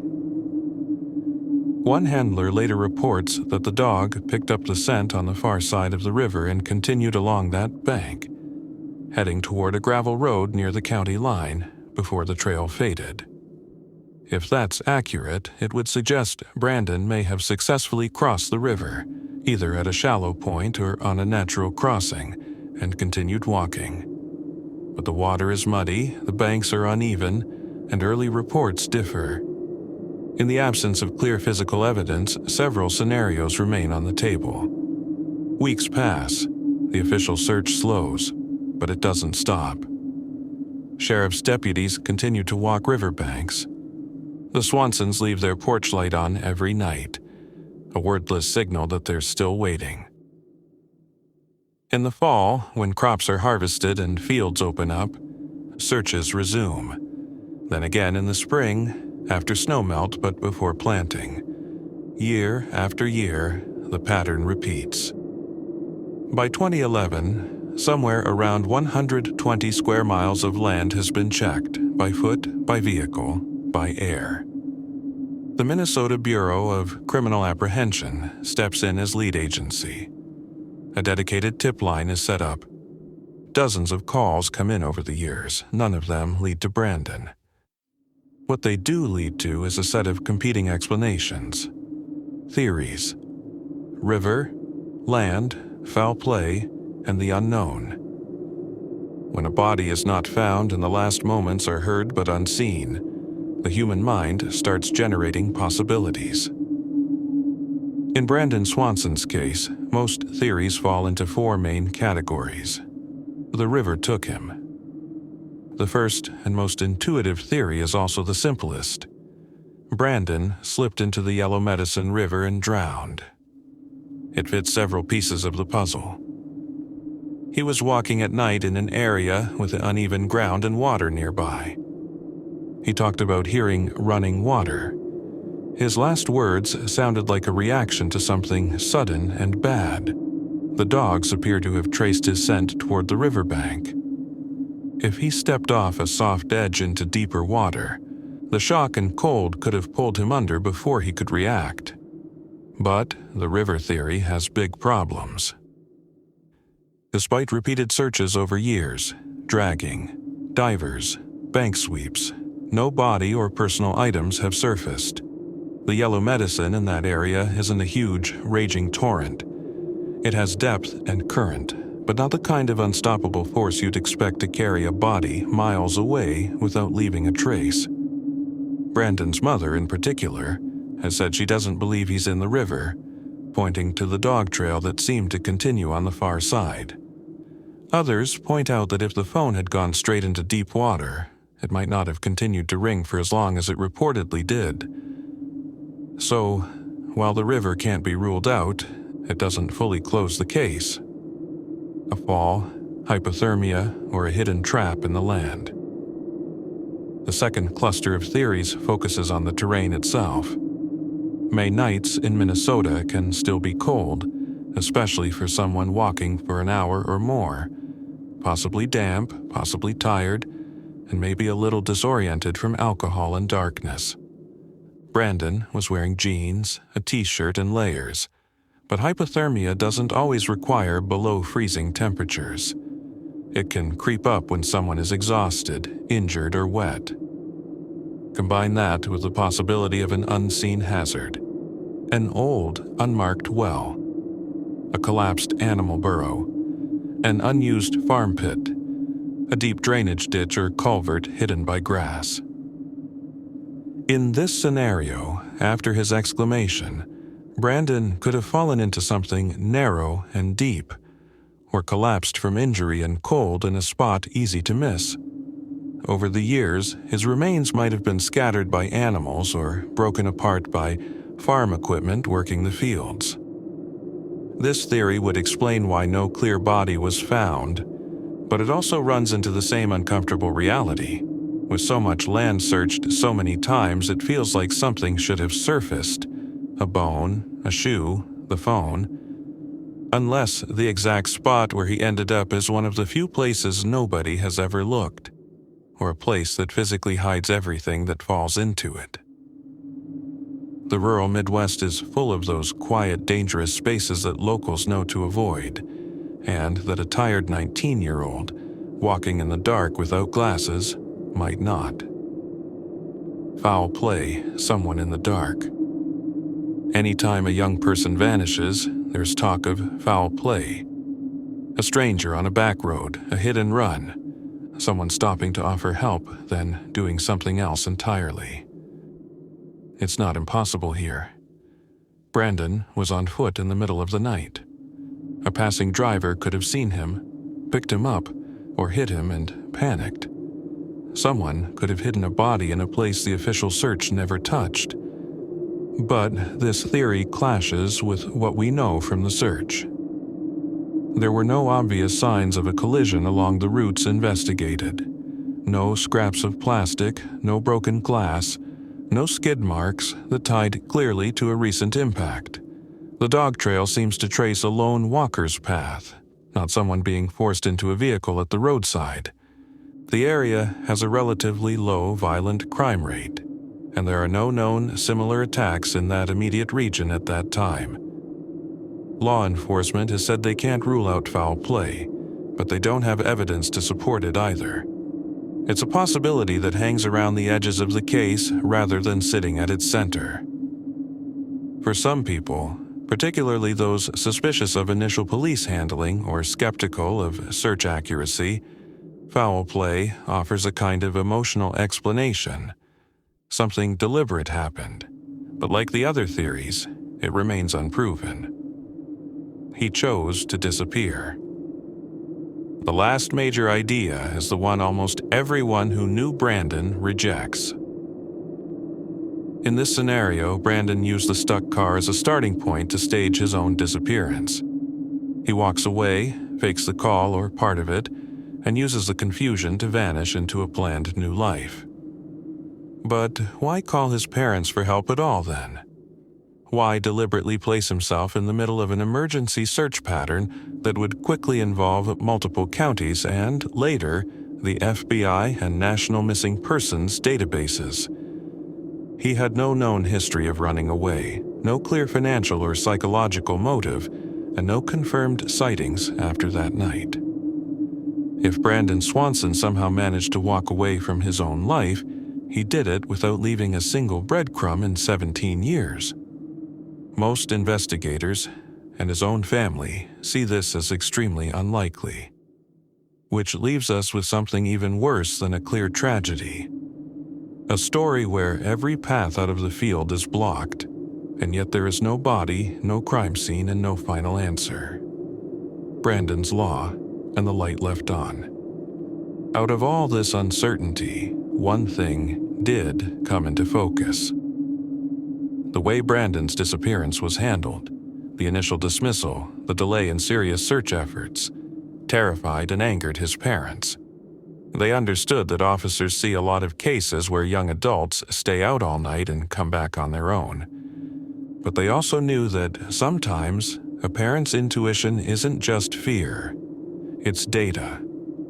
Annette and Brian Swanson took that anger to the state legislature. Working with Representative Marty Seifert, whose district included Marshall, they pushed for a change in how Minnesota treats missing adults. The result was what's now commonly known as Brandon's Law. Under this law, when a person of any age is reported missing under suspicious or dangerous circumstances, law enforcement has to begin an investigation promptly. They can't simply refuse to take a report based on the person's age, the assumption that they might have left voluntarily, or the short amount of time since they were last seen. The law also clarifies jurisdiction. In Brandon's case, his car was found right where several counties meet, which caused confusion about who was in charge. Now, the county where the person was last known to reside can take the lead if the exact last seen location is uncertain. Brandon's Law was signed in 2009. Since then, other states have looked at similar measures, recognizing that the first hours in a missing person case can be the difference between rescue and recovery, or between recovery and nothing at all. It's a bitter victory for a family that still doesn't have their son. For years after Brandon vanished, the Swansons kept their front porch light on every night. Neighbors and visitors knew what it meant, that Brandon, in their minds, was still out there somewhere, that if he ever found his way home, or if someone brought news, the house would not be dark. Behind every law named for a missing person, there's a story like that porch light, something kept alive in the hope that it might still guide someone back. The call that never ends. So, what really happened that night? Here's what we know. A 19-year-old college student left a friend's house on a route he drove often. His car ended up in a shallow ditch on a gravel road miles from where he thought he was. He called his parents. They tried, and failed, to find him. They listened to him walk through the dark, across fields and fences, past the sound of running water. After 47 minutes on the phone with his father, he reacted to something we can't see. Oh shit. Then, silence. No struggle heard, no clear scream, no second chance. By the time a real search began, the trail had already started to cool. Years of effort, hundreds of volunteers, dogs and divers and detectives turned up a car, some route traces and a law. But not Brandon. Somewhere between that last word and the first ring that went unanswered, his story fell into a gap. A river, a hole, a moment of violence, or a simple patch of bad luck so perfect that nobody has been able to reconstruct it. We started this video with a father driving in the dark, listening to his son on the phone. We ended with another image, a small house in Marshall, Minnesota, a porch light glowing into the night. Inside, a family that has learned more about legal statutes and cell tower pings than they ever wanted to. Outside, the same flat fields, the same gravel roads, the same rivers. Somewhere out there, the missing minutes of Brandon Swanson's call still live, spread out across ditches and fence lines and water. Maybe, one day, a hunter, a farmer, or a construction worker will uncover something that closes the gap. Maybe technology will catch up in some way we can't predict. Or maybe this will remain what it has been for nearly 2 decades, a story that ends in mid-sentence. As you put your phone down after this video, remember this. Brandon did exactly what we are all told to do when something goes wrong. He called home, he stayed on the line. He trusted that as long as his father could hear him, he wasn't really alone. 47 minutes later, he was gone. And somewhere, under an open Midwestern sky, there is still a place where a single step turned a routine drive into a mystery that refuses to die. The unusual disappearance of Angela Hammond. The last call. On a warm April night in 1991, a young woman stands alone in the glow of a payphone in small-town Missouri. She's 20 years old, 4 months pregnant, and on the line with her fiancé, only 7 blocks away. As they talk, she mentions a truck. An old 2-tone green pickup circling the block again and again. In the driver's seat, a filthy, bearded man who won't stop watching her. Minutes later, her fiancé hears her scream. Then, a stranger's voice comes through the line. "I didn't need to use the phone anyway." The call cuts.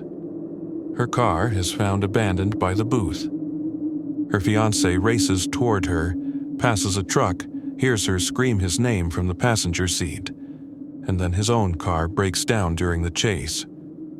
Tonight, we're going to walk through those final minutes, step by step, and we're going to look at why, 30-plus years later, police believe that Angela Hammond may not have been the woman her kidnappers meant to take. Clinton, Angela, and Rob. To understand how disturbing Angela's disappearance is, you have to understand where it happened. Clinton, Missouri, in 1991, was the definition of a quiet Midwestern town. A courthouse square, a few churches, a handful of small businesses. People waved to each other on the street. Kids rode their bikes after dark. Violent crime existed mostly as something you heard about on the evening news, happening somewhere else. Angela Marie Hammond grew up in that world. Friends described her as outgoing, fun, and kind. She had curly brown blonde hair, warm brown eyes, and a small scar on her upper lip. She wasn't tall, just under 5 feet, but she had a big personality. She liked to talk, to laugh, to be around people. By 1991, Angela's life seemed to be falling into place. She worked nights as a processor at Union State Bank, checking and sorting financial paperwork. During the day, she took classes at Central Missouri State University, trying to build a future beyond her hometown without really leaving it. She still spent a lot of time with her mother, Marcia, who was proud of her daughter's independence, but also deeply attached to her. Angela was also in love. She'd started dating Rob Schaefer, a former high school athlete, the kind of guy who knew everyone from sports and school. Rob planned to join the military that summer. Angela teased him about the haircut he'd have to get. Then, in early 1991, Angela told Rob she was pregnant. By all accounts, he was happy. He proposed not long after. They moved in together to a small trailer in Clinton and started talking about baby names, about weddings, about where life might take them next. On February 9, 1991, Angela turned 20. Her friends and family threw a small celebration. No one knew that in less than 2 months she would vanish. There was something else hanging over Missouri that winter and spring, something that wouldn't make sense until later. On January 19, 1991, about 70 miles away in the town of Max Creek, a convenience store clerk named Trudy Darby called her son to say there was a suspicious man outside the store. When he arrived 10 minutes later, she was gone. 2 days after that, her body was found. She had been raped and shot. On February 27th in Nevada, Missouri, another clerk, Cheryl Ann Kenny, locked up her store for the night and vanished. Her car was still in the parking lot. She has never been found. Most people in Clinton were aware of these cases, but for many, they were background noise. The kind of terrible thing that happens out there, even if out there was only an hour or two away. On April 4th, 1991, a Thursday, Angela and Rob planned an ordinary evening. There was a barbecue at her mother's house. They ate, joked, and talked about their baby and their future. As the night got later, they left together in Angela's car. Rob needed to babysit his younger brother at his parents' house. Angela drove him there, dropped him off around 9 to 10 p.m., and promised to call in a few hours so they could meet up again once his mother came home. It was one of those small, everyday arrangements couples make without thinking. A quick phone call later, a short drive back, nothing dramatic. At least, that was the plan. The first strange signs. After leaving Rob, Angela didn't go straight home. In that part of Missouri, in the early 90s, it was common for young adults to spend evenings just driving around, talking, listening to music. Angela picked up a friend, often referred to as Kyla in later accounts, and the two spent roughly an hour cruising Clinton's quiet streets, doing nothing in particular. By around 11:15 p.m., Angela was tired. She still had to call Rob like she'd promised. Since she and Rob didn't have a phone line in their trailer, payphones were a regular part of their routine. So she pulled into a lot near the Food Barn grocery store, close to the center of town, where there were a couple of payphones set up near the street. The intersection was 2nd Street and Jefferson Street, only 7 blocks or so from where Rob was babysitting. The square around her was calm. A few darkened storefronts, streetlights casting small yellow pools, and the occasional passing car.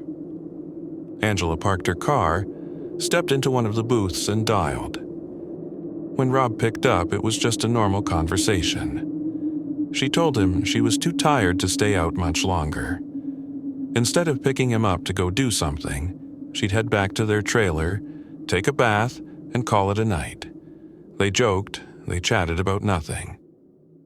Then Angela mentioned something. A truck. She said there was an older green pickup that kept circling the block. She described it to Rob as a 2-tone green Ford, the kind you'd expect to see in the late 60s or early 70s. The most memorable detail was the rear window, a large mural like a painting of water or a nature scene with fish. The truck went past once, twice, again. At first, it was just a detail, something to comment on, but as it continued to circle, Angela's tone changed. She told Rob the driver was a filthy, bearded man. Sources usually describe him as white, wearing overalls or coveralls, a dark baseball cap, glasses, a beard, and a mustache. At some point, the truck finally pulled into the lot where Angela was. The man got out and went to the other payphone, just a few feet away from her. He lifted the receiver, did something with it, whether he actually dialed or not is unclear, and then hung up. He walked back to his truck. You can imagine how this must have felt for Angela. It's late, you're alone, heavily pregnant, on the phone, and there's a dirty stranger pacing around near you in a mostly empty downtown. But nothing openly criminal has happened yet. A moment later, the man stepped out of his truck again. This time, he had a flashlight. He started shining it under the truck, around the ground, into the bed, like someone who'd lost something and was trying to find it in the dark. According to some retellings, Angela found this odd, but still possibly harmless. Maybe he'd dropped his keys. Maybe his phone really had a problem. On the other end of the line, Rob listened to the play-by-play. He suggested that maybe the man needed the phone she was using. Maybe the other payphone wasn't working. Ask if he needs to use it, Rob told her. So, Angela did. She called out to the man, asking if he needed the phone. He answered briefly, something along the lines of, "No, I'll try the other one again." His voice was gruff, but there was no immediate threat in his words. Rob wasn't there to see it. He only had Angela's descriptions and the slight shift in her voice. Their conversation drifted back to normal topics. When she would head home, what time they'd see each other tomorrow. Angela probably thought the strange man with the flashlight was just another odd person in a small town. Annoying, creepy maybe, but not life-threatening. She had no way of knowing that the man had already made up his mind. The abduction and the failed rescue. Imagine being in Rob's place. You're stretched out halfway on the couch, halfway watching TV, halfway listening to your pregnant fiancé talk from a payphone you could jog to in a few minutes. The conversation goes on. Then, in an instant, everything changes. Angela lets out a scream. It's sudden enough that Rob doesn't understand what he hears at first. There's a crash, the sound of the receiver hitting something. Some versions of the story mention banging against the metal side of the booth. Then a male voice comes through the line, calm and cold. "I didn't need to use the phone anyway." The call dies. For a second or two, Rob tries to process what happened. Then adrenaline hits. He drops the phone, runs out the door, grabs his keys, and jumps into his car. It's important to remember, Angela is not across town. She's not miles away. She's 7 blocks from him. He believes, with good reason, that if he moves fast enough, he might be able to stop whatever's happening. He tears through Clinton's quiet streets, headlights cutting across houses where people are already asleep. As he approaches the area of the payphones, something happens that he'll replay in his mind for the rest of his life. Coming toward him in the opposite lane is an old green pickup truck, two-tone paint. A mural on the back window. In the passenger seat, he sees a woman. He believes it's Angela, and he hears his name. Angela screams, "Rob!" as the truck passes. In that instant, everything locks into place for him. The truck she described, the man with the beard, the scream on the phone, and now this. He slams on his brakes and throws his car into reverse to swing around and chase the pickup. In doing that, he unknowingly damages his transmission. An automatic doesn't like being forced from drive into reverse while in motion. The gears grind, the car lurches, but at first it still moves. Now it's a chase. The green pickup accelerates away from town, headlights cutting through the dark. Rob pushes his wounded car as hard as he can, following it out along 2nd Street, then onto Culvert Drive and beyond, and to more rural roads. He reportedly manages to stay behind the truck for roughly 2 miles, but the damage to his transmission is catching up. As he makes a sharp right turn, the gears finally give out. The engine revs. The car barely responds. The truck pulls away, its taillights shrinking and then disappearing into the night.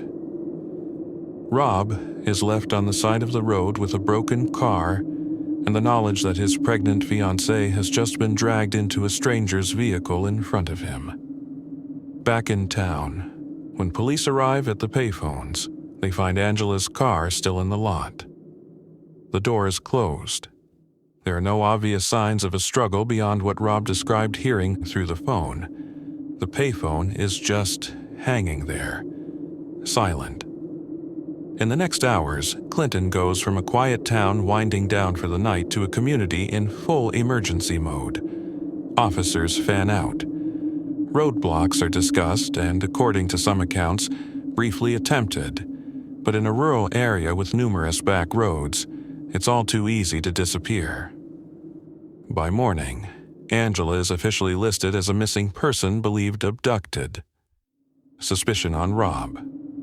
In almost every missing persons investigation, the closest partner is scrutinized first. Rob's story, on its face, sounds almost too dramatic.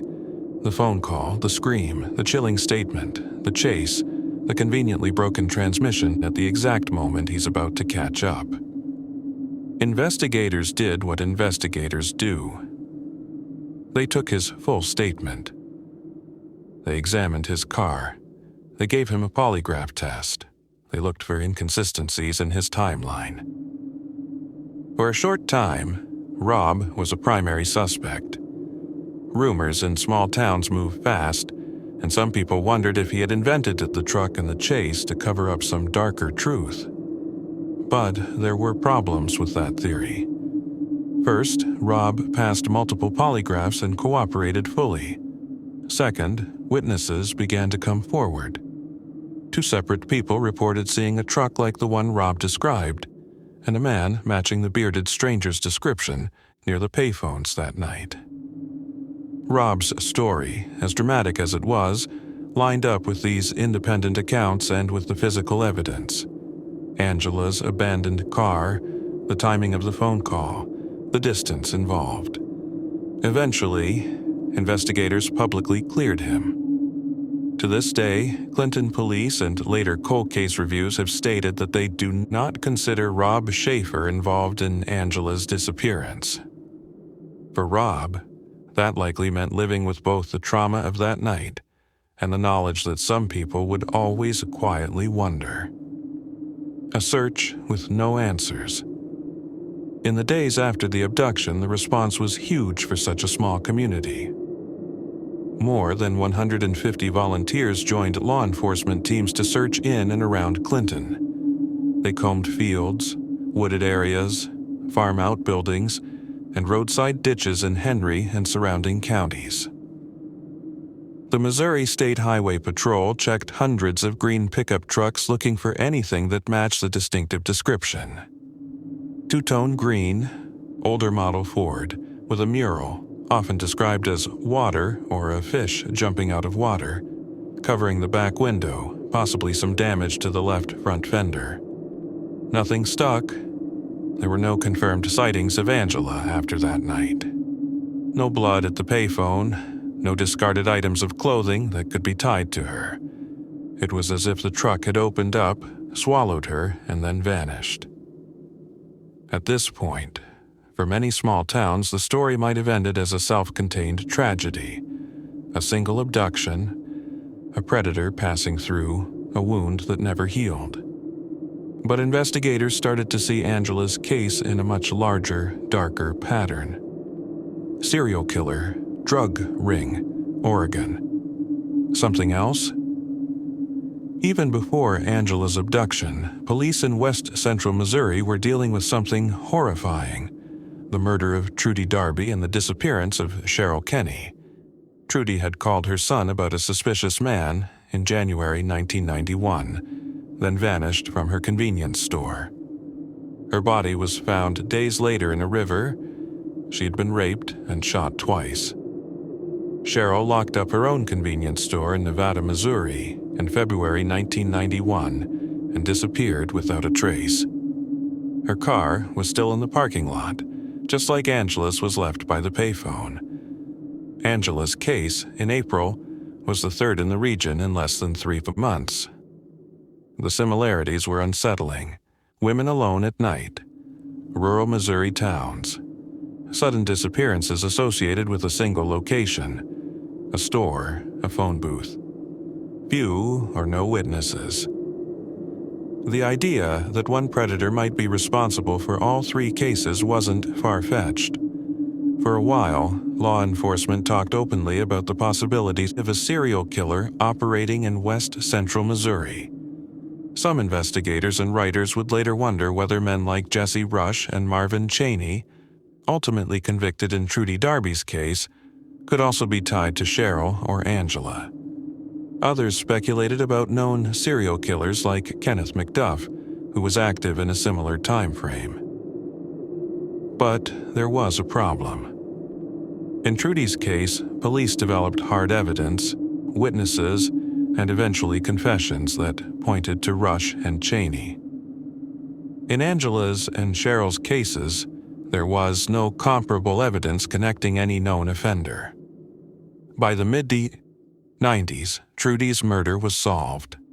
Cheryl and Angela's cases remained cold. For decades, those were the main narratives. A possible serial predator who might never be identified.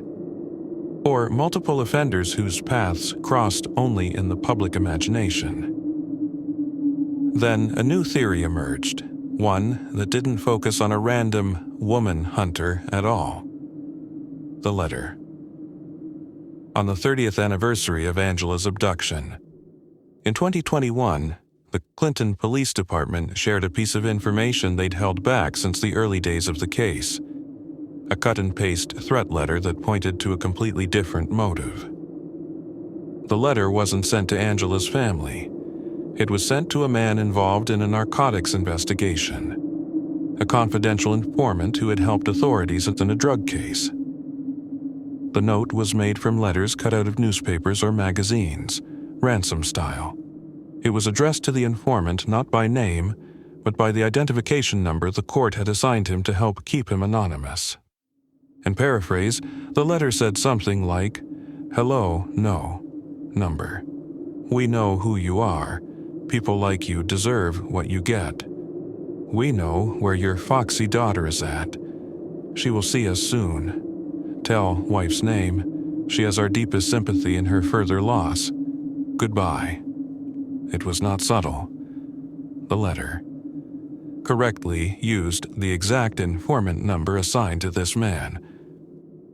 Correctly used the first name of his estranged wife. Specifically referenced his daughter, calling her Foxy, and threatening that she would see us soon.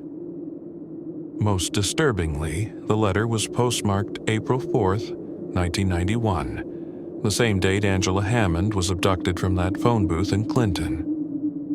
On its own, that would be unsettling, but there's another detail. The informant's daughter was also named Angela. She was living in Clinton at that time, and from what's been reported, she was apparently similar in age and appearance to Angela Hammond. Put yourself in the mindset of someone in a criminal organization, say a drug ring, who wants revenge on an informant. You know the man's code number. You know he has a daughter named Angela. You know his estranged wife's first name. You know the city where the daughter lives.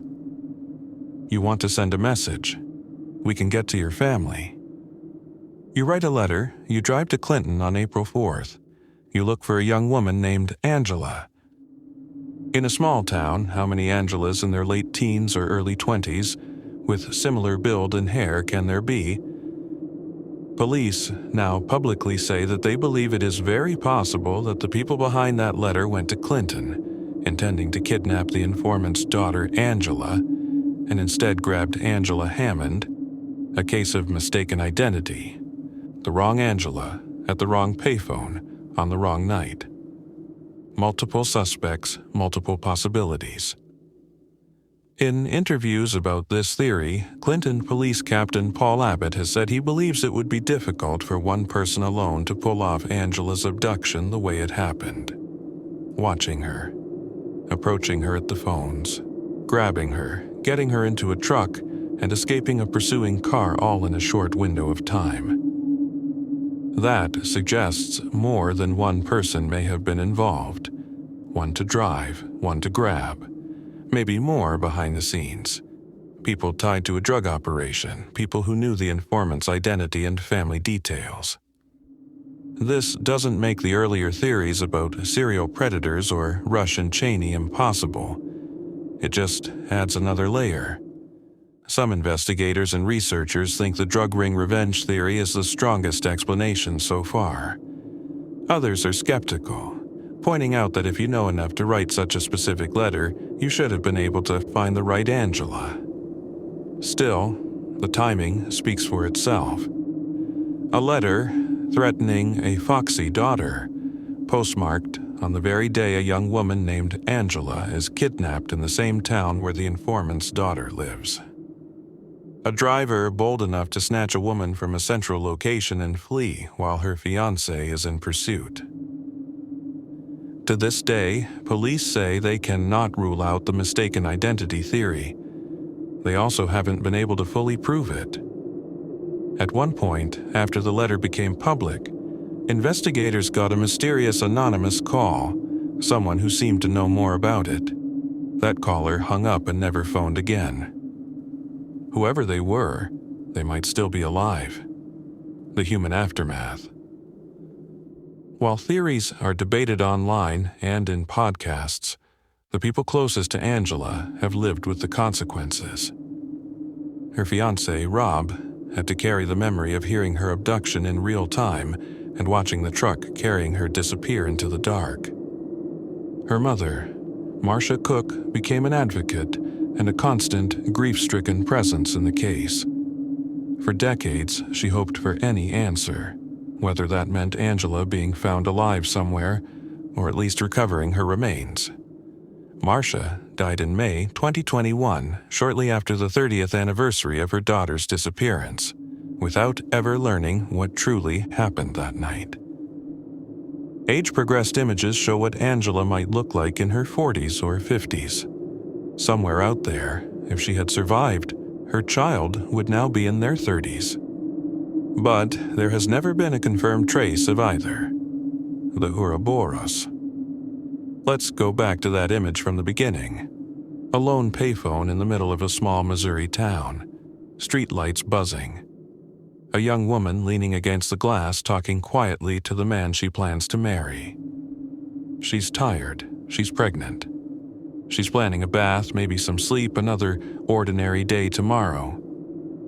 And then a truck circles the block. We have 2 messages from that night. The first is what Rob heard through the line, right after Angela's scream. I didn't need to use the phone anyway. The second is what the informant saw in that cut-and-paste letter. We know where your foxy daughter is at. She will see us soon. Put together, they sound less like random cruelty and more like pieces of a plan. Someone needed to send a message. Someone wanted a family to suffer. Maybe Angela Hammond was the target all along. A vulnerable young woman in the wrong place at the wrong time, hunted by a stranger who had already attacked others. Or maybe, as police increasingly suspect, she was the wrong Angela, caught up in revenge for a drug case she knew nothing about, mistaken for another woman who shared her name and, tragically, her looks. We don't know which of those stories is true. All we know is that after 11:45 p.m. on April 4th, 1991, Angela's voice was never heard again. Her mother went to her grave without answers. Rob had to build a life in the shadow of a night that still defines him. Clinton remains a town where people remember the girl taken from the phone booth and the truck with the fish mural that no one could ever quite find. The official case is still open. There's still a file, still a phone on a detective's desk that could ring with the one tip they've been waiting for. Maybe the person who wrote that letter is still alive. Maybe someone who heard a confession years ago has been waiting for the right moment to come forward. And maybe, as you listen to this, someone in a quiet town is looking out at the road, hearing an engine in the distance, wondering if they're about to see the same kind of truck Angela saw 30-plus years later. If you know anything about the disappearance of Angela Hammond, authorities in Clinton, Missouri still want to hear from you. For them, and for Angela's family, it isn't just a story, it's an unfinished phone call that's been ringing since 1991. And until someone answers it, this mystery isn't over. The Vanished Milepost. Good evening, Mr. Williams. My name is Tom. I'm 42. A few years ago, during summer, I took a road trip across the U.S. It was supposed to be a break from the stress I was carrying. My divorce had just finalized. My father had passed away from cancer, and I'd been on unpaid leave from work for months. I needed air, space. So I took my pickup and drove west from Illinois toward Utah with no solid plan. It was late July, hot as hell, and I found myself cutting through the back roads of Nevada after detouring from I-80. No cell signal, no traffic, just me, the sun-baked asphalt, and radio static. Around 7:30 p.m., I was somewhere outside Ely. I'd been driving for hours. The sun was dipping.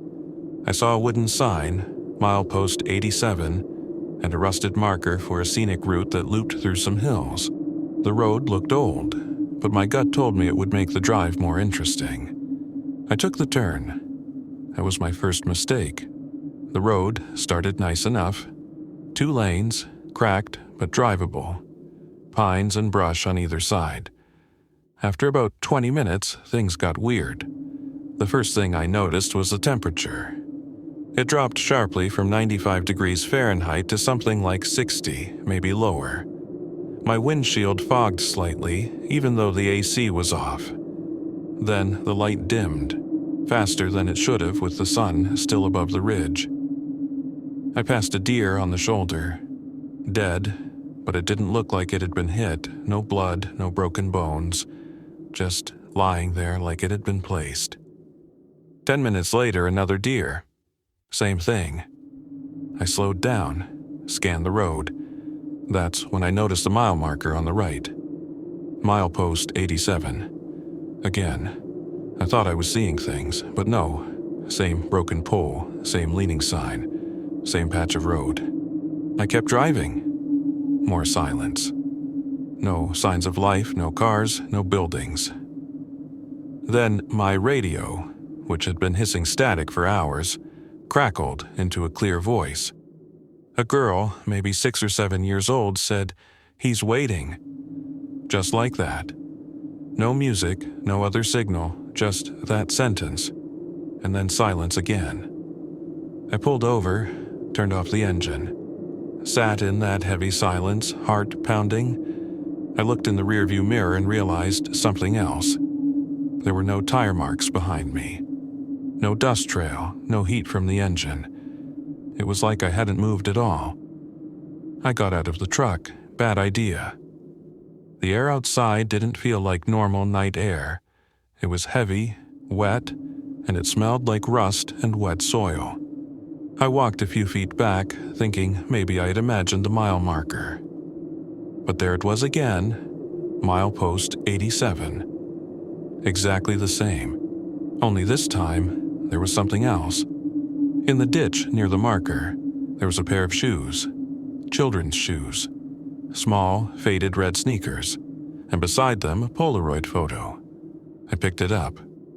It was a picture of me, standing next to my truck. Only I was smiling. And someone or something was behind me.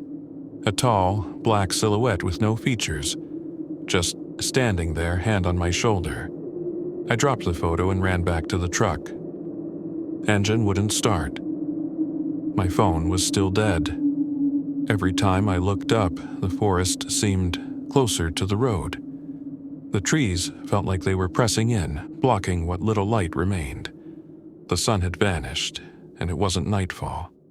It was something else. I sat behind the wheel, shaking, waiting for something, anything to change. And then I heard it. Breathing. Not mine. Right behind me. I didn't turn around. I couldn't. I stared ahead, refusing to move and to blink, to acknowledge whatever was there. My chest felt like it would collapse. Then the breathing stopped. A hand brushed my neck. And just like that, the engine roared to life. I didn't question it. I floored it and drove straight ahead. I didn't stop for signs, didn't check the GPS, I just drove. After what felt like an hour, I saw a diner up ahead. Real place, real cars, lights, people. I pulled in, shaking, covered in sweat. Asked the waitress where I was. "Milepost 87, she said. "You just passed it." I told her that was impossible, that I'd been stuck there for hours. She just looked confused. That night, I stayed in a motel next door. I never found that old road again. I've looked on maps, on satellite view, asked locals. Nothing. But I still have the photo. It reappeared in my glove box a week later. Only now, I'm not smiling in it. And the figure behind me, it's closer. Night shift. Good evening. My name is Carlos Sebastian Melgarejo. I'm a truck driver from a rural province in Argentina. Born in the chaos of the city, I always dreamed of living in the countryside. And that dream came true when I finished building my house, surrounded by cornfields and woods, where I moved in with my family.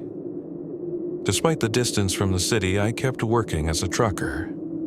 What I never imagined was that this quiet new environment would be the setting for one of the most disturbing and unexplainable experiences of my life. It was around 3 a.m. I was driving back to the city on the main highway, with time to spare. I was thinking about a project my son Hector and I had, building an animal corral. We wanted to buy livestock and start breeding them for extra income. As I drove, the first strange thing I noticed was the heat. It wasn't a normal summer warmth. It felt like the air had turned into steam. The windshield fogged up instantly. I slowed down, but the truck started decelerating on its own. Then it shut down completely. I sat frozen for a moment. Then I heard a low humming sound. I wiped the windshield and saw it, a cow lying in the middle of the road. I thought it might be a trap. Maybe thieves were nearby waiting for me to get out. But the place was deserted. I grabbed my flashlight and my gun and stepped outside. The heat and the humming disappeared as soon as I touched the pavement. I cautiously approached the animal, planning to scare it off. But when I got closer, I saw it was already dead. Its belly was ripped open, completely hollow, with no organs, no blood. I stood stunned when I heard a strange shriek. I looked up, and on the roof of my truck, I saw something crouching. At first, I thought it was a child, but when I pointed the flashlight, it went dead. Then the thing stood up. It wasn't a child. It wasn't even human. It was short, muscular, with long arms nearly reaching the ground. It opened them slowly, like preparing to attack. And then, flash. A light so bright it turned night into day for a split second. I blacked out. When I opened my eyes, I was at home, sitting on my bed. My wife was beside me, asking if I'd had a nightmare. She said I got home on time, that Hector had picked me up like always. She even remembered our plan to find animals to buy. I didn't say anything. I was shaken but hoped it had all been a dream. But the next morning, when I saw Hector eating breakfast like nothing had happened, my hands started shaking. He confirmed everything: the route, the timing, the visit to the neighboring village. Everything matched, except I couldn't remember any of it. That night, my wife asked me, "So, what happened to the cow you found on the road? Good thing you moved it. It could have caused an accident." She remembered it. 2 weeks later, it happened again. Different road, same symptoms: unbearable heat, low humming, engine failing. This time, I locked the windows and held my gun tightly, waiting for it to come. But it appeared from where I least expected. The Black Pit. Good evening. My name is Ramon. I serve in the Mexican Army, Special Operations Division. I'd rather not say my full name or exact location for reasons that will become clear. This happened during an anti-cartel operation in the northeast of the country, in a remote mountain area. We had been deployed to intercept a heavily armed group that had taken over a large abandoned estate deep in the hills. They were reportedly involved in disappearances. Locals said people who got too close never came back. 10 of us were deployed, all armed, experienced. We moved in at night, under orders to clear the house and eliminate all resistance. The place was massive, old colonial style, once beautiful, now rotting. Ivy devoured its walls. Inside, the air was dense, humid, filled with the odor of mold and gun oil. The entry was clean. 2 guards taken out silently by our sniper. We stormed to the ground floor, found 4 armed men playing cards. We neutralized them in under 15 seconds. One of them, before dying, shouted no, not the well, and looked at the back window. That made no sense at the time. Minutes later, we heard a vehicle start. Outside, a truck tried to escape through a forest path. Our men shot out the tires. A firefight ensued. 2 of ours were hit, one fatally. When the shooting stopped, we'd secured the house. The commanding officer ordered a sweep, room by room, attic, cellar.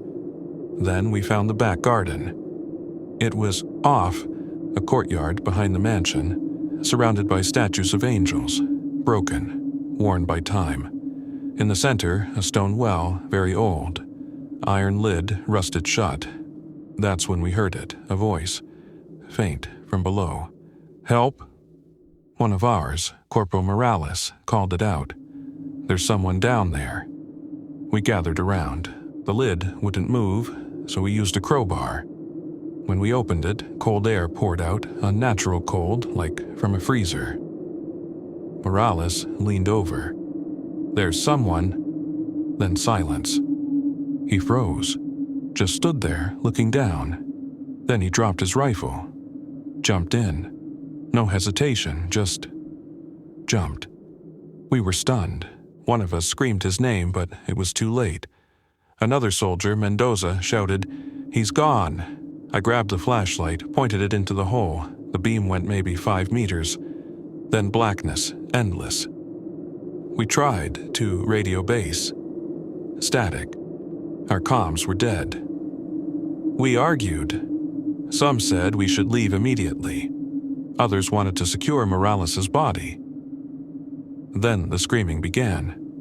First, a faint cry from inside the well, then louder.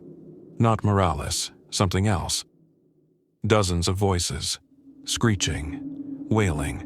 We backed away. Sergeant Torres ordered us to retreat to the trucks. That's when the lights went out. All of them.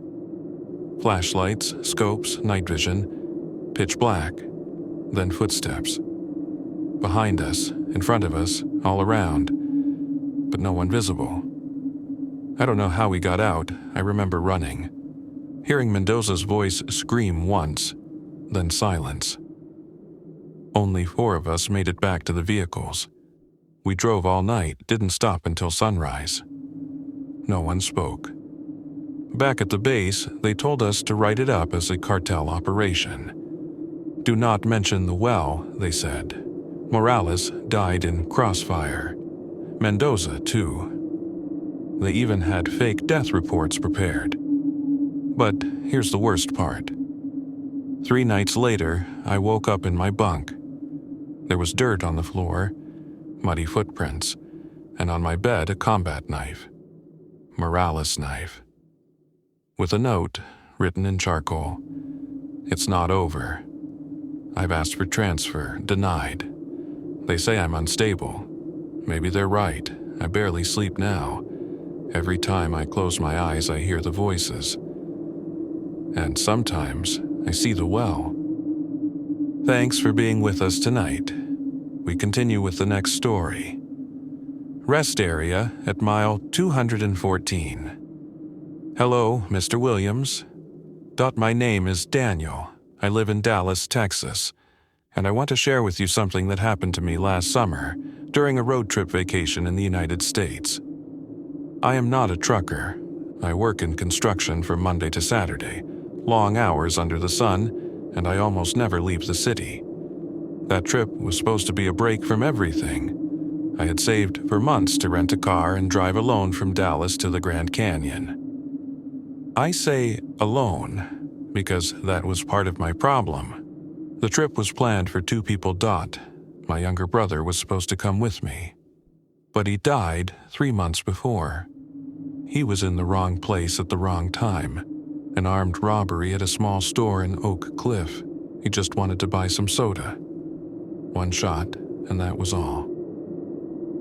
I know it was not my fault, but I still feel guilty.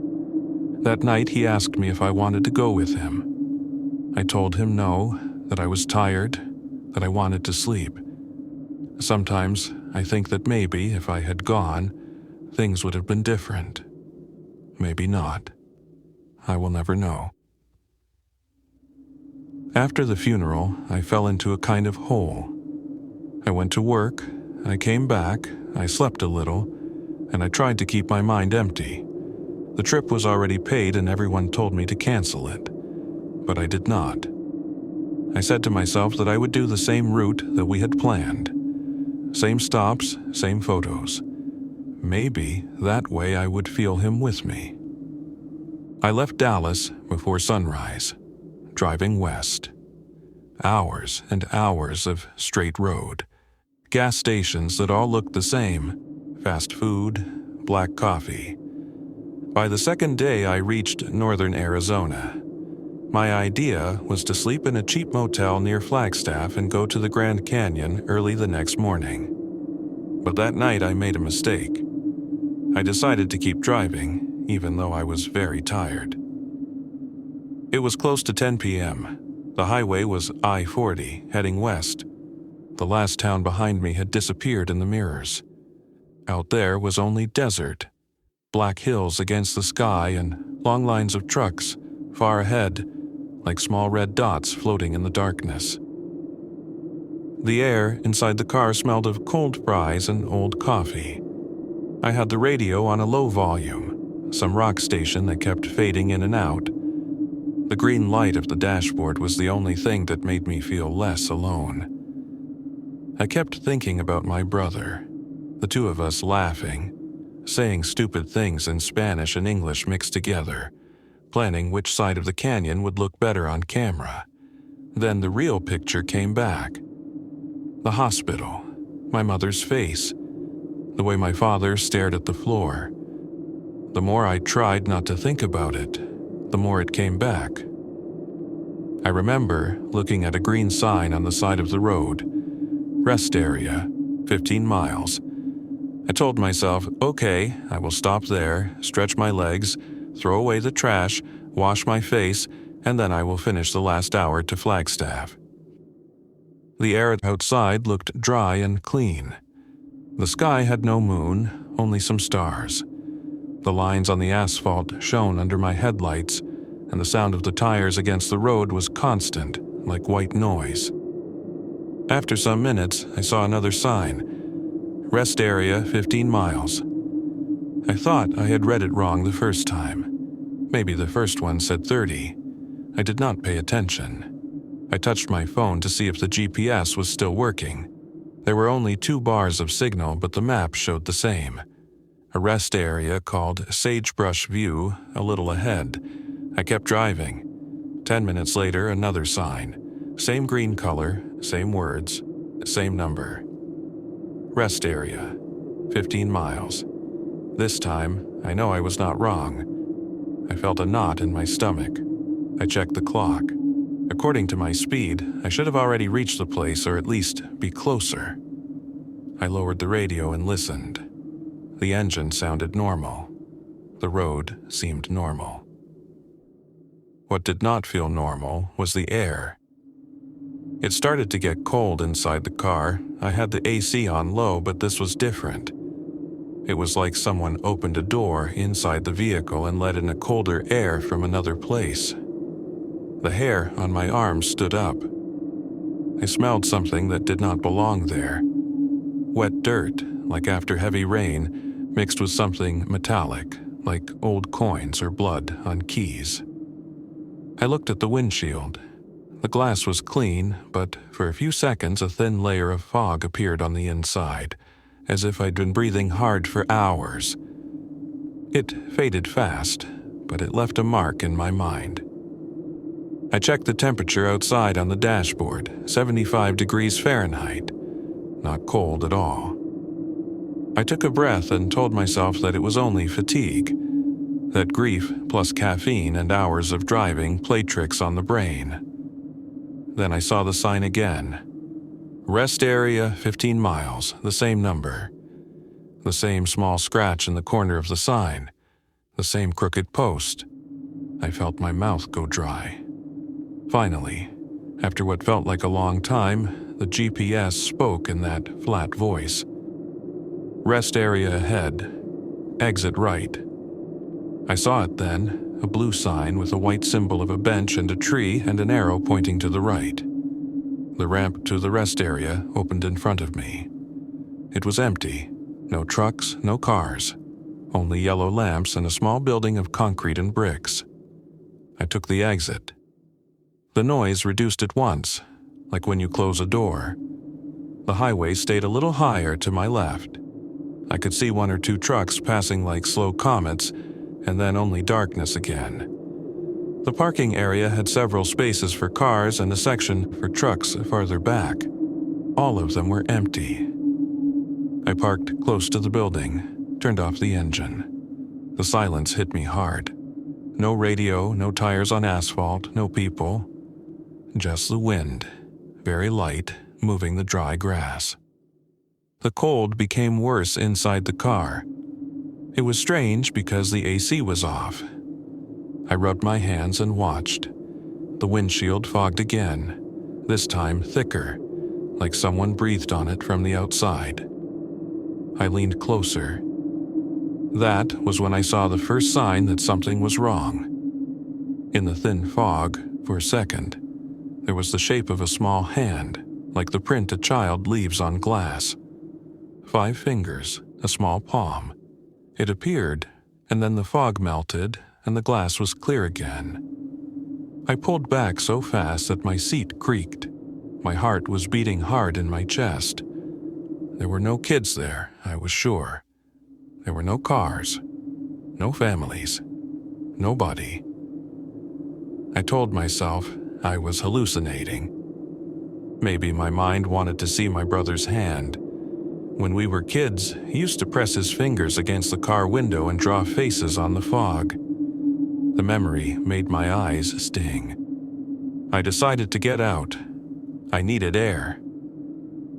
When I opened the door, a wave of cold hit my face, much colder than the temperature should be in the desert at that time. It smelled like wet dirt again, even though the ground was dry and cracked. The lamps above gave a yellow light that buzzed from time to time. The small building had bathrooms and some vending machines. On the wall, there was a map of Arizona, covered with scratches and graffiti. Everything looked normal. Still, there was that feeling, like I was not alone. I walked to the bathroom. The echo of my steps seemed too loud. Inside, one of the sinks was dripping. No other noise. No toilets flushing, no people talking, no hand dryers. Just the drip. Slow and constant.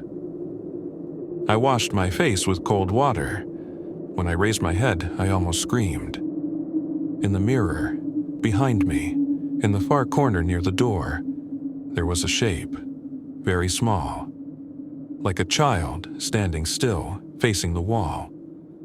My heart stopped for a second. I turned fast, ready to say, "Hey," or "Are you okay?" But there was no one there. Only the open door and a paper towel on the floor. I looked back at the mirror. Empty, The dripping sink kept making that same sound.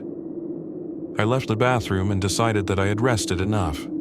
I would go back to the car and drive to the motel, no more stops.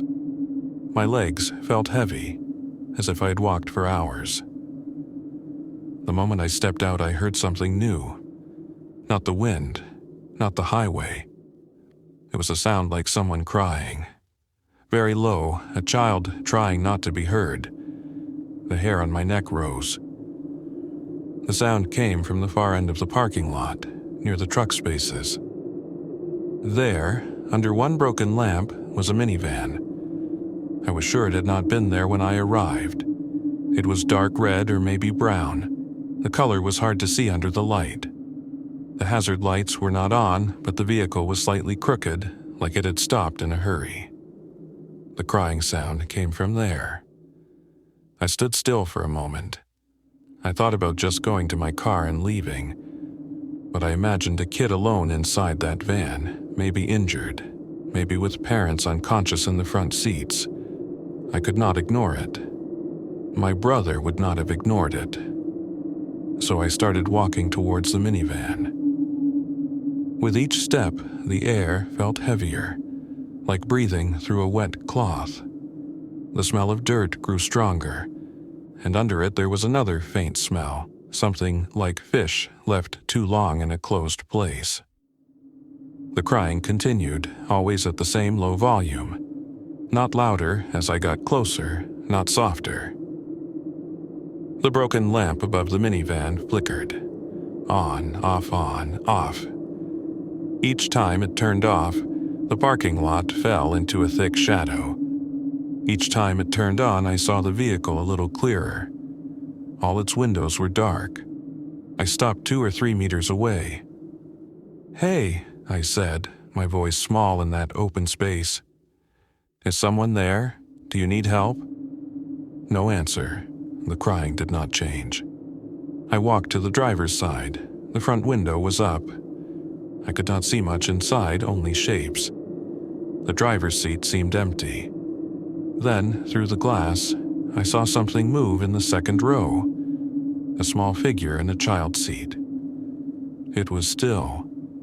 The crying seemed to come from that spot, but the figure did not shake, did not bow its head, did not move.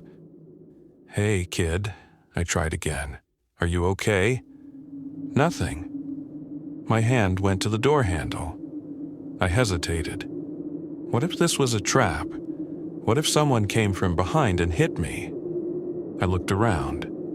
The parking lot was empty. The highway above continued distant and straight. A truck passed by. The sound came down like a wave and then faded. I turned back to the minivan. The lamp above turned off. I was in the dark for just 1 second. When it turned on again, the child's seat was empty. The crying stopped. I felt something behind me, very close, like when a person stands too near your back in a line. A pressure in the air, a shadow that you do not see but feel. The smell of wet dirt and metal became so strong that I almost gagged. I did not turn around. I could not. Every muscle in my body locked.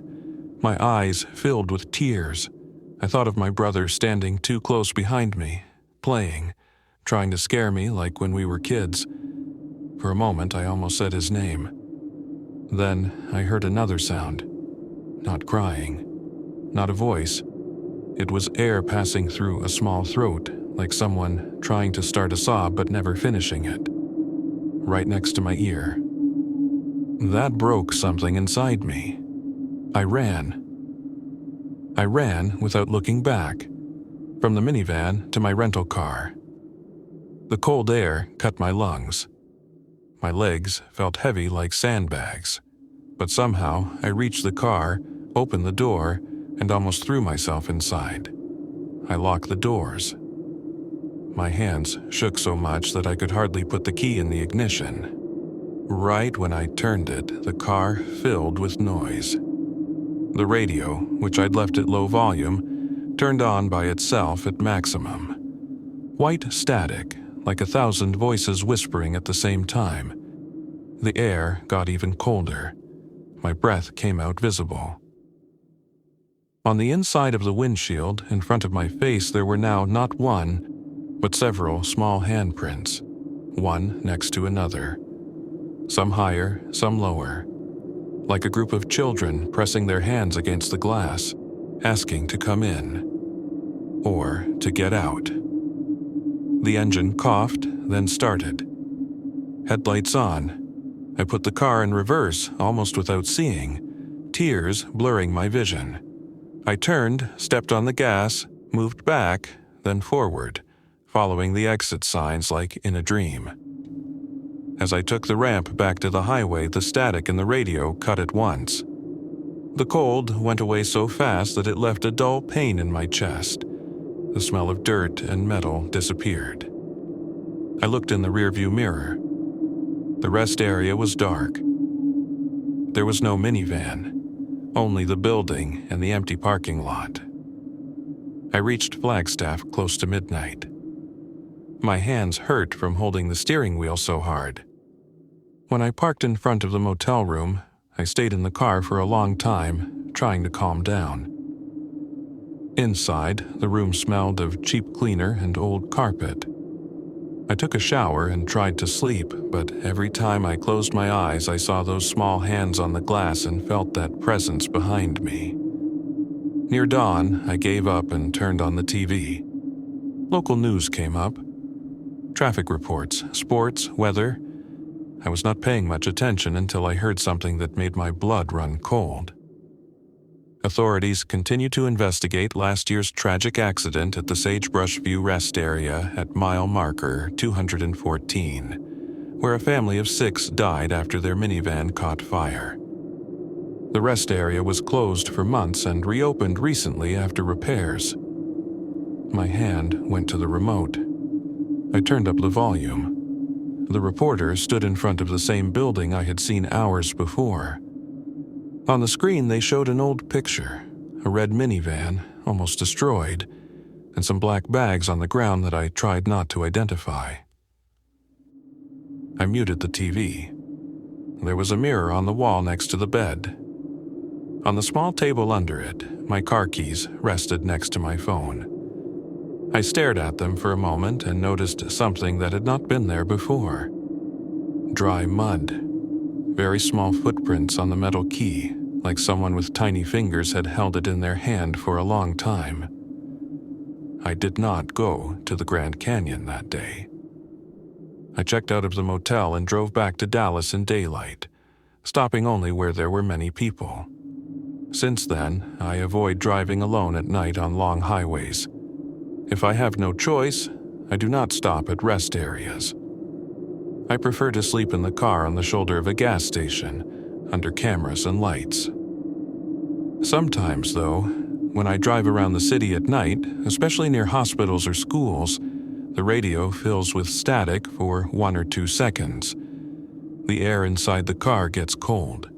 In the mirror, I think I see someone small sitting in the back seat, just for a blink. I tell myself it is only my mind, mixed with grief and lack of sleep. But deep down, I know that on that road in Arizona, I walked into a place where time does not work like here. A place that repeats a tragedy over and over, looking for someone to see it or to share it. Maybe my brother did that trip after all, just not in the way I wanted. Thanks for being with us tonight. We continue with the next story, Desert Exit. Hello, Mr. Williams. You can call me Daniel. I was born in El Paso, but right now I live in Houston and work in construction. I listen to your podcast at night while I drive between jobs, and I decided to send this story because what happened to me was not while I was working, but during the first real vacation I tried to take with my family. I need to start with something personal because without that part, what happened on that highway doesn't make sense to me. Last year, in July, my marriage was hanging by a thread. I had been working almost every day, double shifts, overtime whenever the boss called. Rent had gone up, the car payment was late. My mother in El Paso had started dialysis, and I was sending her money every month. My wife, Elena, was alone with our daughter, Sophia, almost all the time. One night, she told me, without raising her voice, that she couldn't keep living with a man who only came home to shower and sleep. She said a phrase I still hear in my head: "Bills are paid, but Sophie is growing up without a dad." I promised I would change. I said we would take a trip together, just the three of us, before school started again. No phones, no work, just a road trip like in the movies. Elena didn't believe me at first, but I sold some tools, cleared 2 weeks on the schedule, and booked cheap motels along the way. The plan was simple: drive from Houston to Arizona, visit the Grand Canyon, maybe stop in New Mexico so Sophia could see real desert, not just city. The first days were good. Too good, talvez. We ate fast food, took pictures at silly roadside attractions, slept in motels with buzzing neon signs and broken ice machines. Sophia was happy, sticking her hand out the window, singing along to songs on the radio. For a while, I felt like I was fixing everything I had broken. The night this happened, we were in West Texas, heading toward El Paso by I-10. Endless straight line, black on both sides, only the faint glow of distant pump jacks in the fields. It was a Sunday, middle of the long weekend of the 4th of July. Fireworks were already forbidden in that area because of fire danger, so the sky was clean and empty. Around midnight, Sophia started coughing in the back seat. She has asthma. That's another thing I always feel guilty about, because some doctors say construction dust at home makes it worse. We had her inhaler, but that night she couldn't stop coughing. First a little, then more. That dry sound that hits your chest when you're a parent. Elena looked at me with that panic that doesn't explode, just sits behind the eyes. Her inhaler is almost empty, she said.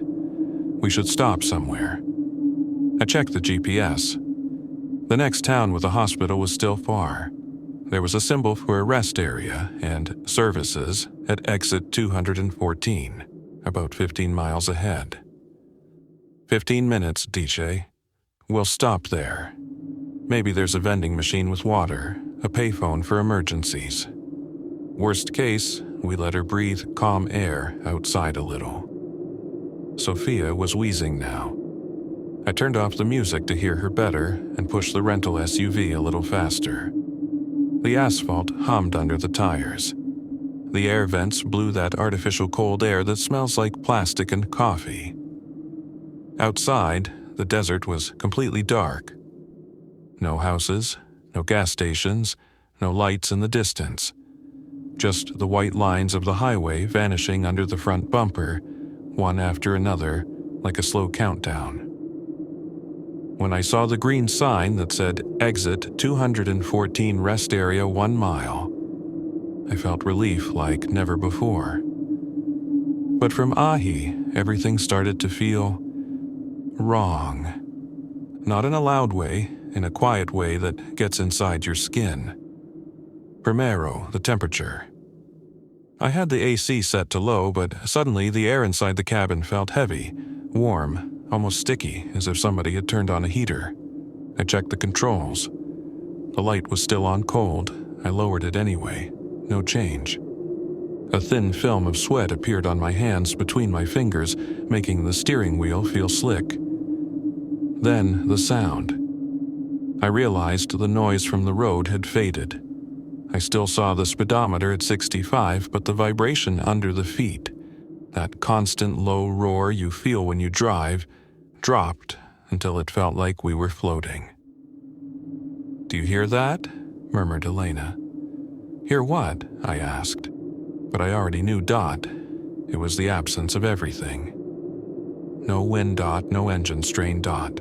Just a low hum, almost electrical, coming from nowhere. I took the exit dot. The ramp curved gently to the right. There was a blue sign. Rest Area 1/2 mile. Under it, someone had stuck a faded sticker of a smiling family in a minivan. It looked old, sun-bleached. The further we went down the ramp, the warmer the air became. I could see the shimmer of heat in the beams of the headlights, like at noon on summer asphalt, but it was past midnight. Sofia, en la parte de atrás, seguía tosiendo, pero más despacio. Eso me calmó un poco. The rest area appeared ahead. A wide concrete lot, some picnic tables under metal shelters, a small brick building with restrooms and vending machines. 2 tall light poles stood over the parking lot. Only one was on. The light that worked was too white, too strong. It made the empty spaces look even more empty.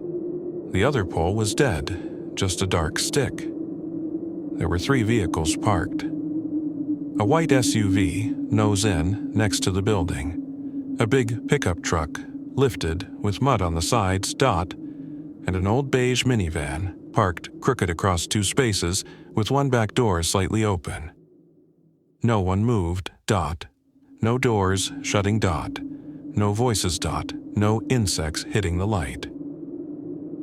I pulled in a few spaces away from the minivan. I could see a child's car seat inside it, turned to the side, the straps hanging like limp arms. There were bright-colored snack wrappers on the ground near its open door. I told myself a family was inside the building using the bathroom. Normal. People stop at rest areas at night all the time, but my neck muscles were tight. Stay here with Sophie, I told Elena. I'll check if there's a vending machine or someone who knows a clinic nearby. She nodded, and that's when I noticed something else, the SUV's engine noise, or rather, the lack of it. Its lights were off, windows dark, but it had that look of a car that arrived not long ago. Fresh dust on the tires, clean windshield. Still, no ticking metal, no cooling sound, nothing. I stepped out. The heat hit me like a wall. Not normal Texas heat. This was like being inside a closed garage at noon with the engine running. The air smelled faintly of hot rubber and something else under it, like wet dog and old fruit. The silence was wrong. Not even remote rest stops at night have some sound. Crickets, distant trucks, wind. Here, no breeze moved the little trash pieces on the ground. The only thing I heard was that low hum I had noticed on the highway. It seemed to come from everywhere and nowhere. I locked the SUV with the remote. When it beeped, the sound echoed too clear, like we were inside a big empty hall. The building's automatic door didn't open when I approached. It was one of those sliding glass doors. I stood right in front of it. Nothing. I waved my hand. Nothing. Through the glass, I could see a fluorescent tube flickering, making the interior look greenish. A drink machine stood against the wall. Its little screen was dark. There was a metal handle on the door frame like an emergency option. I pulled it. The door moved a few inches with a dry screech, then stopped. That's when, behind me, something closed. A soft click dot, like a car door pushed shut without force. I turned fast, dot. Our SUV was the same, locked, lights off. The pickup too. The only change, the minivan's back door, the one that had been half open, was now shut. I stared at it, dot. The low hum grew a bit stronger, like a refrigerator when the compressor kicks in.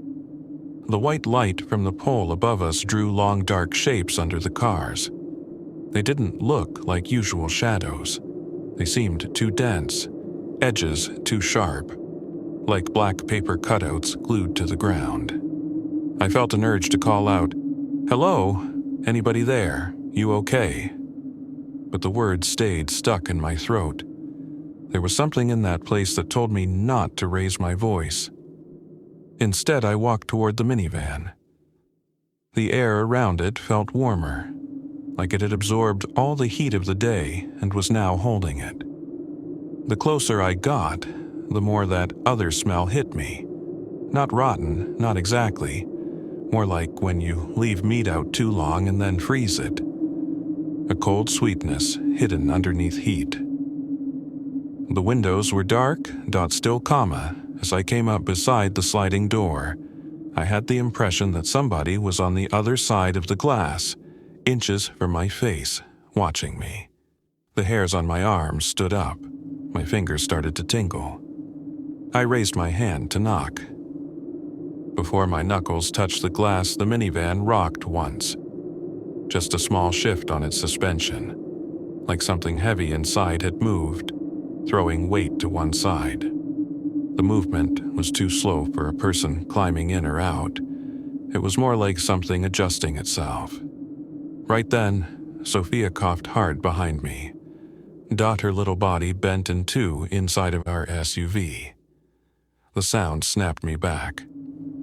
I pulled away from the minivan and almost ran back to the driver's door. As soon as I opened it, the first breath of air from inside felt cool again.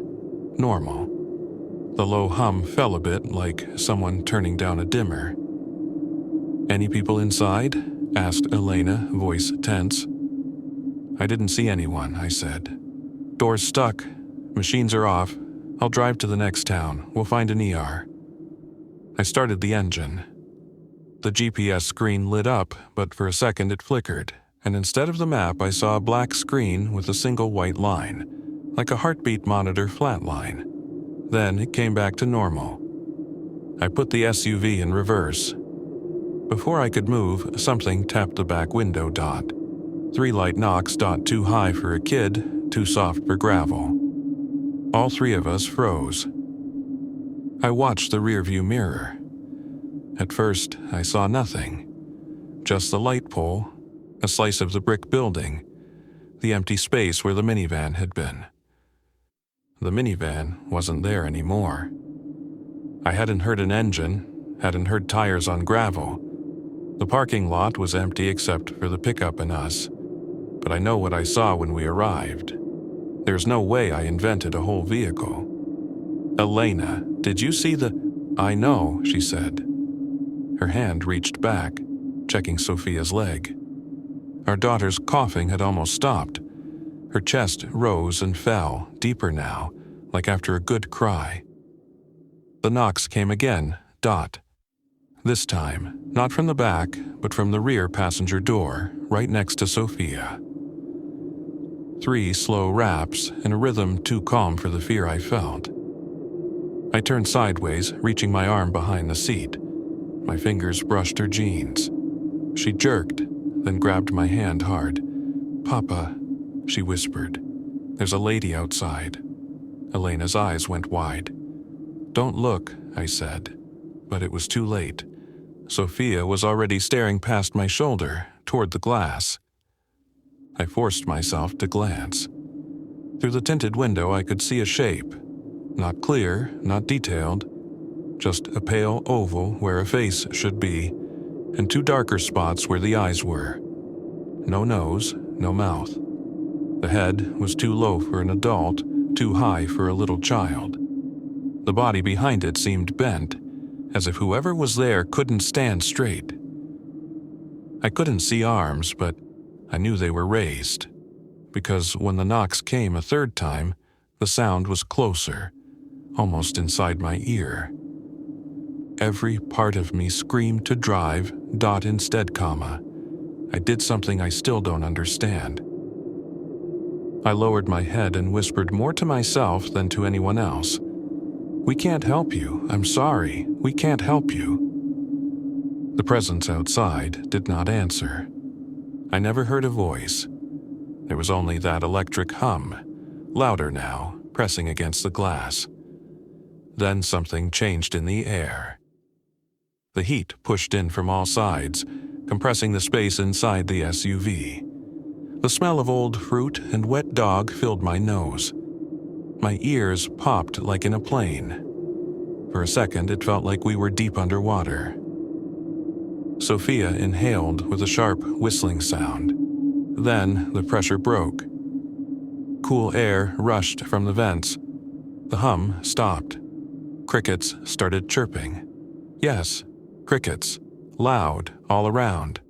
A big rig roared by on the interstate, its engine echoing over the lot. The shape at the window was gone. I didn't think. I slammed the gear into drive and shot it toward the exit. The tires squealed. Elena grabbed the handle above the door. Behind us, I heard something scrape lightly along the rear of the SUV like fingers on metal, but I didn't look back. We merged onto I-10 again. The digital clock on the dash said 12:07 a.m. The strange thing is this. When we had taken the exit, it had been 11:58. We had spent more time there, I know it. Between the walk, the knocking, the suffocating air, it had to be more than 9 minutes. But the clock insisted. 12:07. Sophia fell asleep 5 minutes later. Her breathing was normal, without wheeze. Elena stayed quiet for at least half an hour, staring out at the dark desert. Finally, she spoke. "Did you see her feet?" she asked. I swallowed, no. "I did," she said. Through the crack at the bottom of the window, there weren't any shoes. "That's not so strange." "There weren't any toes either," she said. "Just flat." We didn't talk any more about it that night. We reached El Paso around 3 in the morning. I drove straight to the ER anyway, just in case. The doctor listened to Sophia, checked her oxygen level, and told us her lungs sounded clear. He said sometimes kids respond to change of environment.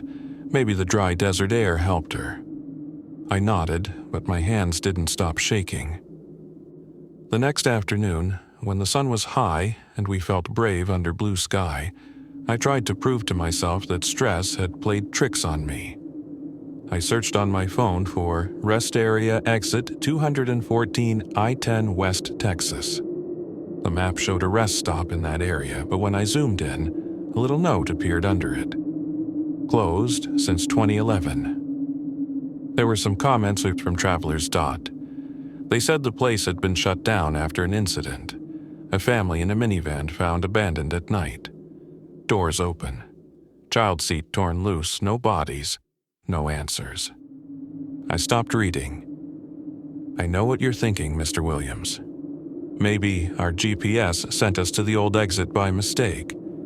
Maybe we stopped at a place nobody uses now, and my brain filled the silence with fears. Maybe the minivan was never there. Maybe I saw the woman's shape in my own reflection on the glass. I repeat those maybes to myself when I need to sleep, that sometimes they work. But some mornings, when I go to the car to leave for work, I see faint marks on the rear door of our SUV. Long, thin streaks higher than Sophia can reach. They look like scratches, but not from a key or a branch. More like something soft but heavy was dragged there over and over again. The detail that never leaves me is simpler than all that. When I think back to that rest area, that empty parking lot under the white light, I can still hear the 3 knocks on the glass right next to my daughter's head. They sounded patient. Not angry. Like someone who has all the time in the world, waiting on that exit for any car that decides to stop and rest. Since that trip, I still drive for work, but I don't take my family on the highway at night anymore. If Sophia coughs, we go to a clinic in the city. I don't leave home for long weekends on the road. Elena thinks I changed for the better. She doesn't know that every time we pass a blue rest area sign, even at noon, I feel that heavy heat in my chest again, and my foot presses the gas a little more. We don't stop, We just keep going. Thanks for being with us tonight. We continue with the next story. Detour through nowhere. Good night, Senor Williams. My name is Luis. I am from Monterrey, and I drive buses for a living. I want to share with you what happened to me during what was supposed to be my first real vacation in the United States. I know most of your listeners are truckers and taxi drivers, but this time I was not working. I was just another tourist on the road. Maybe eso fue lo que más me dolió después. Saber que ni de vacaciones pude escapar de la carretera. For years, I promised my wife and my son that we would go to Disney in Florida. Every time I got a bonus, every time I did extra shifts, I said the same line. Next year we go, I swear. But the money always went somewhere else. To fix the roof, to pay debts, to help my brother with his medical bills. My boy grew up escuchando lo mismo. When he turned 12, he stopped asking. That hurt more than any shout or complaint. He just said, "Está bien, Papa. I know you're tired," and went back to his phone.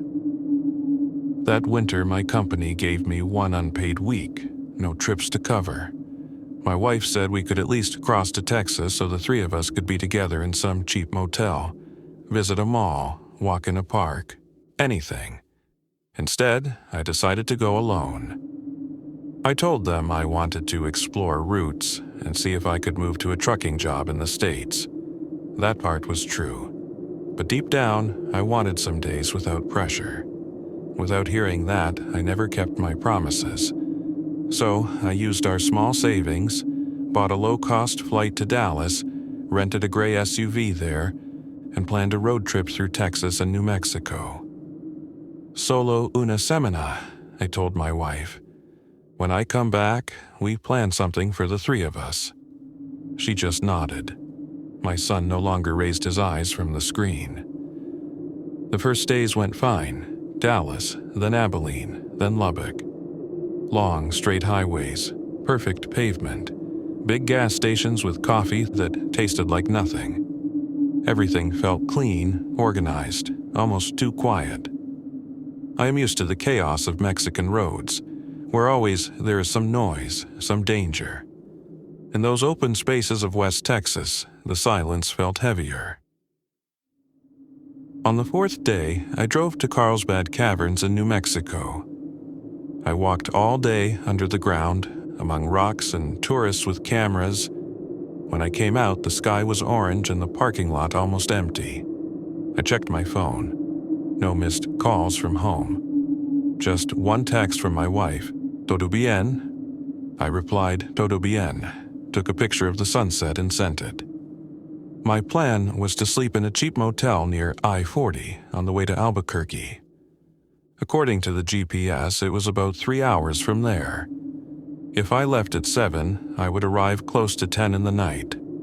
Tarde, but not too late. So, I started to drive north on Highway 285. Then I took small roads between oil fields and open land. The sun went down fast. In less than an hour, the sky turned black. The only light came from my own headlights and some red dots far away, maybe other cars, maybe towers. The SUV smelled of dust and the plastic from the rental company. The air conditioner blew cold on my face, but my hands were sweaty on the steering wheel. The radio played some country song I did not know. Then the signals started to fall.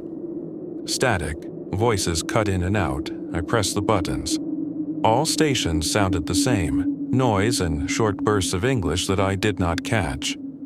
I told myself it was normal. Rural area, few antennas. Still, a small knot formed in my chest. I am used to night driving, but not in a foreign country, alone, with signs and miles and towns whose names I could not even pronounce. Somewhere, after a small town called Artesia, the GPS voice said, "Recalculating route," and then froze. The map stayed fixed with the blue arrow on a straight line. I tapped the screen. Nothing. No network connection. I had downloaded the map so the route should stay, but the device seemed stuck. My phone had one bar of signal, then none. On the side of the highway, a green sign appeared under my headlights. Scenic Overlook Rest Area. 10 miles under that, in orange plastic, another piece. Bridge work ahead. Expect delays. I thought about stopping there, checking my phone and the map, but a second sign came later. Old 285 local access 2 miles with a small arrow to the right. Under that, avoid bridge, use detour. I did not know if my motel was before or after that bridge. The GPS showed nothing new. I argued with myself for the next mile. In the end, I took the detour. A right turn onto a more narrow road, older asphalt, no center divider. No lights, only the white line on the edge, a bit faded, and low metal posts every 100 meters. I told myself it was the smart move. If the bridge ahead was closed, I would lose time. Better follow the signs that the same state had put there. Better trust the system. The road began to rise and fall, gentle hills that made the headlights cut it into the dark like a knife. Far off, to my left, I saw small red flashes, as if there were another highway in the distance. To my right, nothing. Just black land. I lowered the window a bit to wake myself up. A dry wind entered, with smell of dust and something else, like old water. I checked the clock on the dashboard. Past 11, I had driven more hours than I planned. Then came the first detail that did not fit. On the right side, just where the beam of the headlights faded, I saw a group of roadside crosses. 3 or 4 wooden crosses nailed into the ground, with flowers made of plastic and strips of fabric that moved in the wind. I know those crosses. We see them in Mexico all the time, where someone died in a crash. These looked old, the paint peeled, the flowers without color. I passed them, and in the rearview mirror I saw something hanging from one of the crosses, maybe a small shoe, a child's flip-flop. I felt a weight in my chest and pressed a bit more on the gas. 5 minutes later, the temperature in the cabin changed. The air that came from the vents turned warm, then hot, as if the heater had turned itself on. I reached for the controls. The panel was dead. No lights, no numbers. I twisted the knobs, nothing changed. The heat grew thick, heavy, like breath. At the same time, the windshield began to fog from inside. First, a light blur in the corners, then a gray film that ate the view. I turned on the defroster. No response. The same dead panel. I slowed down. My heart pounded. I lowered the window, hoping the outside air would clear the glass. A rush of cold air entered, much colder than it should be for that desert night. The fog on the glass formed little rivers. For a second, I saw shapes there, as if fingers had slid down from the top. A soft sound broke the silence. At first, I thought it was the wind. Then I understood. Someone was crying in the back seat. It was not loud. It was a low, broken sob, like a child that has cried for a long time and no longer has strength. The sound came from behind my right shoulder, where the second row of seats began. I did not turn. My hands tightened on the wheel. My eyes stayed on the small, clear patch in the middle of the windshield, the only place where I could see the thin white line of the road. "Hello?" I said in English with my dry voice. "Is someone there?" No answer. The sobs went on, cutting in and out like the radio before. Not from outside, from inside the SUV. The smell changed then. The dust and plastic smell went away. In its place came the odor of wet clothes, of hair that dried under the sun after swimming, mixed with cheap sunscreen and something sour, like juice spilled long ago. A family car smell, a vacation smell. I had a son. I knew that smell. The power locks snapped down by themselves. All doors. 4 sharp clicks. I jumped in my seat. My foot shook on the gas pedal. I eased off, and the SUV started to slow. The engine made a low, strange noise, as if it resisted. "Please," I said, but I did not know to whom I was speaking. The sobbing rose a little, then stopped. The silence that came after was worse. The engine died. No lights on the panel, no hum. Just the rolling of the tires until they came to a full stop on the asphalt. The night pressed against all the windows. For a long moment I could not move. My breath came fast, loud in my ears. I felt the weight of a gaze on the back of my neck, like when a passenger stands behind you in the bus and you know he is watching. Slow, with hands that shook, I reached up and pulled the small lever of the interior light. Nothing. The cabin stayed dark, with just a bit of bluish glow from the outside, maybe the moon behind clouds. In that faint light, I could see the outline of the headrests and the empty passenger seat next to me. "Who is there?" I whispered. "Do you need help?" The answer was a soft thump behind me, like a small fist against the seat back. Then another, not angry, more like someone who wants to be noticed. I turned.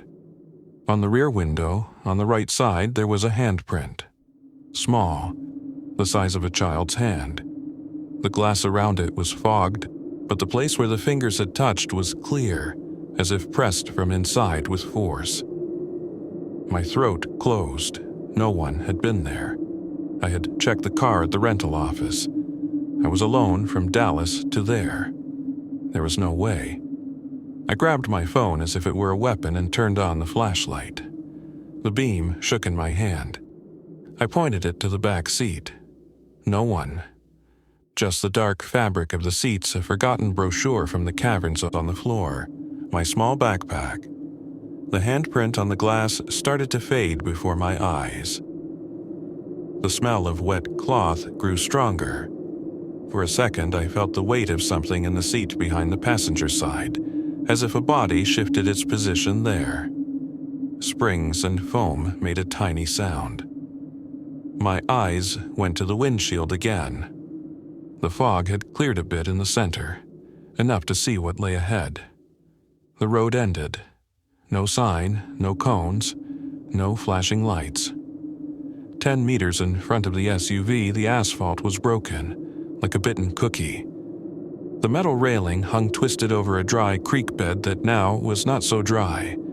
Under the pale light, there was moving water. Brown, thick, fast. It crashed against rocks and the remains of what had been the other side of the road. If the engine had not died, if I had driven just a few seconds more, I would have gone straight into that gap. In that exact moment, the radio turned on by itself.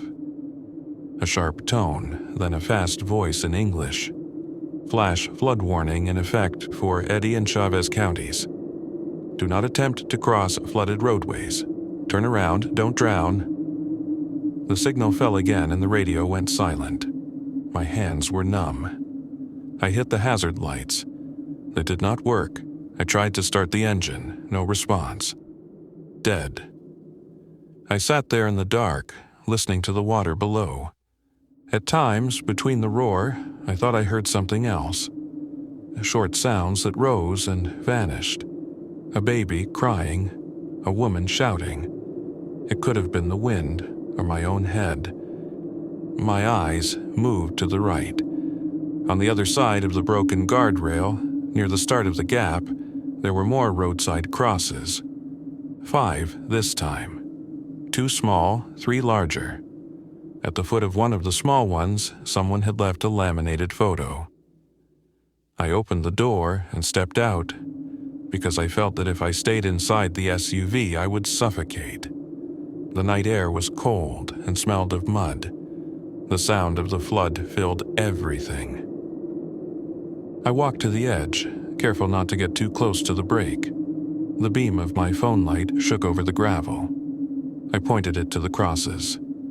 Dust, rust, plastic flowers, some faded balloons. The photo was barely held by a stone. I picked it up. It showed a family of 4 in front of a castle that I had seen thousands of times in ads. The Disney castle. The father wore a cap and sunglasses. The mother had a tired smile.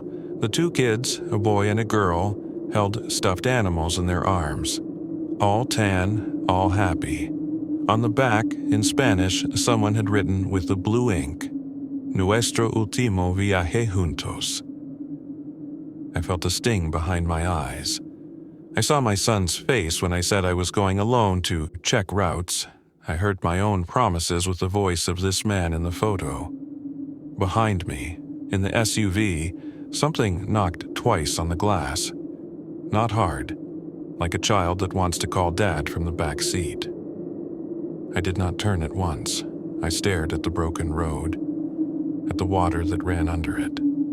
Then I whispered, "Lo siento," to whoever could hear. When I finally looked back, the handprint was there again, more clear. Fingers spread, pressed to the inside of the rear window. Then, as I watched, it slid down, leaving a trail on the fog until it reached the bottom of the glass and faded. I spent the rest of the night inside the SUV with the seat reclined, the doors unlocked, the phone in my hand. I did not sleep. The engine stayed dead. The crying did not return. The smell of wet clothes remained, soft, like a memory. At the first light, I walked down the road until my phone got a signal. I called 911. A state trooper came first, then a tow truck. They put cones and tape around the gap, as if that would be enough to keep the death away from distracted drivers. The trooper, a tall man with a big belly, shook his head as he looked at the broken bridge. "You are lucky," he said. "We have this section closed, but some signs keep getting moved or stolen. Last year, a family in a minivan went over in a storm. Tourists, out of state. Whole thing got washed down the creek before we found them." He kept talking, some details about rain, about road budgets, about how people ignore warnings. I stopped him. "I get it," I said. "I should not have been here." He gave me a strange look, as if I'd said something else, then wrote my name on his pad and left. The tow truck driver hauled the SUV back to the main highway. Halfway there, the engine came back to life as if nothing had happened. All systems on. Air conditioner cold, radio fine. No one could tell me what had gone wrong. Before I left the rental office in Albuquerque, I cleaned the inside of the car, more out of nerves than respect. On the inside of the rear window where the handprint had been, there was a faint shape that did not go away even with soap. It looked like the mark that wet skin leaves on glass. 3 months after that trip, I left the bus company. I moved to a smaller job, less hours, less pay. That year, we did not go to Disney yet, but I took my wife and my son to the beach for the first time in years. We crossed a bridge over a river, and my hands shook on the steering wheel, but I kept going. I still think of that night in New Mexico. I ask myself if what stopped my car was a defect, a ghost, or my own guilt. I do not know. What I know is that there are pieces of road where time keeps a record of the ones who never got home. And sometimes, in the dark, when a man like me drives alone and far from his family, something in that record reaches out and grabs the wheel. Thanks for being with us tonight. We continue with the next story. The Signal in the Fog. Hello, Mr. Williams. I'm Sam, a long-haul trucker from El Paso, Texas. I've driven across most of the southern U.S., and I thought I'd seen it all: animals crossing at night, freak snowstorms, strange folks walking the shoulders of forgotten roads. But what happened last winter, somewhere near the Louisiana-Mississippi border, still keeps me up at night. It was early December, just after Thanksgiving. I was making a solo overnight run hauling automotive parts from Houston to Atlanta. Nothing fancy. The kind of run I used to take just to clear my head my wife had left a few months prior, and the silence in the cab was better than the silence at home. The job paid decent, but I didn't care much for the money then. I just wanted the road, the hum of the tires, the late-night diners, and the smell of diesel. That night, I took Highway 84 eastbound. It was one of those routes Google suggests when you're running behind fewer way stations, fewer towns, less light, more woods. It was around 1:40 a.m. when the fog rolled in. At first, I didn't think much of it. Fog happens. But this wasn't normal. It came in fast, thick, like a curtain being dropped. I slowed down to 40, flipped on my fog lights, and leaned forward over the wheel. I couldn't see more than 10 feet ahead. My dashboard clock flicked to 1:44 when I noticed it. Static. Not on the radio that was already off. The static was coming through the CB, loud, constant, like someone holding down the transmit button with a busted mic. Then it cut out. Total silence. Right after that, the temperature dropped. No breeze, just this sudden cold inside the cab. I checked my vents, they were off. That's when I noticed the condensation on the inside of the windshield. Breath fog, like I wasn't alone. I remembered touching the steering wheel and feeling how cold it had gotten. Ice cold. Then I saw the shape. Just ahead, standing on the shoulder, maybe 5 or 6 feet from the fog line, there was someone, or something, still as a post. I couldn't make out a face or details. Just the outline, tall, too tall. Arms longer than they should be.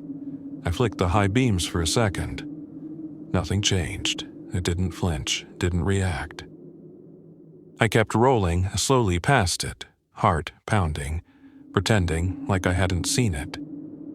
You do that sometimes out here, ignore it, and hope it ignores you back. About a mile later, I felt something was off again, like a weight in the trailer, but I was empty, light as a feather.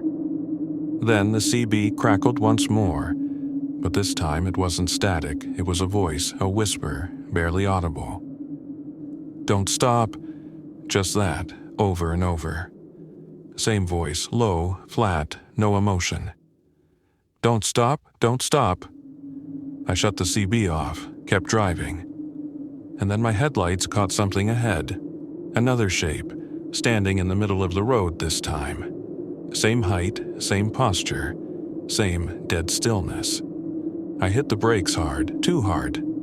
The truck fishtailed slightly, but I corrected.